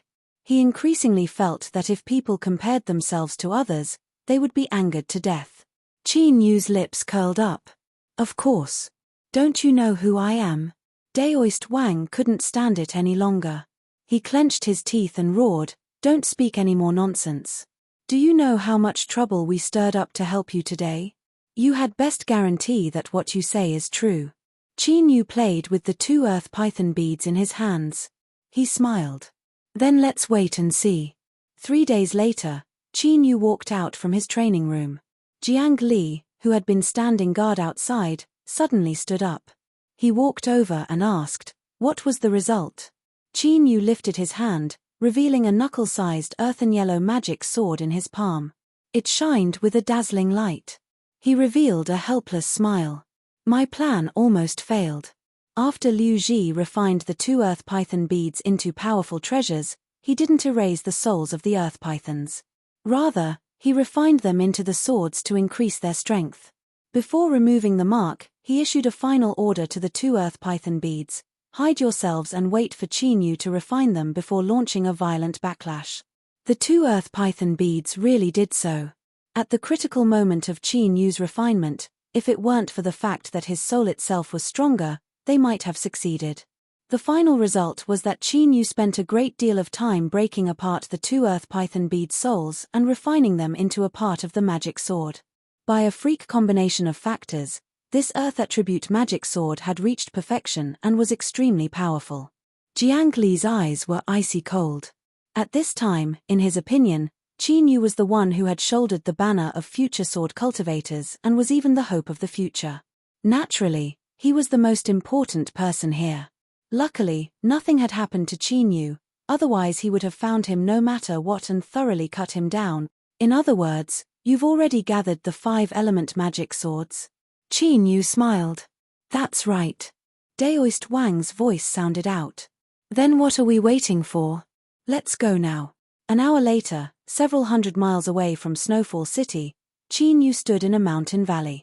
Jiang Li and Daoist Wang had grim expressions as they stood not too far away. Suddenly, Qin Yu lifted a hand and thrust forwards. White, black, blue, red, and yellow light surged between his fingers. Then, the heaven-shaking cry of a sword filled the air. Whoosh, whoosh, 5 beams of light howled out, instantly submerging into the thick stone wall in front of them. After several breaths of time, they flew out from the back of the stone wall and returned in front of Qin Yu in several blinks of an eye. Then, with a loud rumbling sound, the stone wall that was 1,000 feet high and hundreds of feet thick began to disintegrate in front of the 3 people. Countless boulders tumbled about, roaring into the distance as they kicked up a cloud of dust. Daoist Wang's jaw dropped open, his face full of shock. Jiang Li reared his head back and laughed, his heart filled with joy. Good, good. My sword Dao lineage has finally found a successor. Chapter 210. Ever since the usually indifferent Jiang Li returned from the mountain valley, he would reveal a smile from time to time, as if he were in a very good mood. Daoist Wang curled his lips in disdain. He thought that Qin Yu wasn't just a sword cultivator but also a formidable alchemist. Their alchemy lineage also had a successor. Old Jiang, what are you blindly showing off for? But even though he said this, Daoist Wang couldn't help but feel a cold chill run down his spine as he thought about how Qin Yu had instantly broken through the stone wall. He thought that he would have to pay attention to how he spoke to this brat in the future, otherwise if he were to fly into a rage out of shame like that, he wouldn't be able to withstand it. He thought about how he had cultivated for so many years to reach his current level of strength, but he had been overtaken in such a short period of time. He couldn't help but feel a bit of disappointment and envy in his heart. Jealousy and hatred weren't necessary. After all, this brat Qin Yu could be considered his disciple to a certain degree. Every time Daoist Wang thought of this, he couldn't help but feel a bit of pride. Hihi, old Jiang, you can't compare to me in this aspect. It seemed that Jiang Li had given it to Qin Yu, and in addition to that jade slip he had given him, it seemed that the 2 of them were about the same in this aspect. Qin Yu brought up the matter of Jiyu Ling and her 5 senior apprentice sisters joining Immortal Eclipse Valley together. After being mocked by Daoist Wang several times, the matter was settled. Jiyu Ling paid her respects to the 2 old fellows. As expected, she received 2 gifts, and both of them were extremely precious treasures. This left Jiyu Ling panic-stricken. It was only when Qin Yu had her help that she nervously expressed her thanks to the 2. During these days, the entire Yun family naturally did everything they could to curry favor with them, hoping that they could form a bit more relationship with Immortal Eclipse Valley. To the Yun family, this was an extremely important matter. When Yun Fan broke through to nascent soul, the Yun family finally had a certain status. Daoist Wang was also polite when dealing with them. It was unknown what sort of agreement he had reached with Yun Fan in private, but in short, the 2 of them were smiling happily. Qin Yu didn't have the time to bother with them. Under the careful guidance of Jiang Li, he was beginning to refine the 5-element magic swords with his blood, refining them into void and turning them into his life source magic weapons. On this point, the sword cultivator Jiang Li naturally had the right to speak. In his words, Qin Yu had walked into a great stroke of luck. Others could only have a single life magic tool, but he could have 5. In the future, as his cultivation rose and he constantly nourished them, the might of the 5-element magic swords would constantly rise. At that time, he would truly be fierce. After spending a month, the 5-element magic swords had been refined to completion. They merged into his Dantian Sea and floated above his golden core, circulating with the energy of the golden core as it constantly transformed. Qin Yu, in the future when you nourish your magic sword, you must pay attention to how much damage it causes to your body. Finding a balance is the most important thing, otherwise you might end up being damaged. This was the only hidden danger. After all, having 5 life-bound magic treasures was a huge burden for a cultivator. Qin Yu nodded. I will pay extra attention to this matter. Daoist Wang drank a mouthful of wine and said impatiently, you guys are really enough. You went into seclusion for a month just for this matter. Don't tell me you're not sick of it. I strongly request a change of topic. He rubbed his chin. For instance, when Yun Fan was crossing tribulation, did you really swallow the tribulation clouds? The unhappiness on Jiang Li's face faded away and was replaced with a bit of concern. It was clear he also cared about this matter. Qin Yu thought for a moment and said, I don't want to lie to you, but there are some things that I really can't say. But, if I'm purely referring to that night, yes, that's what happened. Daoist Wang smacked his lips and whispered to himself. Occasionally, he would hear words like freak, limitless, and so on. It was clear he wasn't saying anything good.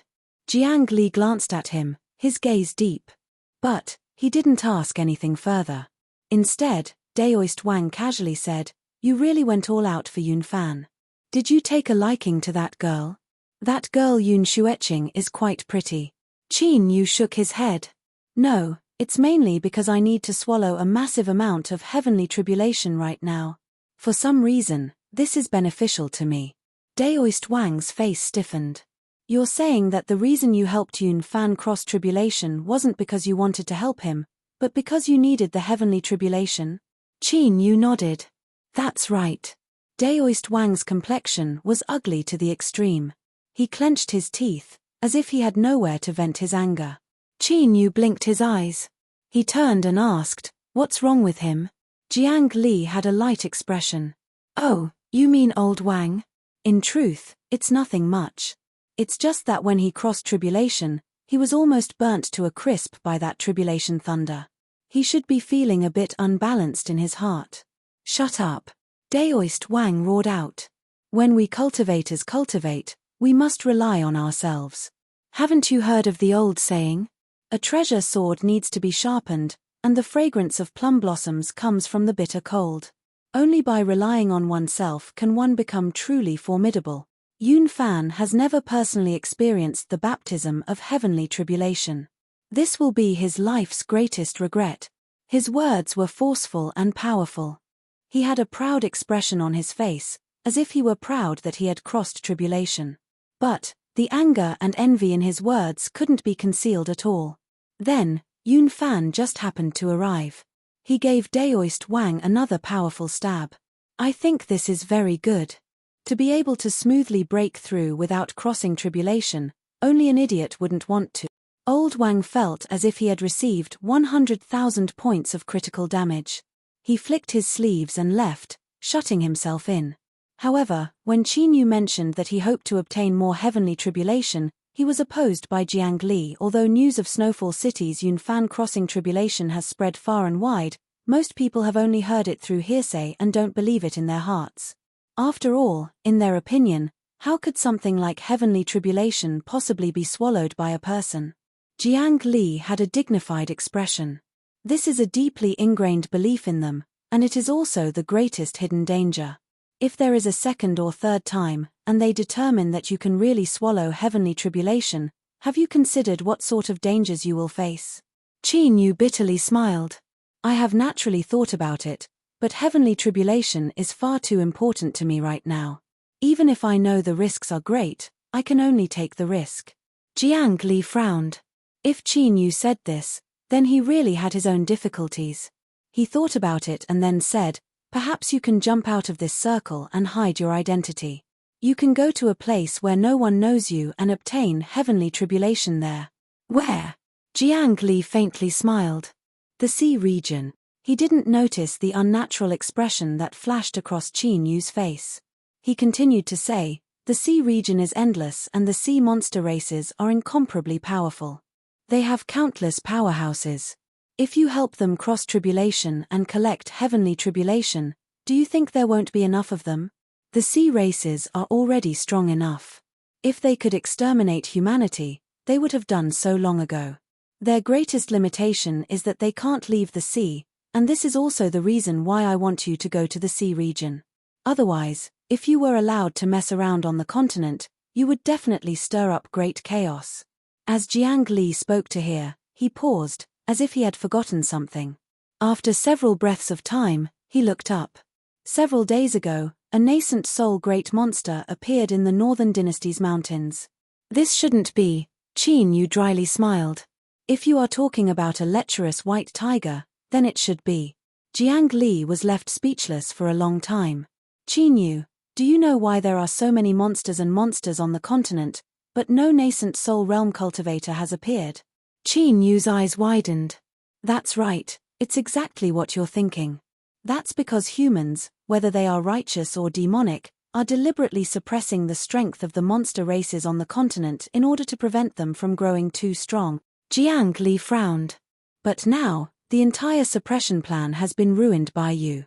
If a first nascent soul appears among the monster races, then there is a chance that a second or even a third will appear. Have you ever thought that there might be a day when our human race will have to withstand a formidable threat from them? Qin Yu had an awkward expression. When he was in a hurry to obtain heavenly tribulation, how could he have thought about such things? Jiang Li shook his head. It looks like I was right to let you go to the sea region. If I let you continue to mess around, who knows what sort of trouble you'll stir up again? Qin Yu's embarrassment deepened. Jiang Li had a puzzled expression. Was I wrong? Is there something you find hard to say? Qin Yu coughed. Not too long ago, I just returned from the sea region. Some things happened during this time, so it's not convenient for me to return for the time being. Jiang Li was speechless. He looked straight at Qin Yu, his heart in complete chaos. Just what sort of person was this? In such a vast world, he had actually made himself unable to stay here and unable to go anywhere. He couldn't help but admit that this could be considered a skill. After all, if one didn't have the skill, they wouldn't be able to do this. But brat, aren't you a bit too good at messing around? If you can't go to the sea region, then there's nothing I can do. But, I still have to remind you that it's best if you don't help others cross tribulation again. Qin Yu nodded, bitterly smiling to himself. He didn't know how, but Daoist Wang had found out about this. He had run over to taunt and ridicule Qin Yu, but the meaning behind his words was clear. Listen to old Jiang, that's right. Qin Yu was a bit moved, but he still hadn't made up his mind. The little blue lamp was different from others. It was his foundation and his hope. Every day that it didn't recover was another day that Qin Yu couldn't feel at ease. How could he continue waiting? Perhaps it felt Qin Yu's distress, but on the second day after Daoist Wang taunted him, as night arrived, the long silent little blue lamp lit up without warning. The deep blue light caused Qin Yu to feel something that he hadn't felt for a long time. Then, from the depths of his heart, from the depths of his soul, he felt a surge of excitement. It was like his entire soul had been lit up. Even the pitch-black darkness around him seemed to become gentle and lovable. The little blue lamp lit up. It lit up. Qin Yu carefully supported it, afraid that the slightest movement would extinguish it. Luckily, the deep blue light calmly flowed on without any signs of dissipating. Heavenly tribulation needs more. Intermittent fluctuations echoed in his mind. A thoughtful look crossed Qin Yu's face. He could faintly feel that the little blue lamp had passed its most difficult moment. It still needed heavenly tribulation, but it wasn't as urgent as before. This gave Qin Yu a large buffer zone. Several more days passed. The little blue lamp bloomed every night and Qin Yu felt completely relieved. At the same time, he began to think about what he should do next. The next day, Qin Yu pushed open the door and found Jiang Li and Daoist Wang. He told them that they could leave. Facing Jiu Ling Er's hesitant expression, Qin Yu smiled and rubbed her head. Don't worry, I will go with you this time. In the past I provoked many people, so in order to prevent you from being bullied, I naturally have to make arrangements. This was certainly an excuse. The most important reason for going to Immortal Eclipse Valley was that his whereabouts had already been exposed. The demonic path would find out sooner or later. During the Great War between the righteous and demonic paths, he had become a thorn in their side. In addition to the matter of the Saint Furnace in the sea region, Qin Yu believed that the demon monarch wouldn't find it too troublesome to kill him. In the entire world, only Immortal Eclipse Valley was safe. Of course, another reason was that Immortal Eclipse Valley had the pill disposal department. If the little blue lamp lit up once more, he would be able to obtain cultivation resources from there. Chapter 211. Not long after leaving Snowfall City, Jiang Li and Daoist Wang led the way. They landed in a hidden mountain cave. He opened the dust-covered cave and found a transmission array inside. Although it was covered in a thick layer of dust, it began to emit light after some adjustments were made and spirit stones were added. Qin Yu's eyebrows shot up, surprise on his face. Daoist Wang's eyebrows arched up. Immortal Eclipse Valley is rich and overbearing. Their inheritance has been passed down for generations, so this isn't anything at all. He had a disdainful expression on his face as if Qin Yu were an ignorant brat. Jiang Li made the final corrections and confirmed that there were no problems. He said, "All right, come in." Jiu Ling and the others were a bit nervous. To cultivators, long-distance transmission arrays placed a considerable amount of pressure on them. If their cultivation was too low, they might even be injured during the transmission. Qin Yu smiled, "Don't worry, it's fine." A dazzling light burst forth from the teleportation array. The space distorted slightly, and everyone in the array disappeared. Kacha, a shattering sound rang out, and when all the light dissipated, the teleportation formation was already broken, and could no longer be used. Immortal Eclipse Valley. The array formation suddenly lit up, and within the intense light, many figures quickly appeared.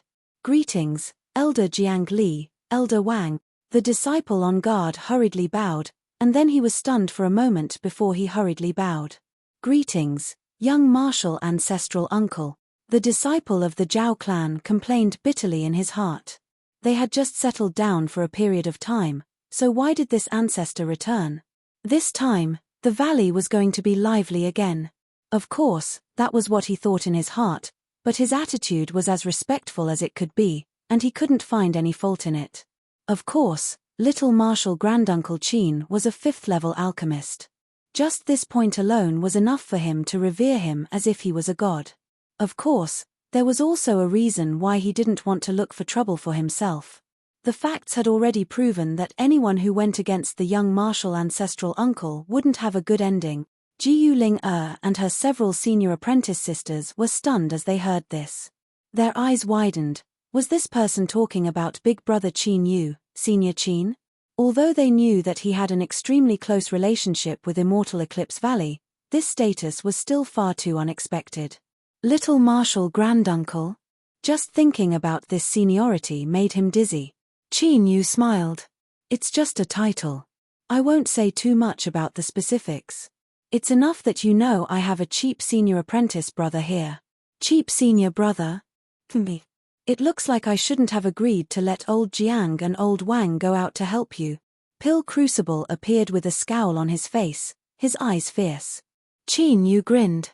He never thought that Qin Yu would arrive so quickly. He smiled and greeted, "Senior apprentice brother, it's been a long time since we last met. I've missed you." Pill Crucible's complexion changed. "What do you want to do? Qin Yu, do you think this old man doesn't understand you? Since you're speaking so nicely, it's definitely nothing good. Let me tell you now, if you have any wishful thinking, hurry up and take it back." "No way." Pill Crucible coldly sneered again and again. His eyes turned to Jiu Ling and the others and his face instantly changed. He smiled and said, "These little girls aren't bad. You are the sign of life. Our Immortal Eclipse Valley is lacking people like you. Welcome." As for Jiu Ling and the others joining Immortal Eclipse Valley, Jiang Li and Daoist Wang had already reported this to Pill Crucible. In the end, Pill Crucible was still the master of Immortal Eclipse Valley. Although this matter couldn't be considered much, they still needed to report it ahead of time and obtain his approval. Qin Yu was left speechless. With Pill Crucible's status, weren't you afraid of losing face by revealing the face of a matchmaker? Moreover, Pill Crucible had always maintained a dignified appearance in front of others. He paid the most attention to his own image, so how could he have become like this after not seeing him for several years? Could he have suffered some sort of mental blow and given up on his treatment? Cough. "Let me introduce you. This is Immortal Eclipse Valley's master. Valley Master, Senior Pill Cauldron." These words frightened Jiu Ling and the others. They were well aware of Immortal Eclipse Valley's status and strength. They never imagined that this common-looking old man in front of them was the one who wielded the highest authority here. They hurriedly bowed. Pill Crucible smiled. "That's enough, there's no need to be so polite. I have already made arrangements. Someone will lead you there." He slapped his forehead and walked in front of Jiu Ling. "You are Ling, right? This is the first time we've met, So as your senior, I have to express my gratitude. Take this token. If anyone bullies you in the future, you can take it out and smash their head with it. I guarantee that no one will dare to fight back. Qin Yu's eyes twitched. What nonsense. If you gave Jiu Linga the token representing your status as an elder, then of course no one would dare to fight back if she took it and hit them in the head. The truth was that this was a decision Pill Crucible had made after thinking about it. He already knew how much Qin Yu valued this little sister of his. He was worried that there would be people in Immortal Eclipse Valley who didn't know what to do and stirred up trouble for them. Thus, he simply took out this token and solved the problem once and for all. Jiu Linga blushed red. She waved her hand, wanting to explain that she wouldn't hit anyone. But she was so nervous that she couldn't speak. Beads of sweat began to drip down her forehead. Qin Yu patted her shoulder. Senior apprentice brother gave it to you, so take it. It's fine.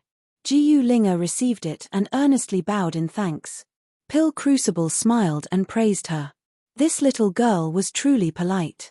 Then, he curled his lips and said, "It's just that this big brother of yours is a bit unreliable. Don't just stand there, I have something I want to ask you. Hurry up and come over." Qin Yu was a bit puzzled. Just where did Pill Crucible's resentment come from? For the sake of calling him a cheap senior apprentice brother, he would taunt and ridicule him? There was something wrong with this. But since he was under the eaves, he could only pinch his nose and accept it. After giving Jiu Linga some advice, he cupped his hands together and said, "Senior apprentice brother, please." Pill Crucible coldly snorted and turned to leave. Xian and the others had worried expressions. It seemed that Senior Qin Yu wasn't well received. If they came to Immortal Eclipse Valley, would they have any good days? Would they be assigned to someone as a concubine or something like that as soon as they arrived? This thought made the girls jump in fright. Daoist Wang glanced over and guessed what they were thinking.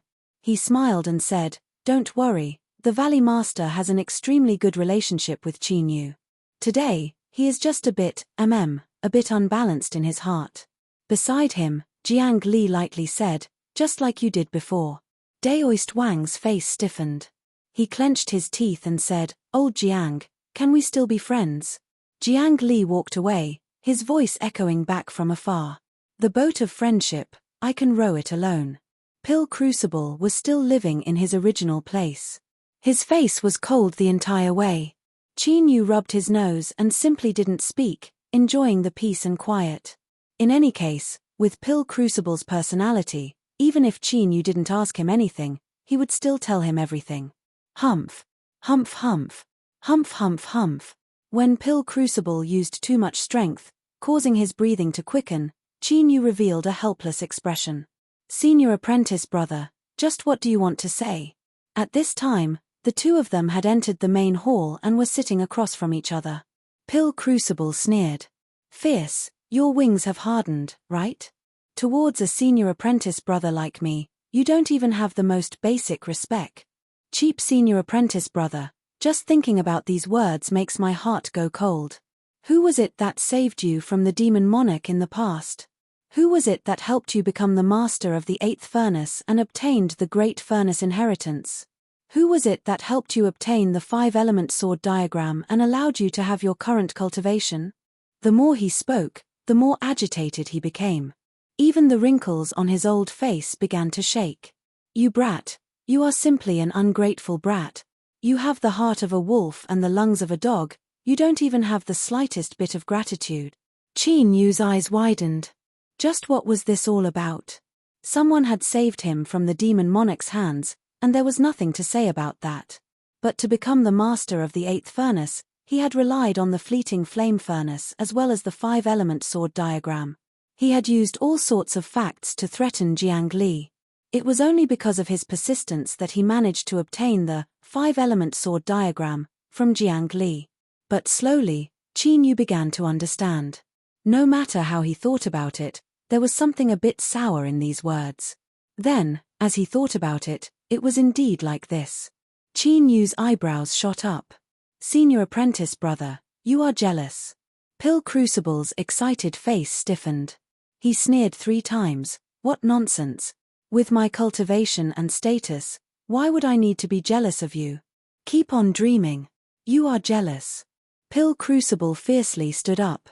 I am jealous of you. Chinyu, you brat, say that again. Do you believe that I won't enforce the sect rules on behalf of teacher and severely punish you? Chinyu changed his posture and comfortably leaned back in his chair. First of all, you and I have never seen teacher, so sect rules and whatnot don't exist. Of course, if you want to make new rules, then I will choose to refuse. The votes will be 1-1, and the sect rules will be invalid. Moreover, senior apprentice brother, you are really jealous.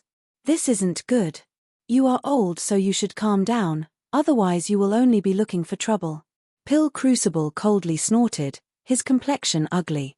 That's right, the reason he had such a bad temper was because he was unhappy in his heart. Why? Everyone had spent a great deal of effort to reach nascent soul, and it wasn't an exaggeration to say that they had to go through mountains of blades and seas of fire. But what about Chinyu?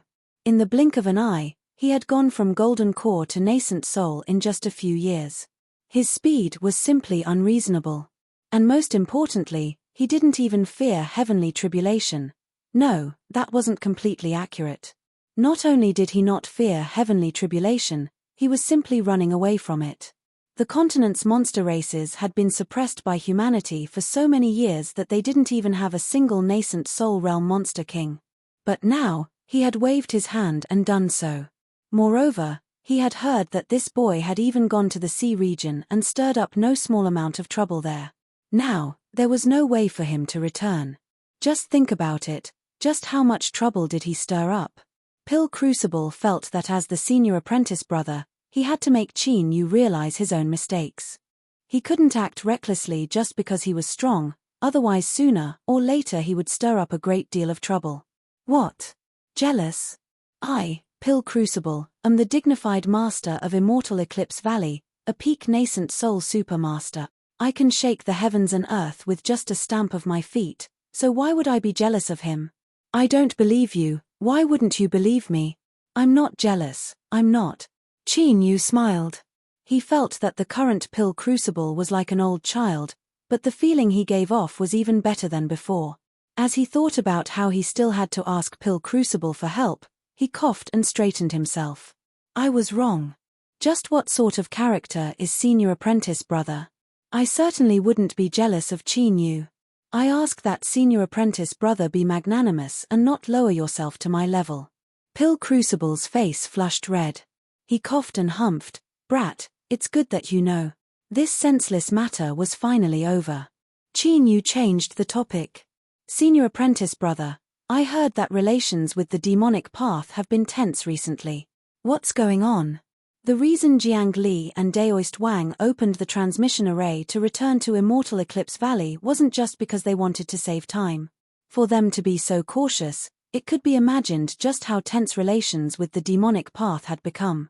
Pill Crucible's complexion sank.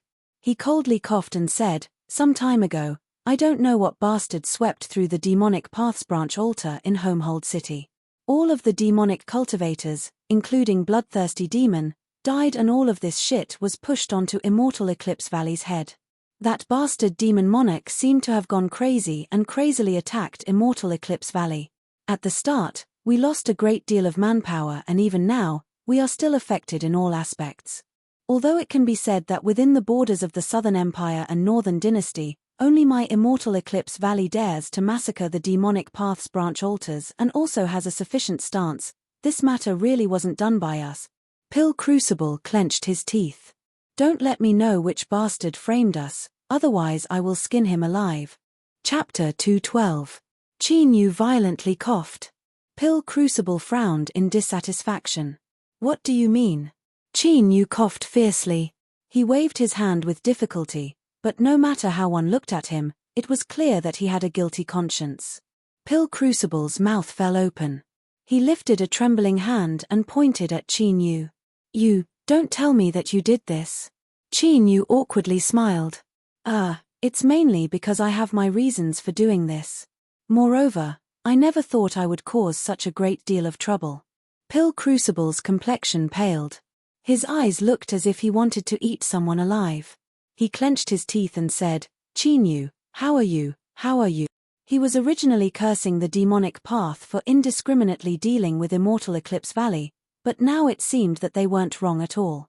No matter how one looked at it, everything could be blamed on Immortal Eclipse Valley. What kind of sin did he commit? Qin Yu dryly laughed several times. "Senior apprentice brother, please calm your anger, calm your anger. Well, I'm going to see how Ling and the others are doing. I just arrived at Immortal Eclipse Valley, so I hope you understand the rules." He turned around and fled. The matter of the pill disposal department could be brought up later. Otherwise, he was really worried that Pill Crucible would go berserk. Disregarding everything else, it would be simple for him to capture him and beat him up. After Qin Yu left, the anger on Pill Crucible's face suddenly faded away. He frowned, as if he were vexed over something. After a long time, he sighed and said, "I originally thought that my calculations were wrong, but now that everything has been verified, it seems that the final result cannot be changed." He shook his head and suppressed the tumbling emotions in his heart. Since he had confirmed the result, he had to make arrangements for the things around him as soon as possible. Qin Yu's appearance was both a danger and a lucky chance for Immortal Eclipse Valley. But as for what the result would be, he couldn't see it. Sigh, thinking about it, I'm really unwilling. Jiyu Ling and the others were placed in a place called Little Bamboo Grove. The environment was tranquil and beautiful, and the surroundings were cleared out medicinal fields. As the medicinal fragrance drifted in the breeze, one would feel refreshed after taking a deep breath. When Qin Yu arrived, the several girls were gathered together. They were excitedly discussing everything they had seen and heard after entering Immortal Eclipse Valley. Their voices were filled with joy and anticipation. "Greetings, Senior Qin." Upon seeing him, the female cultivators hurriedly stood up. Qin Yu waved his hand. No need to be so polite. He sat down and wanted to kill some time, but before he could say anything, he was interrupted by someone. Zheng Zhengxiu hurried over, his face full of joy. "Brother Qin, I just received news of your return.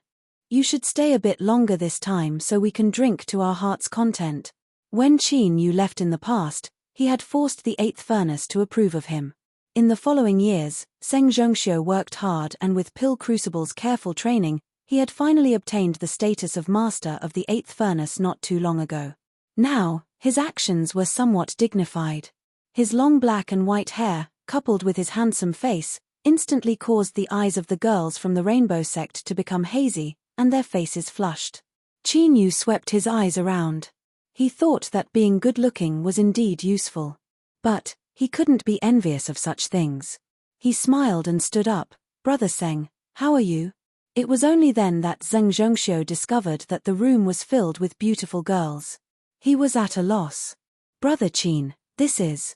It was clear that he had rushed over as soon as he heard the news and hadn't inquired about the basic situation. Qin Yu was moved. He smiled and introduced both sides. When they heard that this charming uncle was the master of Immortal Eclipse Valley's furnace, the eyes of the girls clearly warmed up a bit. The only thing that comforted Qin Yu was that Jiyu Ling'er's eyes were clear and bright. From beginning to end, she hadn't changed at all.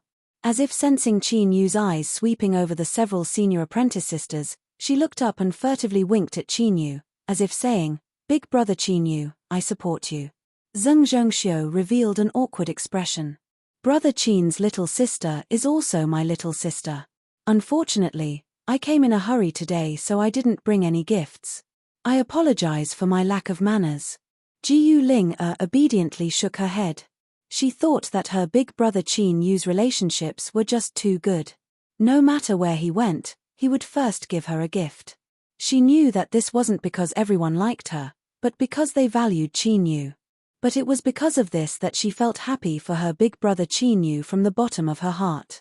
He had already become a truly great figure. Zheng Zhengxiu stayed behind. The several young girls scrambled to cook. Looking at their earnest appearances, it was clear they wanted to bring out their special skills to attract Senior Zheng's attention. Qin Yu followed him to a pavilion in the Little Bamboo Grove and sat down. He smiled and teased, "Brother Zheng is so popular, it really makes me envious. In these past years, you must have been pursued many times." Zheng Zhengxiu revealed an awkward expression. All of my thoughts are currently immersed in my studies. It was only after I entered teacher's tutelage that I realized just how broad and profound the path of alchemy is. Even if I spent my entire life studying it, it would still be hard to grasp, so how could I be distracted by such things? As Zheng Zhengxiu spoke, his face was filled with awe and sincerity. Qin Yu's lips twitched as he heard this. He wondered just how Pill Crucible had managed to turn the handsome and dashing Zheng Zhengxiu into such a blockhead. Cough. In truth, you should consider your own personal problems. After all, the road is long and endless. If there is no one to accompany you, you will be lonely. Is that so? Qin Yu put on an authoritative appearance. He slowly nodded. That's right. Zheng Zhengxiu hesitated. He hadn't said this to anyone, but in his heart, Qin Yu was already in existence on the level of an idol. It wasn't just because of his cultivation and status, but also because of his superb alchemy skills. A fifth-grade alchemist was enough to dominate the world. Moreover, his teacher would occasionally mention this in his daily lessons. Although there was a great deal of disdain in his words, as if that boy couldn't be compared to his teacher, he could still feel the envy in his words. Thus, he couldn't help but consider Qin Yu's words. He thought for a moment and said, "Brother Qin, in the future, will you also find someone to accompany you for the rest of your life?" Qin Yu smiled and said, "Stop trying to change the topic. Why are you talking about me? You should be the one to seriously consider this. Spending your entire life alone is just too boring. Would he find such a person?" Ningling's figure appeared in his mind. Qin Yu felt a bit of nostalgia and a bit of helplessness. He really was an indecisive person. It had already been so long and yet he still couldn't let go. In Homehold City, he had swept through the demonic path's branch altars and killed everyone below Bloodthirsty Demon. Thinking about it, this was all because of her. The food and wine were served. The taste was excellent. It could be seen that the girls had brought out their true abilities. Xianxian was the boldest. She used the alcohol to launch an attack on Zheng Zhengxiu. But what a pity, it seemed that the effects weren't too good. After experiencing the fall of his youth and the rise and fall of the Zheng family, the Zheng Zhengxiu who had his current status had tempered his heart to a formidable degree. It wasn't easy to move him. After drinking for a long time, no one used their cultivation to dissolve the problem. Qin Yu's eyes were hazy and hazy. He leaned against a pillar and fell into a deep sleep. Jiyu Ling took out a handkerchief and wiped the sweat from his forehead. She listened to him whisper, "Ningling." Ningling, her heart ached. She already knew what had happened from Qin Yu's words. As she thought about how Qin Yu had pretended to be calm on that day and how he revealed himself after he was drunk, her eyes couldn't help but turn red. She grabbed his hand and said, "Big brother Qin Yu, don't worry. No matter what happens, Ling will accompany you. As long as you need me, I will never leave you alone." He slept for 2 days and 2 nights. When Qin Yu woke up, the first thing he saw was Jiyu Ling smiling face. "Big brother Qin Yu, you're awake. Do you want to wash up?" "How long did I sleep for?" 2 days. Senior apprentice sister, Xianxian, and the others were all surprised. They said that Big brother Qin Yu could sleep too much. Qin Yu's thoughts stirred. "These past 2 days, have you been waiting here?" Jiyu Ling blushed red. "I haven't. I just didn't have anything else to do, so I came to take a look." Qin Yu's heart warmed. He walked over and rubbed her head. "Thank you, Ling Jiyu Ling smiled happily. "Big brother Qin Yu, wash up. I will prepare something for you to eat." Food wasn't important. With Qin Yu's current cultivation, even if he didn't eat or drink for 10 years he would still be fine. The key was in his heart. Thus, he ate until he was full. After drinking the last mouthful of soup, he praised, "My Linger's cooking is really good. I wonder who will be lucky enough to marry you in the future." Jiyu Ling was embarrassed. She stamped her feet and said, "Big brother Qin Yu is bullying me." Qin Yu roared with laughter. After staying for a while longer and chatting with Jiyu Ling Qin Yu bid his farewells and left. He decided that he wouldn't wait any longer. He would go lay his cards on the table with Pill Crucible. No matter what, he He had to make Pill Crucible agree to go to the pill disposal department. Because of the little blue lamp, his cultivation had been delayed by a great deal. Time flowed like sand. It was something that shouldn't be wasted the most in this world. When he arrived at Pill Crucible's dwelling, he discovered that he had gone into seclusion. Qin Yu was stunned. Could it be that his performance had stimulated his cheap senior apprentice brother? When did Pill Crucible become so diligent? Moreover, the key issue was that if Pill Crucible went into seclusion, what would he do about going to the pill disposal department? Junior granduncle, please wait a moment. The Valley Master has made arrangements for Elder Zeng. He will soon arrive. Zeng Zhengxiu arrived quickly. He took out a token and said, "Before teacher went into seclusion, he told me to give this to Brother Qin. He said that if you needed anything, you could decide for yourself." The token had 8 great furnaces engraved on it, symbolizing the supreme authority of Immortal Eclipse Valley.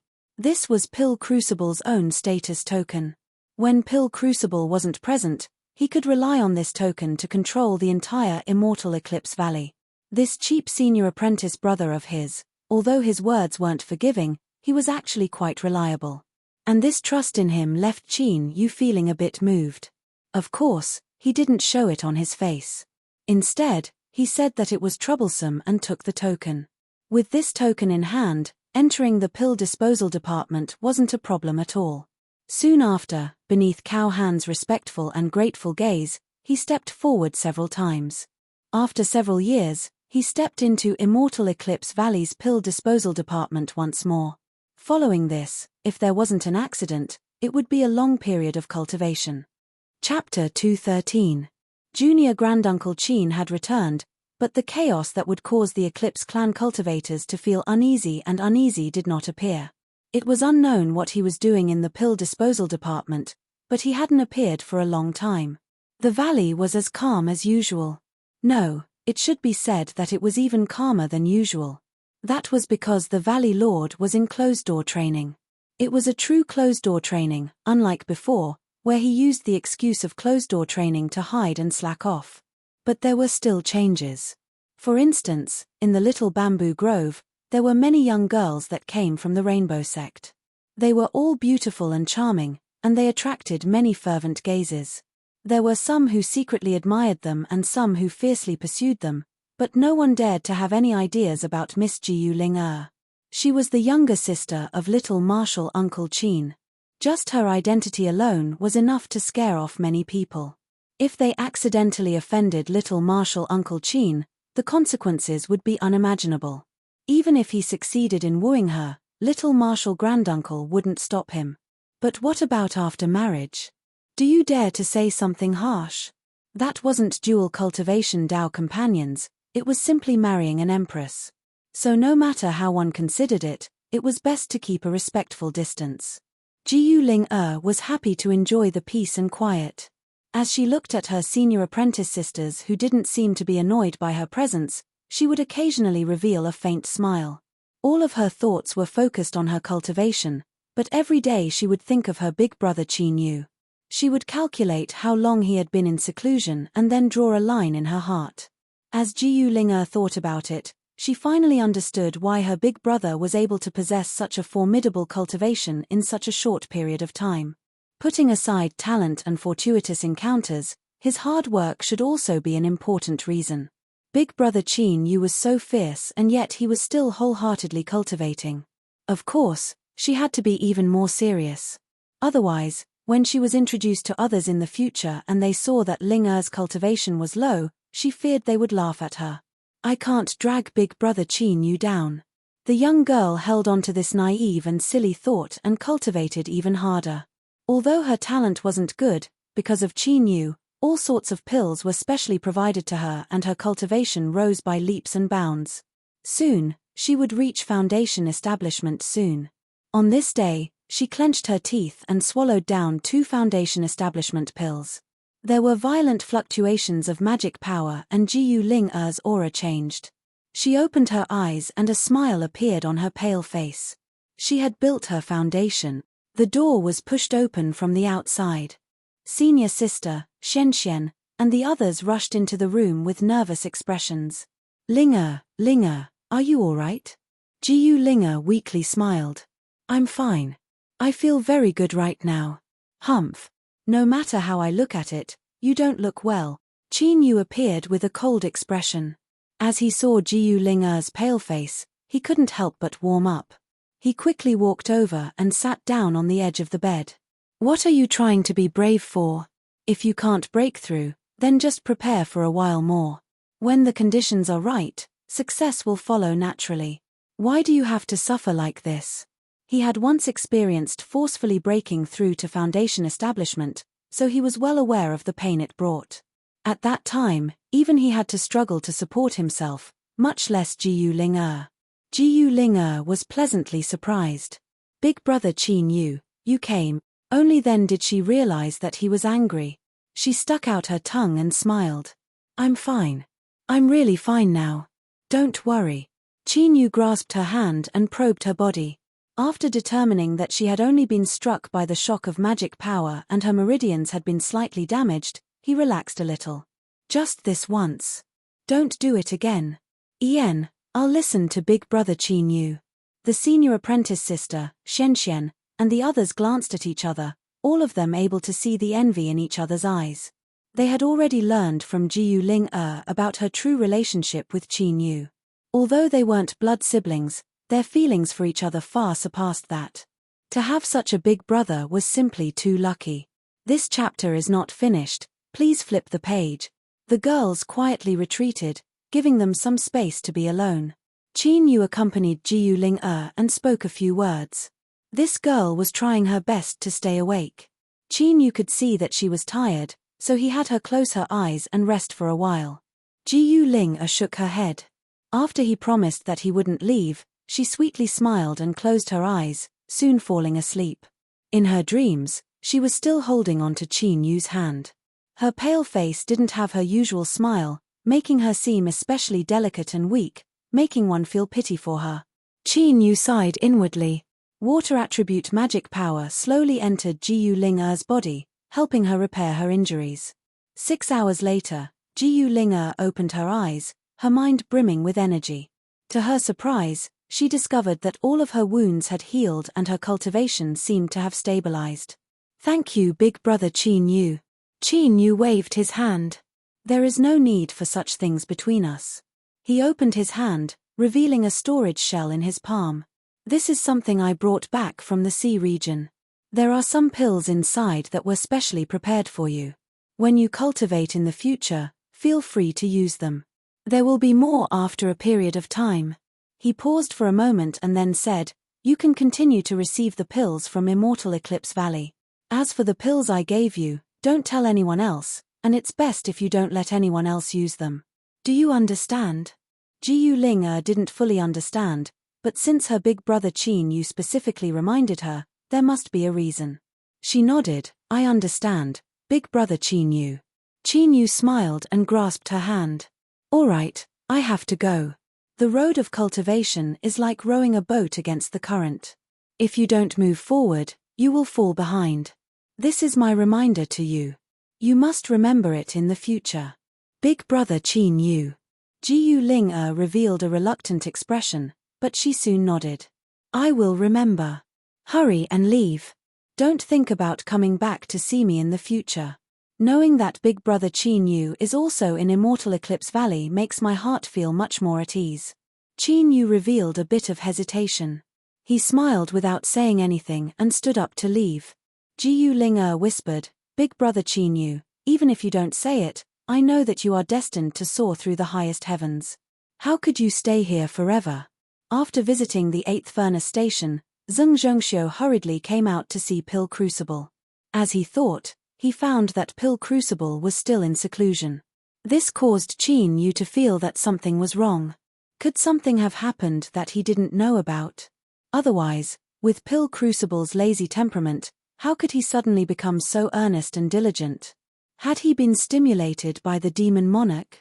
Qin Yu thought about it and rejected this idea. The demon monarch had wanted to kill Pill Crucible for a long time. If he could really be stimulated, he would have worked hard all these years. Just as he was about to bid his farewells, The 10,000-foot mountain of the 8th furnace station suddenly shined with light. The phantom of a fire alligator appeared, angrily roaring at Qin Yu as it opened its jaws wide. Zheng Zhongxiu was surprised. He couldn't figure out what was going on with the 8th furnace. As a furnace spirit, its sensing abilities were extremely sharp. Could it not know what Qin Yu's current cultivation was? Qin Yu smiled. He turned around and said, "There's nothing to be surprised about. When a brain is filled with hormones, it will always make some impulsive decisions without considering the consequences. And these kinds of decisions will often be regretted not long after." He looked up at the burning fire alligator. "Don't you think so?" The fire alligator shrank its head back and continued to roar. The anger in its voice had mostly faded away, replaced with a feeling of grievance and helplessness. As if it were saying that Qin Yu didn't keep his word and didn't keep his promise. Qin Yu lightly coughed. He lifted his hand and the fleeting flame furnace appeared. The fire alligator's eyes brightened and it leapt forwards, but it was immediately sent flying away. But looking at its appearance, it was clearly even more excited. It didn't seem to be sad at all. It turned around and rushed forwards again. Zheng Zhongxiu bitterly smiled. He finally remembered that the 8th furnace in his hands had an incomparably lecherous furnace spirit. In the past, when Qin Yu had forced it to submit, he had used this same move. How could he have forgotten? However, looking at the scene in front of him, he really felt very shameful. The fleeting flame cauldron's face was filled with arrogance. The fire crocodile's tail was wagging like a flower as it circled around the cauldron with a thirsty appearance. Qin Yu rubbed his nose. A dirty thought rose up in his mind. Two hard furnaces, even if they were together, what could they do? It was a rigorous, complicated, and inexplicable problem. "Brother Qin, what should we do?" He was currently refining a pill and needed the cooperation of the 8th furnace. But looking at its current appearance, it was clear he couldn't count on it. Qin Yu smiled. "I'll leave the fleeting flame furnace behind. I promised it in the past." Ignoring the fleeting flame furnace, he turned and walked away. "After some time, I'll come and take you away." He thought to himself, "Your resentful attitude is not very trustworthy. If you weren't addicted to torturing the fire alligators, would you have been so gentle?" Clearly, he was enjoying it. "I'll just take it as helping him achieve his goal." Qin Yu returned to the pill disposal department. Cao Han had already prepared a tea table and tea set. His cultivation had broken through to the 6th level of Golden Core and he could step into the late Golden Core realm at any moment. "I won't drink tea today. Maybe next time." Cao Han was a bit disappointed.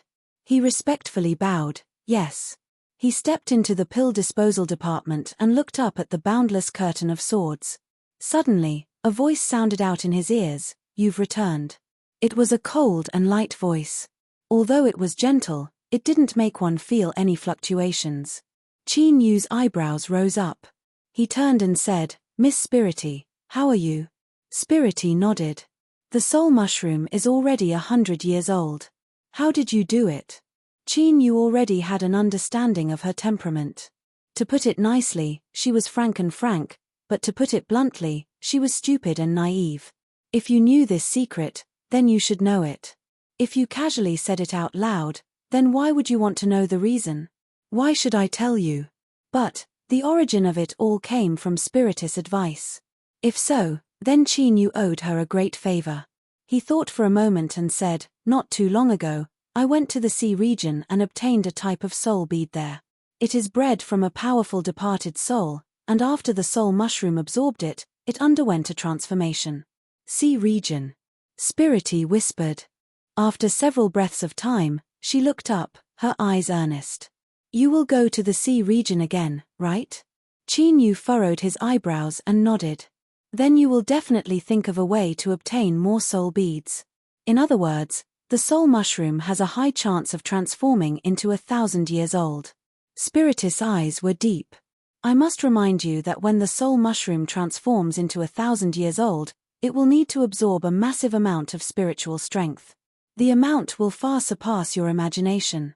So, I hope you can prepare yourself early." Qin Yu's eyes narrowed. Just who is Miss Spirity and how does she know about these things? When it came to the soul mushroom, not even Pill Crucible knew much. This girl in front of him was far too mysterious. Spirity lightly said, "When the soul mushroom matures, you will know." She turned and left. After several steps, she vanished from sight. These words sounded a bit familiar. Looking at the direction she left in, Qin Yu's thoughts raced. A moment later, his mind shook as he thought of a possibility. After hesitating for a long time, he took a deep breath and suppressed his thoughts.